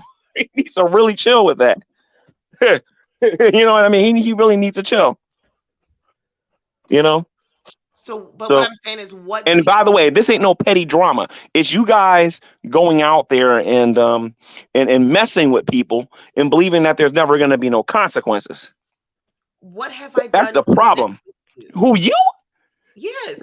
Miss Parker, are you going to play stupid like this one here, really? Because I'm about to reinstate the title in a minute. Stop it. I'm trying my hardest to be nice. Honestly, I make videos about you. I don't do anything about your real life. What do I do about your real life? What have I done to affect your real life? Honestly. You really want to have this discussion? Who are you affiliated with? Who are you affiliated with? What have I done? Hold on a minute, Miss Parker. Who are you affiliated with? Myself. If you want to talk about no. You're affiliated with you're affiliated with BGTV. Yeah, and you're affiliated with BGTV and you're affiliated with bald-headed, four-eyed nurse boy now. You know what I mean? I'm literally a corporation. I'm Miss Parker Incorporated. I'm myself. And you're trying to keep me on here as long as possible so you got something to respond to. I just want to let you know I know that, though. You know? But it's all right. I don't mind. I honestly wanted to talk to you about comic books. You keep taking it to this. There's nothing to talk about regarding comic books. I told you I'm a DC guy. I'm a Superman guy. And okay, so who wins in a fight? Okay, wait. So who wins in a fight? Superman or Batman? Well, of course, Superman. But it depends on how much time Batman has to prepare. Because if you're going to incorporate, not necessarily, but if you give him time to incorporate, not really. If you give him time to use kryptonite or Red Sun weapon or whatever, because if you look at Superman Red Sun, he killed Batman. Well, Batman killed himself because Superman was going to kill him. But Ra's al Ghul or Bane?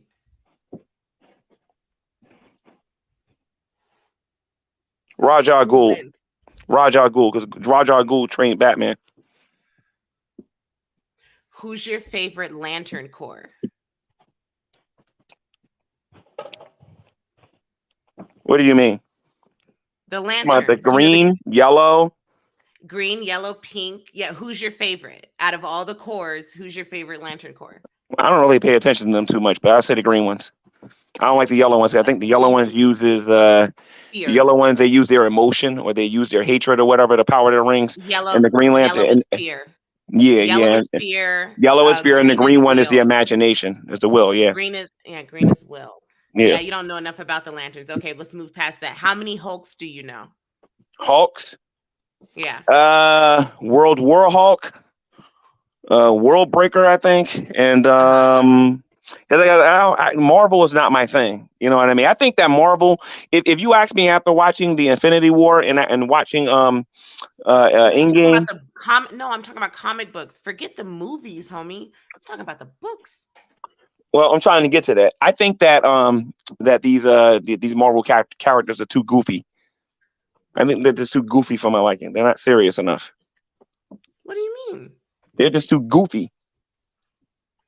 You look at the cartoons, look at the movies, look at anything that the only person on there who's really serious is the Hulk. That's about it. All of them are goofy. I don't know. But if you want to, but if you want to talk about something nerdy or whatever, are you a Star Wars fan? I do like Star Wars. Yes. Okay, so Star Wars. How did you feel about the last three movies? When I say the last three movies, I'm talking about The Force Awakens. What is it? The Last Jedi and The Rise of Skywalker. What did you think about those? As long as you can separate yourself from the George Lucas that directed the original movies, they are really nice additions to the story itself, because it's a very large universe and it's an exceptionally big epic to tell. Right. I personally believe that those three movies should be moved into Legends. I think it's stupid because Rey was defeating people that I don't know. The storytelling just sucked. If you ask me in general, they had this girl beating people without even being trained. How the heck did she beat Luke Skywalker, even though he wasn't using the Force for a long period of time, without actually being trained? And the only time this woman was defeated in any form of combat was when she took on Snoke. Well, actually Palpatine, because Palpatine was pretending to be Snoke. If you want to be honest, Palpatine was pretending to be Snoke. But and by the way, I apologize for spoiling all of this. If you haven't seen those movies, you need to start watching this now. But that storytelling stunk. It absolutely did. Nobody, that woman wasn't trained, and I'm convinced that if what's that lady named, Kathleen Kennedy, that was in charge of the project. If Kathleen Kennedy had the opportunity and Yoda was alive, she would have beat Yoda behind too, and Mace Windu and everybody else in the Jedi Council without even being trained. It's just stupid. And then on top of that, Luke wasn't even properly. We never got to see Luke's power level. We never got to see his power level. We got to see a coward though. Because they're setting up for more movies. You know what they're doing. They're gonna milk this. They're gonna milk it for all it's worth. You know what they're doing. They're doing a really bad job at doing that. The only two projects they did recently that I liked was the Obi-Wan series, which I thought was great from beginning. I think in the middle of it I would have complained, but seeing the whole series, I think the Obi-Wan Kenobi series was good and Rogue One was good. Oh yeah, and then there's the Bad Batch. That was good too. Okay. Let me ask you this question. Have you ever seen the Star Wars Christmas special? No. What was that? You're in for a treat. So I don't know about that, because not all those Star Wars movies were good. Like Solo sucked. Oh no, this is definitely a horrible movie. It's been buried, and most Star Wars fans, if you claim to be a real Star Wars fan, you have to see this movie. It was made back in the 80s, right? And they made this, it's called the Star Wars Christmas Special, and it follows the story of what's his name? Chewbacca. He goes back to his home planet for some type of Christmas holiday. It's the worst 45 minutes you've ever seen, but you have to watch it. I dare you to go find it. You'll love it. You'll love it. And I think it's honestly, you should apologize because you left her backstage for a long time. That wasn't nice. I'm not leaving. I'm not apologizing. What? I was drawing. Oh, okay. Yeah. I was doing it. No, apologizing. So what's up? Nothing. I just brought you back in. Yeah. So I like Star Wars, and I kind of agree with G-Man with the some of the stories. I'm more of the Lucas, the original stuff that had a really large collection of literature to go along with it. I don't know if you've ever heard of Darth Bane and all that stuff. Oh, some of those novels. Yeah, Darth Bane. Seen them, but Darth Bane was the one who created the Ruler 2. Darth Bane was the one who created the Ruler 2. Yeah. Okay. So like I'm more into the George Lucas aspect. Or like you guys are hardcore canon Star Wars fans. I enjoy the saga no matter what. Like the cartoon, the Star Wars cartoon, I am in love with it. I love all the characters. I love the action. I just appreciate telling all the different sides of the war since it's such a large epic. It would involve so many stories. And I appreciate getting all those different perspectives. So for me, it's fun. But I could see where you guys are like, you know, you appreciate that the Lucas canon, you know. Yeah, and I think my biggest issue with the new version of Star Wars is that it kind of it ignored a lot of good already existing source material, like the whole thing with what was that dude, Ben Solo? That was supposed to be Ben Skywalker. Like there was Luke. Oh no, not Luke.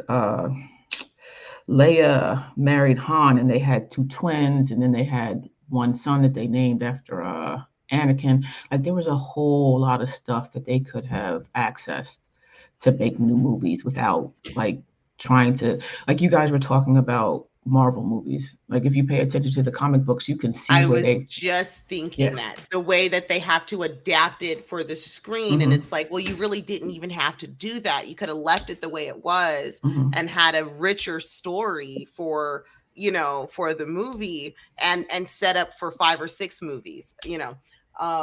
So yeah, I could feel you there. I feel okay. I get you. Yeah, it's like so that makes sense. And Marvel's the best example because I want to say the X-Men movie, the X-Men movie where they had that serum that could erase your mutant gene. I think that they were trying to take the part from the House of M where at the end the Scarlet Witch said no more mutants and like 90% of the mutant population just ceased to exist. I think that they were trying to mash that into that particular movie and it didn't sit well with me.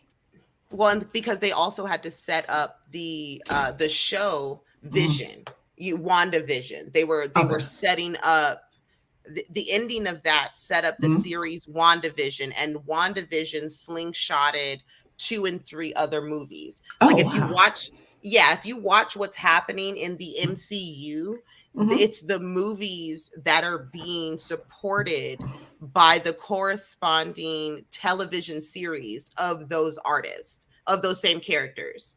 So it's an entire universe of characters. It really is a universe. And DC was doing that with Warner, but it looks like all of that has been shut down because they got bought out. It's so sad. And their movies were horrible. Were horrible. Let's be honest. Yes, they were trash. Yeah, they can make great. I mean, I'll give them the Man of Steel. Like I enjoy the Man of Steel, and they do excellent. Their cartoons are amazing. Their animations are, oh my god, fabulous. Mwah. American cartoons at its best. G-Man, I heard somebody was referring to the Red Sun. Was that you? Yeah. How did you feel about that? Like I kind of felt some type of way when they made him a communist, when they dropped him off in Russia instead of the United States. Like what was your take on that?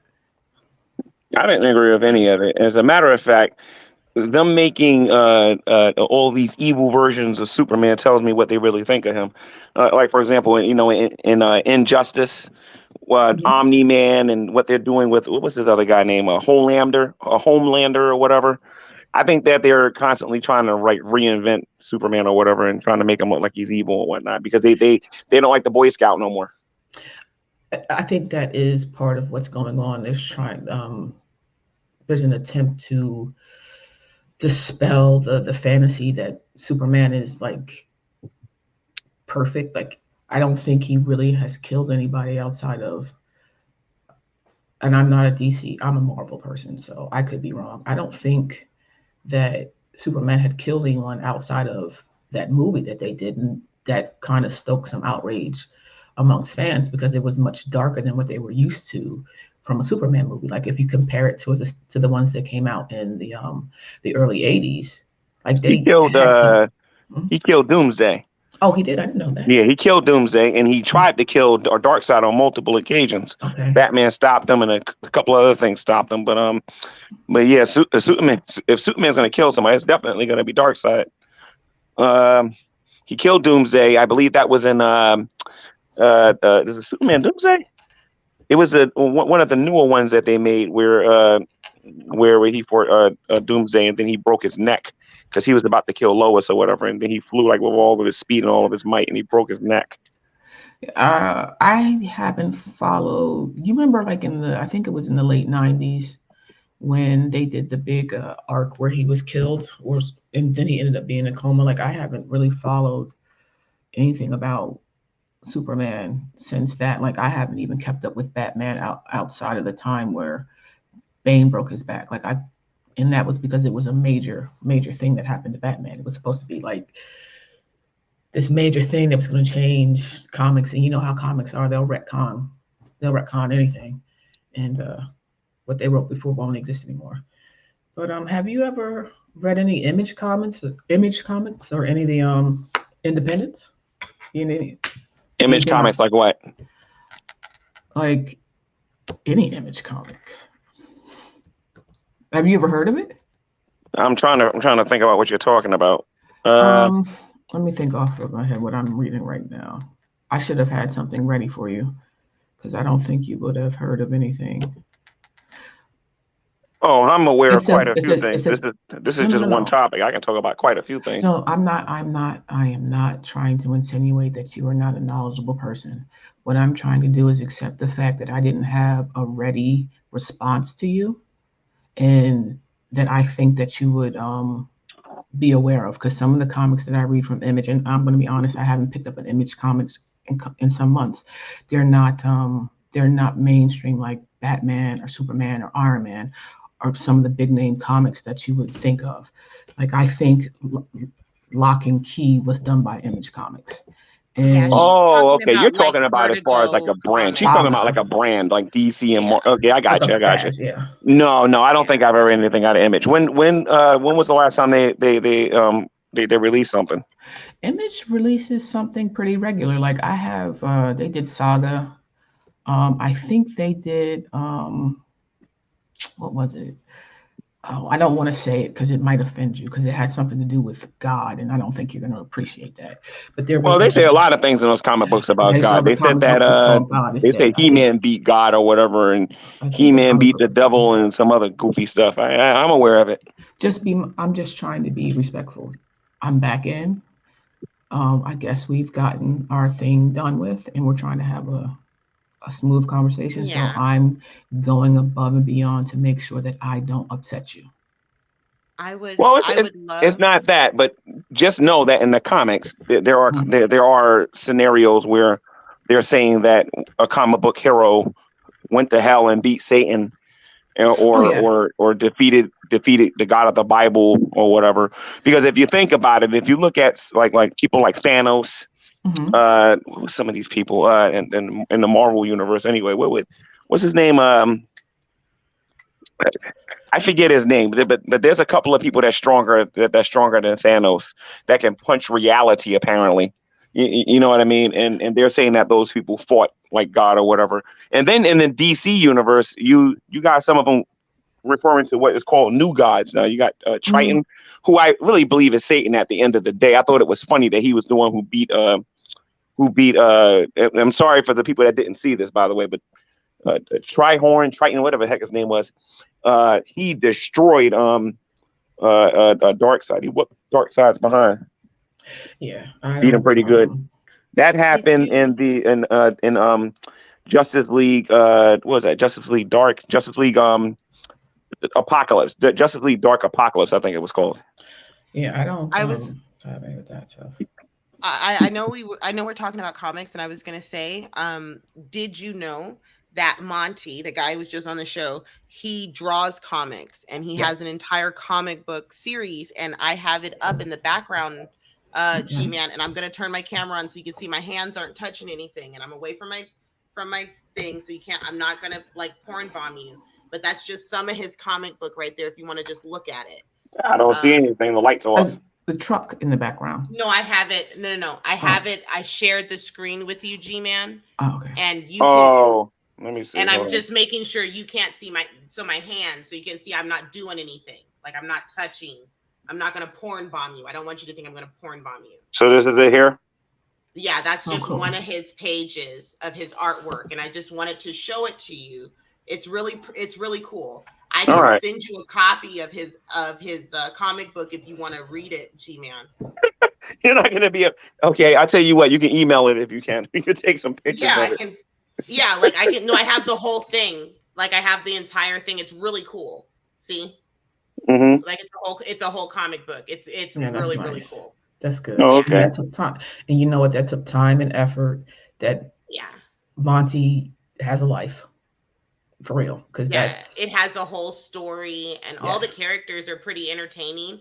He's done with the first novel. A good one. Him and his friend Doug made it together. It's really really cool. This is one of my favorite characters. I love him. Uncle Ruckus. Yeah, he's like an Uncle Ruckus character. And then there's it's so neat.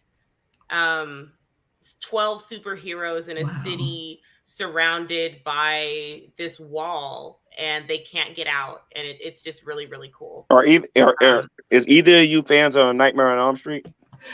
Yes. Yeah. The original. Yeah, which one was your favorite? Which one's your favorite? The original, and that's the only one I truly liked because it had Johnny Depp in it. You talking about part one? That's the only one you like was part one? Because I think everything that came after that was like, you know how sometimes with a movie series they'll just go overboard and they'll keep making more and make it. Yeah. Let's put it like this. I went to see Jason X, which was Jason in space, and I walked out. Let's not talk about Jason X. Oh my God. And then the Friday the 13th series just got goofy after a while. Yeah, it did. Yeah. But A Nightmare on Elm Street part 1, 3, 4.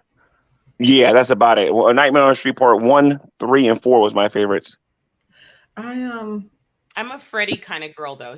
Freddy's my guy. Yeah, Freddy's my dude. He freaks me out the most. If I had to pick a slasher, you know, from the golden age of horror flicks, it's Freddy. That's my guy all day.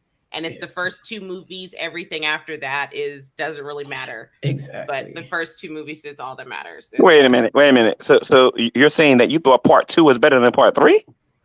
What I'm saying is the first two movies are the only ones that matter. Everything after that doesn't matter. None of that matters. A Nightmare on Elm Street part 2 is boring. Like I said, everything else is fun, but 1 and 2 are all that matter. That's your story. That's Freddy. Everything else. It couldn't have been the story because he was trying to kill all the Elm Street kids, and he doesn't succeed at that until part 4. Sorry for the spoiler, but he doesn't succeed at that until part 4. 2 and 3 just aren't it. They're just not it. You're not gonna recreate that moment when you see those claws come through the sheets. You can't. There is just like you can't recreate that moment when Pennywise is screaming at the kid, you know, you'll drown too. Like you can't. The new movie is great, but the first one, you just can't recreate that. You can mimic it. You can pay homage. I don't know. A Nightmare on Elm Street is one of the few movies. I don't know about that. A Nightmare on Elm Street, and this is just my opinion. Some people have said anyway that the Nightmare on Elm Street series is one of the few series where some of the sequels was just as good as the first one. Like it's kind of hard to say that part 3 wasn't as good as part 1. But although I can understand what you're talking about when you first see the claws and everything and whatnot. But if you look at Freddy's character, as far as him being like, you know, with his comedic nature when he went around doing the things that he did, I don't know. Part 3 it's got some of the most memorable moments. Like, you know, Jennifer, like he goes, here it is, Jennifer, your big break in TV, cut the prime time. And then I'm not going to use the other word. You know what I mean? So it's so to me, that was like, he was breaking the fourth wall there. And Freddy doesn't break the fourth wall for me. That's not what he does. Yeah, and for me, it's like he's talking to the audience. He clearly knows that this is a joke. Like the fact that he's making jokes is to me takes away from the terror as a viewer.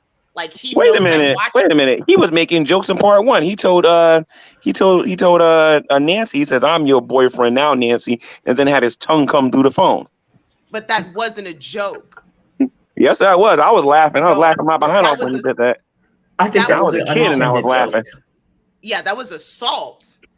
That was assault. That was that was funny. That was funny. That was funny. Hey, can I ask you a question, G-Man? Yeah. You seem to be really well versed in the 80s. Do you remember the cartoon Silverhawks? Silverhawks? Yeah, Silverhawks. Yes, I do. I remember watching repeat after repeat, which I hope that. I was afraid of Monstar. Making me old. Oh my god. Yeah, I still remember the lingo. He goes, "Moon Star of Limbo, give me the might, give me the muscle of Mon Star." Yeah, I know that one. Yeah. Then there's Mumra from Thundercats. He goes, "Ancient spirits of evil, transform this decayed form to Mumra, the ever living." I know a lot of those cartoons. I grew up on that. That was my breakfast, lunch, and dinner when I was growing up. Yeah, like I grew up. Do you know the Get Along Gang? Yes. You guys remember okay, you do. Okay. I asked people and they're like, who are the Get Along Gang? And I'm like, I know people know what I'm talking about. They were so fun. It was like a bunch of kids, but they were animals and they had a train, but it was a playhouse and it was cool. I'm gonna take y'all real back. I'm gonna take y'all all the way back. Petticoat Junction. Petticoat Junction. I only saw it in reruns. I have the Eye of Thundera, by the way. Oh, you did? One of the things that Rev gave me, he gave me the Eye of Thundera. I cherish that thing because I always wanted one. Oh my god! See, I got nostalgia. I do love 80s nostalgia. I have a ColecoVision. Oh wow! I still love ColecoVision. ColecoVision was my first game, by the way, not Nintendo. ColecoVision. But wait, does your ColecoVision work? Exactly. Yep. Shut up. Yep. Wait a second. Then why aren't you making videos of yourself playing ColecoVision? I have a channel called G Gamer, but I stopped doing it because nobody was watching it. I'm going to give you some advice right now. And this is from the bottom of my heart. If you start a TikTok and all you do is film yourself playing that, I promise you, you will blow up. You don't have to say anything. Just play your video game. Nobody's seen one before. Nobody has one that works. You have no idea. Oh, it's easy to get a ColecoVision. All you got to do is go to what is that? Wilkes-Barre. You go to Wilkes-Barre, PA. There's a little shop over there by the Greyhound, and they have every game that's ever been made, like the Jaguar, everything. I just looked up. Just listen to me. Just listen to me. Mm-hmm. Just film yourself playing your ColecoVision. I can do that. That's it. You don't have to say anything. Just film yourself playing your ColecoVision and that just GTV, G Game Network, whatever. I won't troll you on that channel. I swear to God, I won't. I mean, I swear to the soup because I praise the soup. And I promise you I won't. I promise. I won't. I will not. I'll leave you alone. You do your games. I won't say a thing about it. Nothing. I think that's a cool idea. Yeah, you don't know what you have, and I think you should really have fun with it, and really please have fun with it. That is so cool. Please have fun with that. Seriously, I got a Nintendo. I got a ColecoVision. I got a regular Sega. I've been collecting these things lately. Hey, G-Man. That is some really cool stuff. I just found a ColecoVision console with no games. It works. They want to sell it for $150. Dude, 150 or 1,050?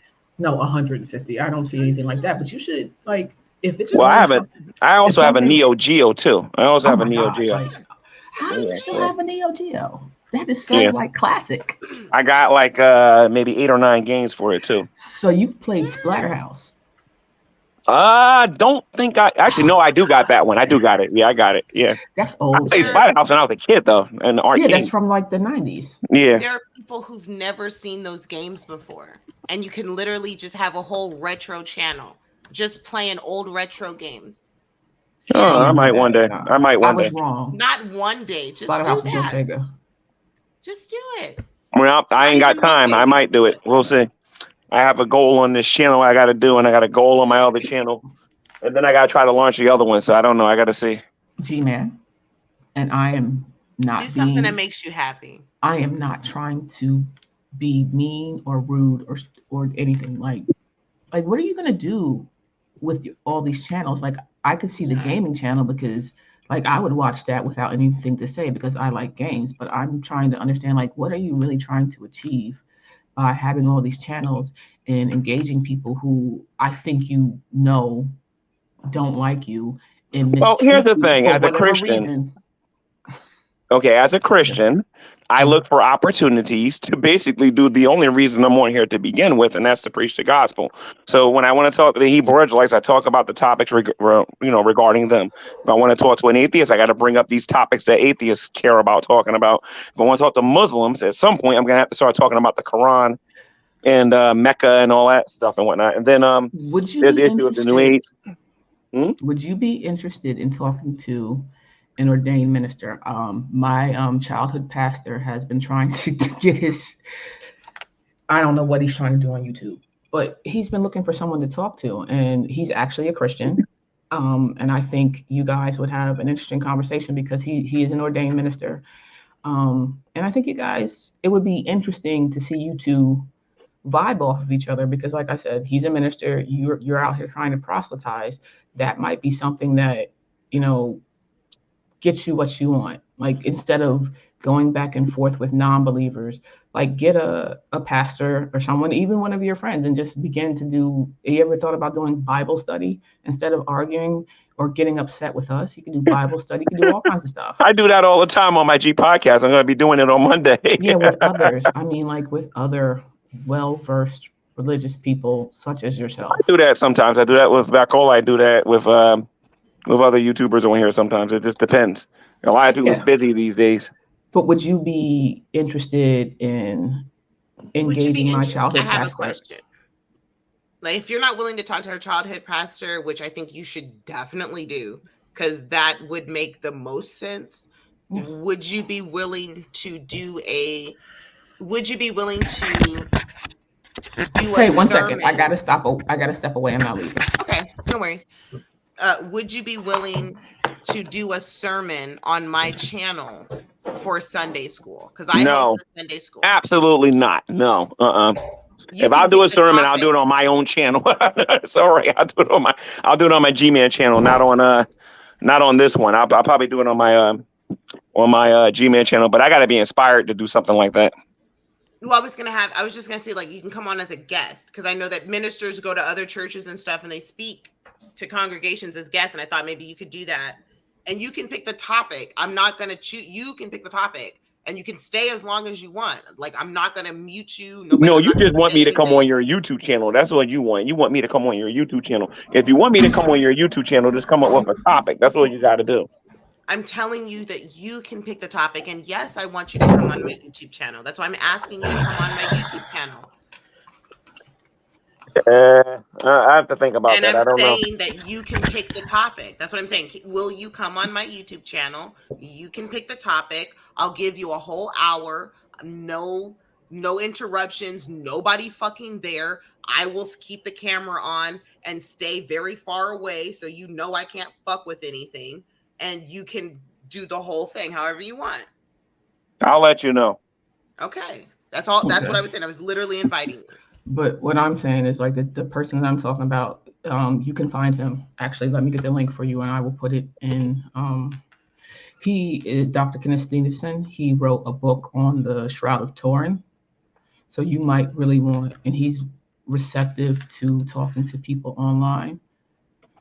But what would I want to talk to him about? Like, what is he trying to do? Learn how to build a channel, or? I think what he's trying to do is just that. And the only way he's going to do that is if he has engagement. Like, he has a channel now where he talks about his work on the Shroud of Turin and some other stuff. And he does services, not regularly, but he does services. But I think what he wants is to broaden his viewing audience somehow. And I think you two could help each other. Like, what kind of church he goes to? He's a pastor. He is a pastor of a non-denominational church. All right, I'll talk to him. I ain't got a problem with that. I'll talk to him. I will contact him and tell him, do you have contacts on your YouTube channel? Because I don't want you to give me your information on live. You got to email me and talk to Miss Parker. She has all the relevant information. I don't talk to Miss Parker. Like I don't have her information. No, I don't like, think I all have right, my email, my email. No, put it in the chat. Put it in the private chat. Put it in the chat, please. No. Everybody watching knows my email. Oh. It's no big secret. But I'm saying, like, I don't want you to think that I'm the reason why somebody new is messing with you. That's why I would like for us to keep this behind closed doors, so there cannot be anybody to come and try to mess you up. Okay. All right, I'll put it here in the private chat. All right. Yeah, because not everybody has. I have your new one. So. Yeah. So like this, and I'm not trying to tell you what to do, and I'm not trying to chastise you. You're a grown ass man. I think you're like 2 years older than me. I get what you're doing. Like, you're trying to advocate for yourself. You're trying to stand up and say you're not going to fuck with me. But releasing information like that is like, it's giving people fuel to fuck with you. Every time you let something of your personal life out, and like I said, I'm not trying to talk down to you or chastise you. I'm just pointing out observations, because I have observed some negative behavior from you, and I have told you about that, and that's what it is. But now I'm just trying to give you some good advice to pull back on allowing social media to have so much access to your life, and you might be better for it. Like, I know you know from dealing with what's going on now that you have to be more mindful. So like, that's why I kept insisting that you give me your email in a private chat instead of letting everybody get it, and then you'll have a whole bunch of people fucking with you. Excuse my French. All right, so check the private chat. I hear what you're saying. I got it. Yeah. So, yeah, I hear what you're saying. Yeah, I'll definitely be more careful. Now you know my real reasoning for engaging you. I wanted to make contact with you so I could help my pastor. I'll talk. This ain't our first time talking. I know, but today, I haven't talked to you in years. But we've talked before, that unfortunate incident where you did not understand the word that was used. Okay, we've talked, but we haven't talked after that. And while I was in this room now, today, you put up something that I found inflammatory about women. So I came in, but I always knew that my intentions was to introduce you to a Christian pastor. Let me ask you something. Can get together and do y'all. Let me ask you something. Trying to help. You are aware, actually being in the room here, and you've been watching me for as long as you say you've been watching me. You are aware that the vast majority of this is directed towards BunrtToast, right? Yeah, you're pissed at what BunrtToast did, and you. No. Yes. I'm not mad. See, okay. This is what I'm talking about with some of these interpretations on YouTube. I'm not mad at BunrtToast. What I am is, how can I put this? She talks a big game without me being around. You know what I mean? So it's like, okay, if you're going to say all these things and have these opinions, invite me in a room and let's talk about it. She ain't the type of person that's going to do that. She's going to do everything from a distance. So, so I decided to give her a receipt. But have you ever once thought about just ignoring them and going about your business and living your life? Because I've tried that. I tried doing that, but they keep dragging me into this mess. They will not leave me alone. In all honesty, when I first was brought, your situation was brought to my attention, I did have way more compassion for you than I do now. And my compassion has dried up because in your dealings with others, who I have said earlier, you are being bullied. I'm saying this out loud. He is being bullied, and it's being allowed to happen because you are, because of some of your behaviors, a highly dislikable person. And I'm just literally in here, like I told you, there was a pretext. I want to hook up something for you to have a chat with a Christian pastor so you can stop. Like, you don't have to be pissed and angry and embroiled in all this madness. You just need to breathe. You think? Let me ask you something. Angry. You seem very angry. Okay. So that's your observation. But yes, that's my observation. It's not a good observation. I'm not angry. Okay. You see, if I was angry, I would be handling a lot of this a lot different than what I'm handling it. I'm not angry. No. When I get mad, people are gonna lawyer up against me.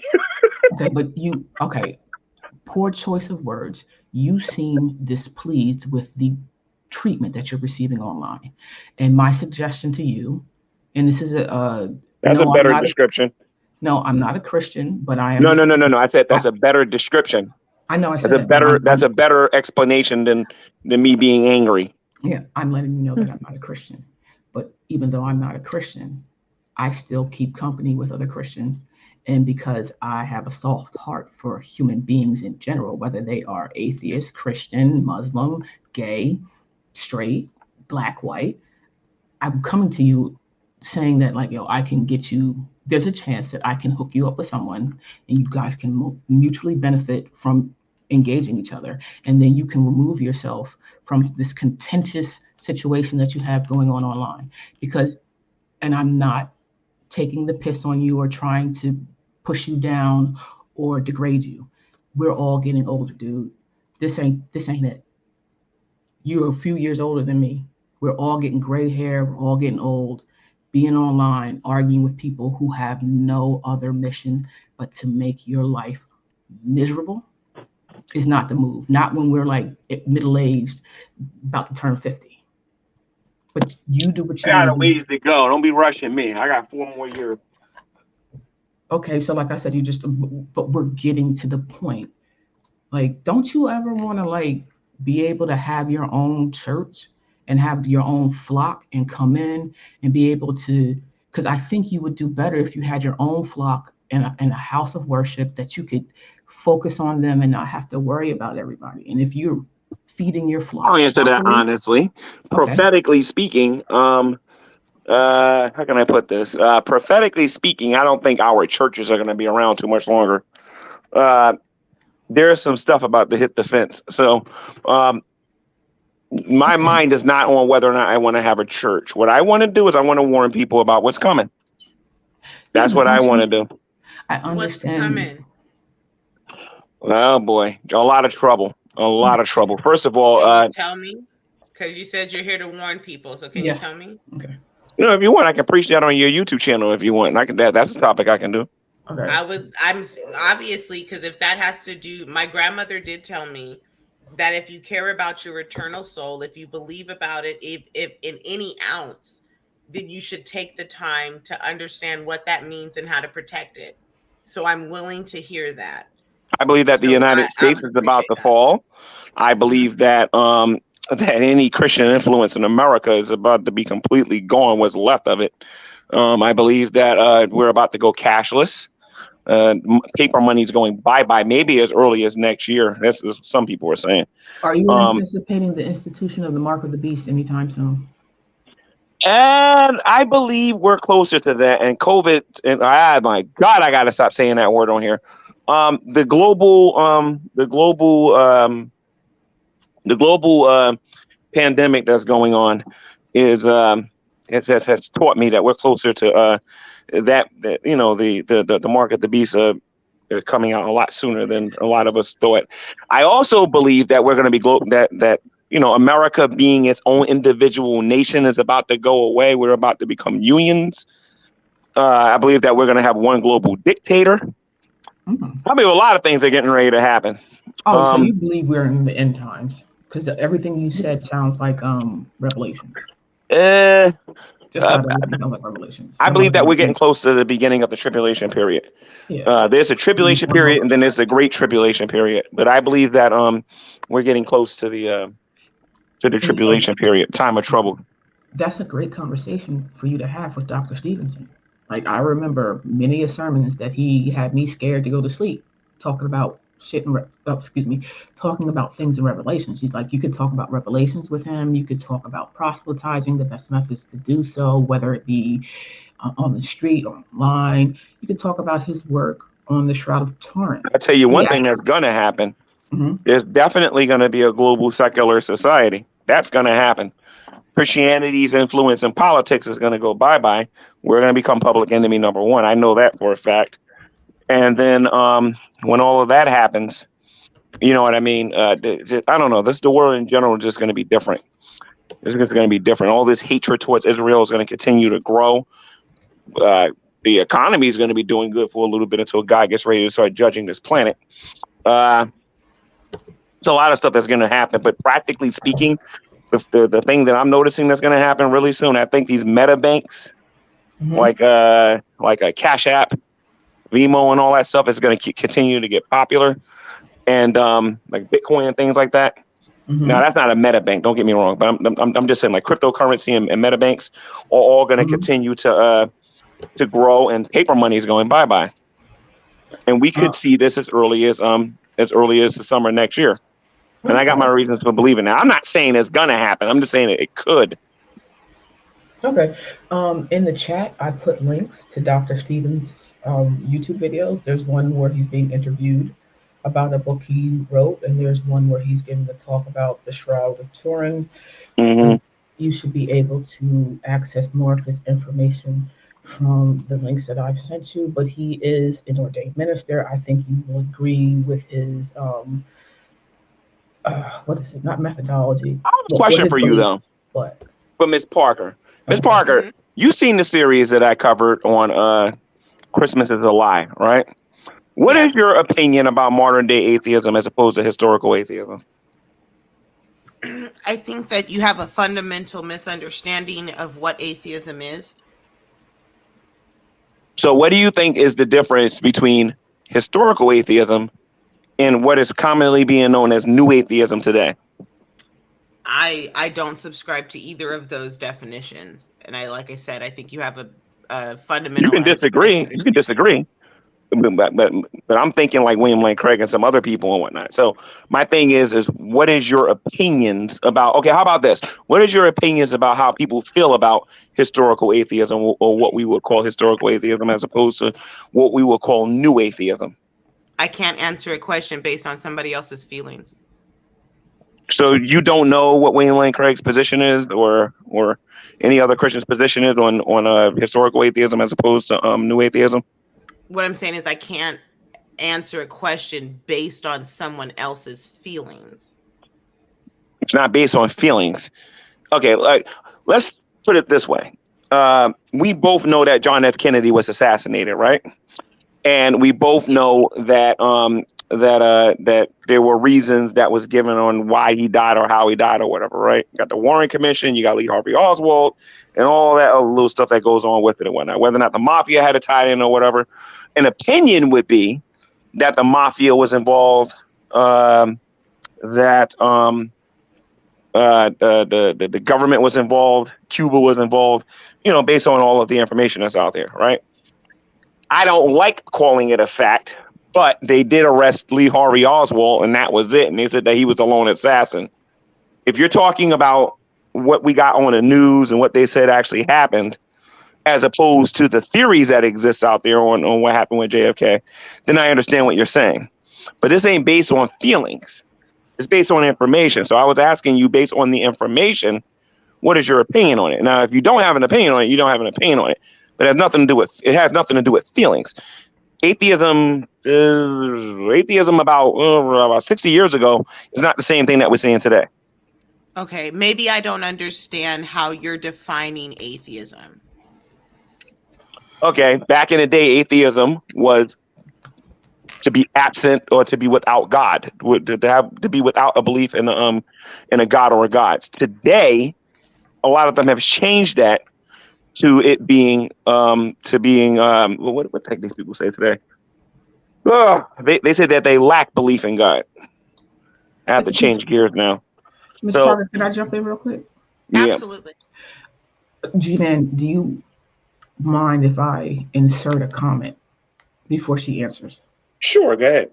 Okay, like there's different schools of thought with atheism, and I'm going to bring up an old name, Steve McRae. He has a whole spiel about what is atheist and all this stuff. So like there's and I run the risk of like you taking this someplace where you shouldn't, but think of atheism like congregations. Each congregation, they all purport to worship the one true God, but they have their own. And I'm not saying that atheism is a religion. I am not saying that. I'm repeating that. I'm not saying that atheism. I understand what you're trying to say. Okay, but I am an atheist. You were right. I am an atheist, but I was born and raised in the church. and I went to private Christian school, so I have some knowledge, not as much as some others. And I'm an atheist. I'm not the type of atheist that is antagonistic to the religious. I'm just not. Like, I may have had some really rough interactions with you, but it's not because you're a Christian. It's because I just really don't like some of the things that you do. And it's a catharsis to sometimes get online and yell at you. Sorry for it. But you got to look at it like this. You might have an atheist over here that believes this, and an atheist that believes in new atheism and all this other stuff. But we're all different people who just so happen to have something in common, which is the absence of belief in a deity. That doesn't mean we all like prescribe to the same beliefs or ideas about our lack of belief in a God. And it's even more complicated when you deal with the fact that each person's beliefs or attitudes towards atheism is an individual thing. So think about, I don't know how many millions of atheists are on the planet. Think about 1 million different religions. So think of it that way when you're trying to ask a question of an atheist about atheism in general. Like, I'm an African American. I can't speak correctly. You're talking about it from a denominational type perspective where people got different ideas about what atheism is. I understand and I get that, but usually, not usually, historically speaking, it is usually agreed upon most atheists about what atheism was about 50 or 60 years ago or 100 years ago, what it was, how people went about spreading it as opposed to today. Because the way atheists go about spreading it today and how atheists went about spreading it back then is totally different. But I just wanted to know your opinion on it. Okay, so your question is, what's my opinion on the school of thought behind old atheism and new atheism? Mm-hmm. So for me personally, I couldn't care less. Doesn't really matter. Just like I don't care about the difference between, the new version of Superman and the old version of Superman, or the new version of Jiminy Cricket and the old version of Jiminy Cricket, or the new version of Thor and the ancient version of Thor. I couldn't care less. But for me, atheism as it stands just as a concept just is a word that represents someone that lacks a belief in God. I personally lack a belief in God because I have yet to find any evidence for a God, and no one has been able to present me with sufficient evidence. So I'm here waiting. And that's not what I asked you, though, but I understand. That's not what I asked you, but all right. I'm just trying to give you the most complete answer that I can give you respectfully, if that makes sense. That's a different kind of answer, though, for a different kind of question. But I understand what you're trying to do. But before you I don't really have I don't have a response for that because that's not what I asked you. I just wanted to know your opinion on like William. I'm sorry, not William. Like Nietzsche and how they went about spreading atheism as opposed to today. You don't know the topic, so it's all right. Or maybe you don't understand what it is I'm asking, so it's all right. It's all good. Can I put? I gotta go lay in the bed with my non-existent husband. Yeah, he's lonely. But before I go, I'd like to try to get you to see something if possible. Like, you ask questions that are they may make perfect sense to you, but they're complicated to others, and it does not mean that the person that you are talking to is unintelligent. Maybe you, and this is just a light suggestion, that you should take more time in your phrasing of your words and take into consideration that people may not have the base knowledge that you assume that they have. Also, you should try to be more receptive to the reality that you are going to get an answer to a question that you don't agree with, but that doesn't mean it's an invalid answer. You just don't like it. You just don't agree with it. It happens in this scenario, I'm asking a very specific question. But see, I'm not talking about this specific and either Ms. scenario. Parker doesn't understand the question, or she doesn't understand the little things involving it or whatever. But like I said, it's all good. It's all good. What I recommend you do, Ms. Parker, is you go look up William Lane Craig and look at him talking about the philosophy of old atheism as opposed to new atheism. I mean, you'll see what I'm talking about. Why does his opinion matter about what I believe? Well, it's not about his opinion. It's the topic. I was asking you what your opinion was about the topic. There's no right or wrong answer for it. But wait a minute. Okay, listen, okay? If you go look it up, you are just defining what an atheist is. That's not what I'm asking you. I didn't ask you what the book definition of atheism is. I know what that is.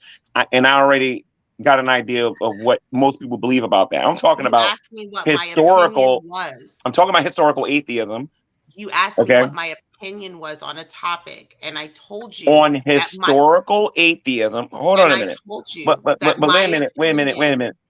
a minute, Ms. Parker. On historical atheism as opposed to new atheism, are you aware of what people think new atheism is? You told me both. We went over that, and then I told you that to me that really doesn't matter. I go by the idea. See, you didn't answer my question. The reason why you answered my question is my answer. Is that I wanted. Listen. There's a lot of things that don't matter to me too. If you ask me who's stronger, for example, is Superman or Thanos, right? And why, right?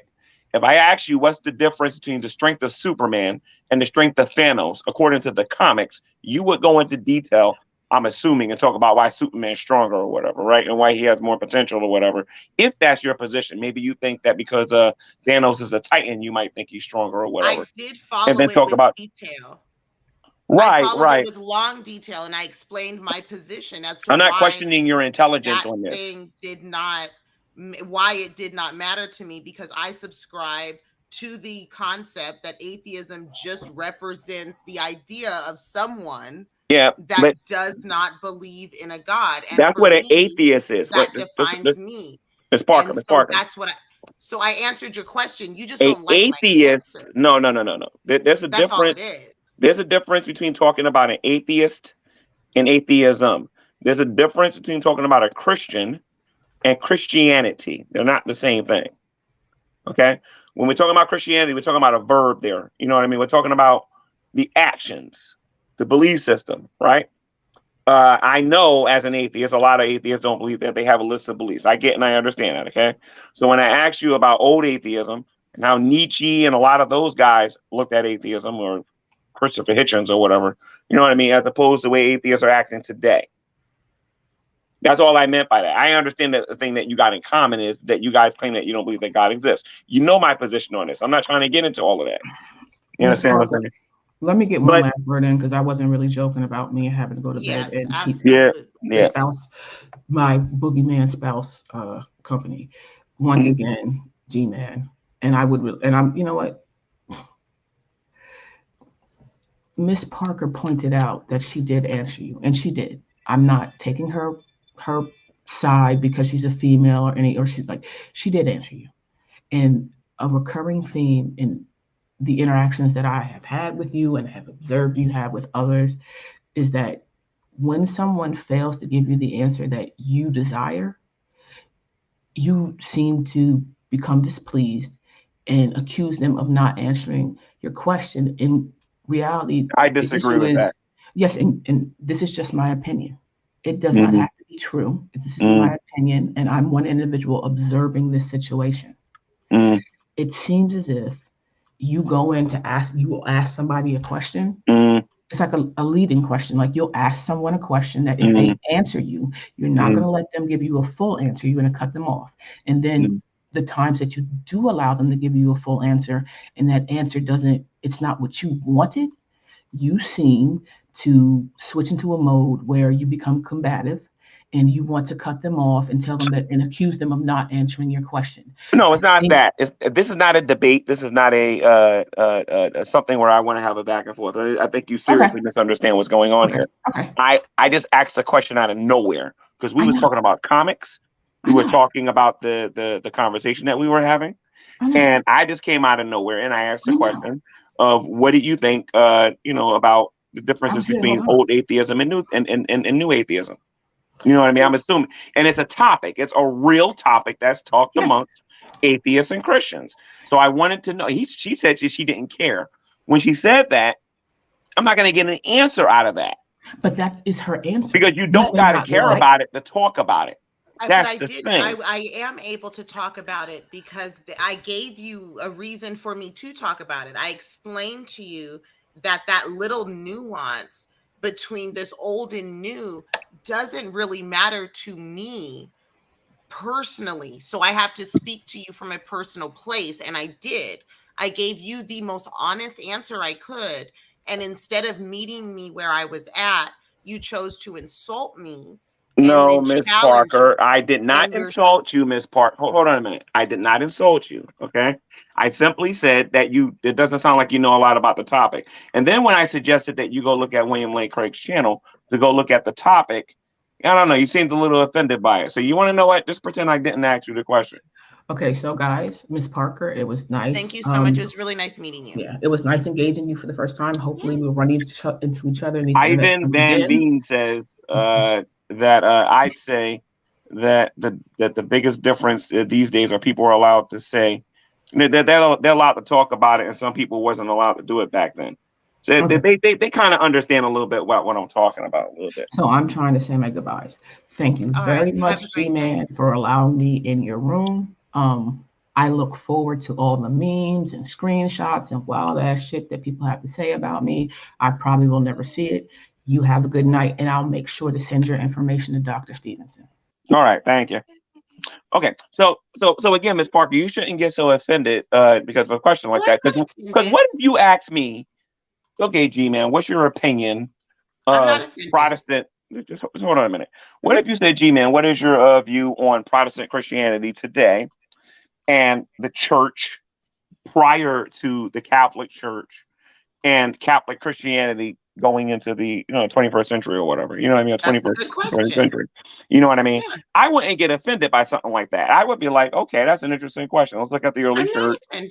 Let's look at the Catholic Church, and let's look at the church today. Yeah, I'm not offended. Most of us today see a difference.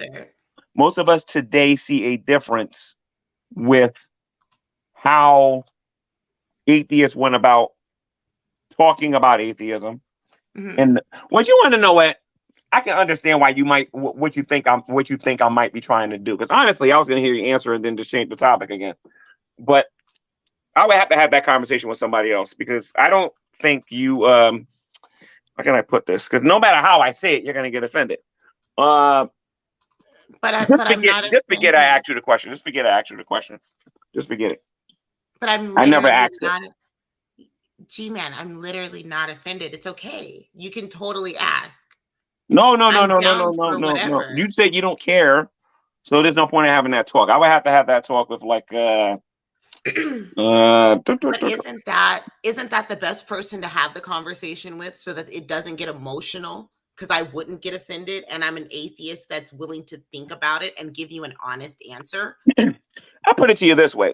What do you think the difference today is between modern day atheism and, let's say, communist atheism?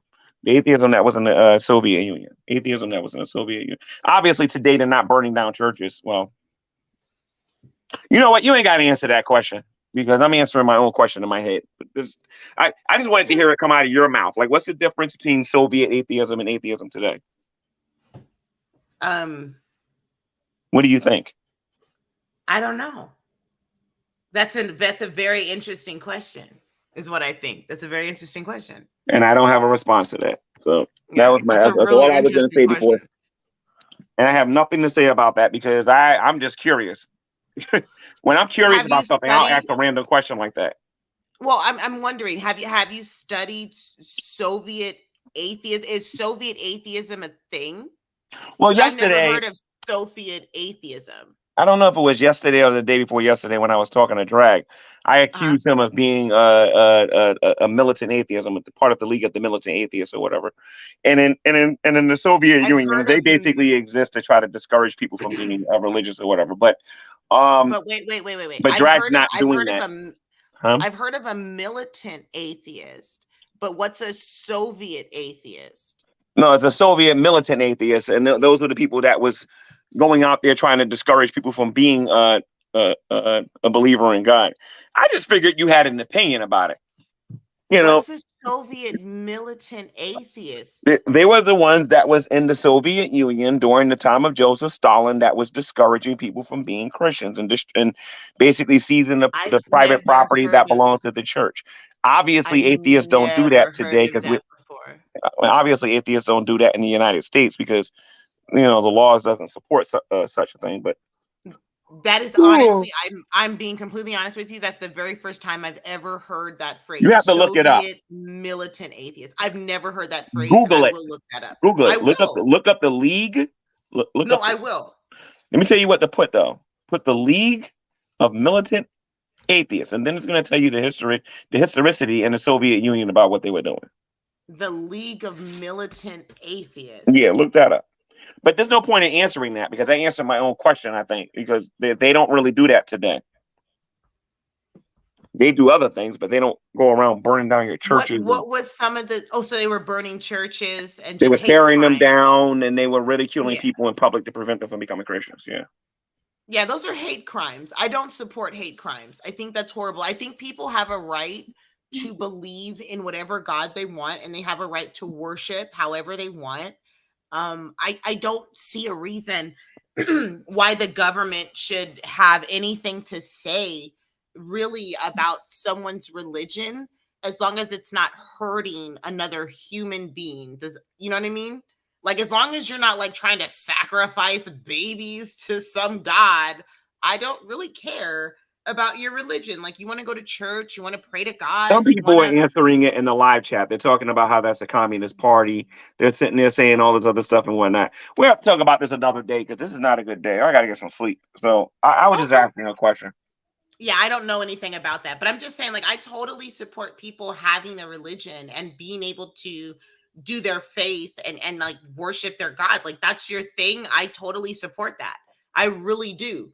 And like, no lie, I support it. It's fine. I may make fun of your beliefs, but I support the fact that you should be able to believe that. If you want to go to church, if you want to pray on a Sunday or a Saturday, or if you need to face Mecca, that's not my job to tell you how to pray to your God or what God to pray to. I don't believe in one. You do. That's totally fine. That's fine. Okay. All right. I don't want to fight with you about that. All right, G-Man. I hope you have beautiful dreams. Talk to you later. And yeah, thanks for having me on. All right. All right. All right. So for those of you who are watching, the first half of the show was me ripping into BunrtToast over. I'm tired. I don't even feel like doing this outro. But anyway, yeah. So half of the show was me dealing with BunrtToast and I think I taught New Jersey, and then I kicked her out the room for a little bit. And then Miss Parker got me talking about Superman and Batman and whatever. We had a respectful conversation a little bit. So a little surprised by it. We'll see what happens with all of this. But anyway, y'all have a good night. Let me see if I can get this outro out here so that you guys can see this so I can go to bed. Yeah, I might. Oh, wait a minute. Hold on. Can I get my outro? Can I get outro? And I have a better outro than this. This is too short. All right, guys. Nighty night.